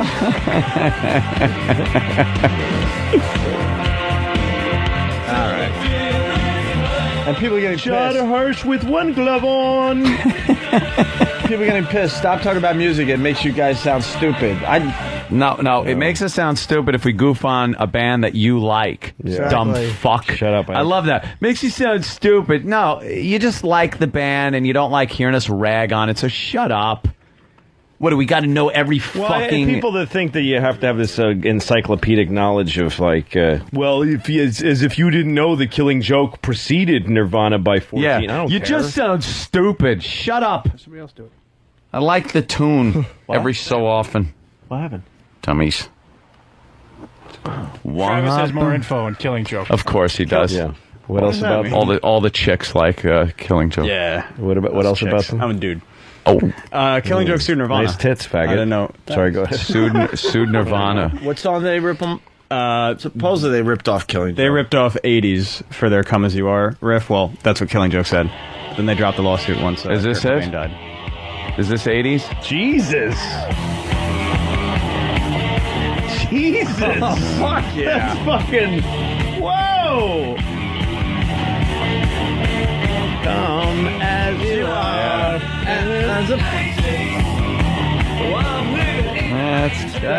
That's a little close. That's pretty bad. That is a little Does it change close. the same way, too? Because then the Nirvana one has that part where it goes... And I don't want to go. Don't want to go. It's close. It's more the sound. It's just that one riff. That one riff. That one riff is really, really close. Did they win and the it's lawsuit? not even. It's just but then a guitar does something a little different. And I like the beats of these guys a lot. Yeah, they're actually good. I like them. But I don't like their fucking whiny Thompson twins sounding voice. No. Wow, that's pretty interesting. Yeah. I heard that before, but I never heard the song that they were claiming Nirvana ripped off until today. See, we're educating ourselves and maybe some listeners about this killing joke. They dropped the lawsuit when Kurt Cobain died. They did? Yeah, Why? That's just so what it says stupid. according to Wikipedia. But that's when you go into the lawsuit more because you're not going to Now you're offend fighting the guy. Yeah, now you're just fighting Warner Brothers. The corporation man. Yeah. You're right. Well, that guy's now dead. I love that George Harrison stole a song from. Oh God, My Sweet Lord! It's so awesome that he made a spiritual song about the about Ravi Shankar or whatever and Hare Krishna, and he stole it from the Supremes. Out of you asshole. Dulang. You fucking thief! Did he steal that? Yeah. It's so obvious. They played it in court. He lost huge amounts of money on it. Yeah, he had to pay big money to those people. Yeah, My Sweet Lord is whatever that song is. Yeah. He's so fine. He's so fine, my sweet Lord. It's the same song. I never want to leave. Yeah. It didn't even change it. Not even even throughout the song, all the different. Yeah, when it goes stages. from the verse to the chorus to that, it's the same fucking song. Key changes. And it's fucking terrible. His song is terrible. Hey, a black listener is asking for "Come As You Are" because he has no clue what we're talking about. We want to apologize to our black listeners today. Well, just to help the guy out. Do you have a taste of "Come As You Are" real fast? Taste of cum? What? As you are. It's in my tissue. Pretty damning. There you go. Enough. All right. That's all you need. Here's your feel-good story of the day. A puppy. It's a story you'll only see right here on Eyewitness News everywhere. A 5-month-old boy's genitals were mutilated, and there is outrage about what happened. First of all, let's ask about the baby, Joyce. How's a feel-good story? Yeah, it's a feel-good story. There's outrage about what happened. Why is there outrage? As genitals. Let's ask about the baby, Joyce. How's he doing tonight? Cameron, tonight the baby's Dude, his genitals are chewed. Well, his genitals are gone. Apartment complex where the attack happened, people are still talking about it 9 days later. Nah, man. It's crazy. I'm pretty I can't far believe from a puppy fucking could okay. chew the private part, everything off a baby. I don't think that's possible. Oh, no. I don't believe that a puppy could chew the private parts off of a baby. Off a baby. But I'm glad he did, because otherwise I didn't have much to do today. And now I'm on the news. You know, she was at home with, oh, honey, come in here. I'm on the news talking about the dog eating that baby's balls. Happened, people are Let's still hear that talking about it 9 days later. Of course they are. It's crazy. I can't believe a puppy could chew the private part, everything off a baby. I don't think that's possible. I think it's possible. I don't think that's possible. What do you think dicks are made out of? Tinfoil and metal? You fucking idiot. They're made of flesh. Puppies have teeth. Probably comes off easier from a baby than like an old dude. And I'm sure a puppy would that's kind of like a play toy thing for a puppy. Yeah, and a baby doesn't have much defense. No. It goes and it hits its own head. Just sit there and cock is being mangled. Fucking stupid baby. And now they got to grow up together, the baby and the puppy. The puppy, accused of mutilating the infant's genitals, is at the Memphis Animal Shelter. And neighbors aren't the only ones who say there's no way a dog could do such a thing to a child. Wow. This email, circulating around Memphis newsrooms right now, claims the puppy didn't do it. The writer of this email says that the baby's genitals are completely gone. Scooped out, says this person, with a straight-edge knife or razor by someone who cops say may have done it as possible gang retaliation against the baby's mother or someone related to her. Holy shit. Jesus Christ. Come on now. She's stepping on my fucking... She was stepping in our neighborhood. Yeah, you're on my turf. You wore a blue fucking kerchief on my street. I'm gonna scoop out your baby's balls and blame it on your puppy. Grab a 5-iron and take a divot out of your kid.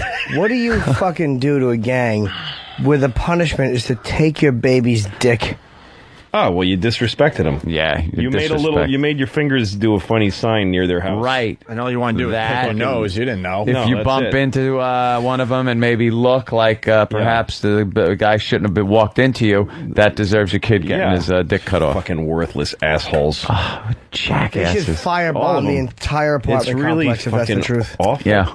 Related to her. But tonight, Memphis police tell me everything in that email is fiction, completely untrue. It's been ruled an animal injury. The injury was caused by an animal.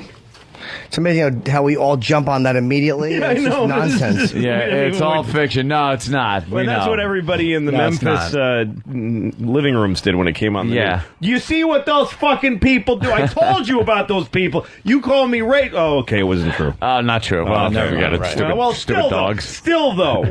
Tonight, it does happen. If they remains unclear. As for the baby boy, hospital sources say he faces a very long and difficult road to recovery. Where was the mom at all this time? Because I know it just didn't happen in no split second. It had to go on for a while, and I know that baby was crying. She's imagining where was she at? It's a baby dick. I could bite it off in one shot. How long do you think it takes? This is not the finger off a fucking statue in Columbus Circle.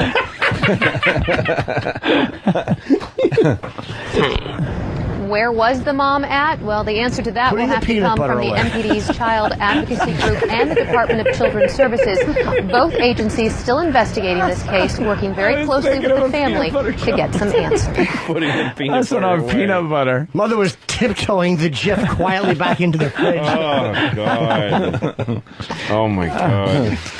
Well, I don't want to know where the mom was when all this happened. Hope that was fucking Ellen's dog, Iggy. Oh. That fucking bit the genitals off its new owner. Iggy's a cunt, and fuck Ellen. Ellen should shove her own cunt into her cunt. I don't know, I get so mad at her. It's the most bogus fucking thing that she ever did. It just makes me sick. Look, because she was absolutely crying. She's pretending that she didn't know that people would bother that's what you wanted to happen. Yeah. Because when I watched the thing, she's saying, I just need to get this off my chest, but while I'm doing it, I'm going to tell you the name of the organization and the woman's name, and I'm going to give you all the details so that you can threaten them. Make your death threats. So I can use my power in fucking inappropriately. What? She was right. No, she wasn't. Yeah, because the problem is this. Someone like that woman, the woman who did the dog shelter thing was one of those cunts who just my way or the highway. Well, no, but she has a right to that. She's got her organization and she has rules and she gets to make a call. But when the other party has a fucking national TV show to use against you, it's just not fair. It's just not, That's good. Here's what I think. It was called for. There's probably some kind of legal. She should have come on and said, hey, I'm mad at this woman. I want you all to call her. Instead of coming on and fucking crying and pretending to be and she wasn't that sad. And she gave the dog as a present to her fucking cunt lesbian fucking girlfriend. And then she fucking spent, and I spent $3,000 getting someone else to train it. And then it didn't work. So I want to give it, I don't know. I didn't buy any of it. I think it's cute when she dances in the beginning, though. I think it shows that she's just like us. Hope Iggy does that Except dance for that as a she clock eats backs over his vaginas feet. and she has one. It's like, why am I being? Look at her I'm dancing. being anti-lesbian just because I hate her. Now for that. all I could think of is her crying over stupid Iggy. Look at the people dancing with her. Oh, it was stop fake. with your goddamn dancing. It was fake. I don't know. I think that she was angry, so she acted sad because she was pissed off at that woman because she didn't get what she wanted. She's a spoiled fucking celebrity. Probably right. She's rich and famous, so she thinks she should be able to do something differently than other people. If you go to adopt a dog, there's protection in line. And, I know. And if you're not a celebrity, you don't get your way. But she thinks she does. But also, and then other people end up fucking with that woman's life for whatever little rule that you think she shouldn't have been so stringent about. She doesn't deserve to be threatened. Yeah, she does. She did by a nation. Nah, she did. She was one of those people that just you deal with all the time, like a civil servant. Yeah, but she they had get that to be that mentality. way. No, they do, but they never have consequences. And now you get your life That's a threatened. little out of proportion. You know what? It's a little out of proportion. There's probably some kind of legal bullshit that says that if the fucking she gives the dog away and it eats a kid's fucking balls off, it goes back to that you could sue the fucking company that Here's the problem gave you the dog. She has the rules for a reason because a lot of people adopt she's a dogs. cunt. A lot of people adopt dogs on a whim. And then they don't keep like her. She adopted the dog on a whim, and then decided once she was faced with dealing with it that she didn't want it. So they drop it off on a highway or give it to an inappropriate family. That happens all the time, and dogs get killed and abused that way. So this woman has a rule. Anybody that adopts dogs does that. And why she's supposed to go, oh, but it's Ellen DeGeneres, so she must have good judgment because she's rich and because she has a show. I hope the thing just fucking Hershey syrup diarrhea all over one of her fucking expensive rugs. No, Ellen DeGeneres' hairdresser couldn't possibly be a problem person. No, fuck you. So what if you're rich and you have a show? I'm still glad she did it. And that fucking woman, I hated her. When I heard her explanation, I didn't like her. Yeah. I gave her a chance. Well, that's fine. I don't like that woman either, probably. I don't know. I was happy. Probably. I bet I hate her. But she doesn't have her, it doesn't mean she deserves that from this fucking woman. She's been a cunt her whole life. This has been really awful and I just want it to go away, but still give the dog back. Yeah. Fucking. They're not going to give the dog back either. No, who cares? Just get another dog. They should just go. Fucking gas it like the old days. And she wasn't sad that her hairdresser, I don't think she gives a shit about her hairdresser's kids and that dog. She's just mad that she's Ellen. Didn't get her way. She didn't get her way. So she's like, oh, let's see what's going to happen to you. And I'm going to go on and cry and make people feel bad. And you're going to change your tune. Throw it in one of those gas chambers like they put Petey in from the Little Rascals when Stymie needed $5 to get him out. Yeah, and he went to gas him. I'm going to kill that dog. Like the adults on those Little Rascal things are the worst fucking human beings ever. It's like, please, mister, that's my dog. And I'm like, well, I'm going to gas him. The kid, you were horrified of those people. Exactly. Let's do the line of the day and get the hell out of here. Line of that. Louis C.K. at the Egg in Albany. Yep. Yes. On Friday. That's right. And Saturday at the Aggie the Calvin Theater in Northampton. Aggie Wags. All on the website, right, Louis? Will it be then? All on louisck.com. All right, very good. It's Line of the Day brought to you by BowDogFantasy.net. If you're playing fantasy football this year, you should go to BowDogFantasy.net. BowDogFantasy.net. What? Oh, it's fine. We don't need to do the whole plug every time. Nah, as long as they hear it's new today. They're very excited. Fantasy. Oh, what's new? Playing it's a slightly different wording. That's the exact same thing, isn't it? Wait, there's what? The name. I love the people at BowDogFantasy.net, trust me, but they're excited about their new copy that looks exactly like their old copy. I might have exaggerated their excitement on the matter. Basically, if you play fantasy football, BowDogFantasy.net is a great place to go. Yes. That's all the people need to know. But they say if you're playing fantasy football... That's the new. This year, do the smart thing and head over to BowDogFantasy.net for everything you need to win this season. And this is the old one. And this is the old one. See, it's a little different. Free live scoring stats, bios, and news that will help you win big this season in fantasy football. Oh, I see the difference. So now you can do the smart thing. Yeah. And they're just cutting out the details and making it more slogany. It's just smart to go there if you play fantasy football. Of course it is. Sure it is. Who doesn't know that? At this point, I haven't heard you say that yet. No, they got excited about their new copy, huh? I don't think they were that excited. Wow, man, it had just been a while, so they should just stay excited that they get to advertise on the Opie and Anthony show. That's what their excitement should be all about. That we're pumping the shit out of their BowDogFantasy.net. Is that what they want to hear? We're pumping the shit out of it. Yeah, why not? They have a sense of humor, right? I hope so. Fantasy football, BowDogFantasy.net. A fine marriage. How's that? Oh, that's Tell them they could use that without paying me. A fine marriage. Here's a runner-up line of the day. It's weird to me. And stop asking me if I know what you're saying. What is this fucking regarding Henry? I have a head wound no one told me about. It's that fucking, mundane shit. I just came to your house. You know what I'm saying? Yeah, why the fuck wouldn't I know what you're saying, you black bastard? That was really funny, man. Very fine reference. Jay Moore, everyone. Good. Another runner-up line of the day. Here it is. They push a half a log out through a thong. It splits like a fucking velociraptor's foot. It looks like a sleestack foot. A log when it shits through a tight thong. Do you think it would curl at the ends too, like an exploded cigar? Oh, wow. A 1-2 punch there. Group effort. A 1-2 punch?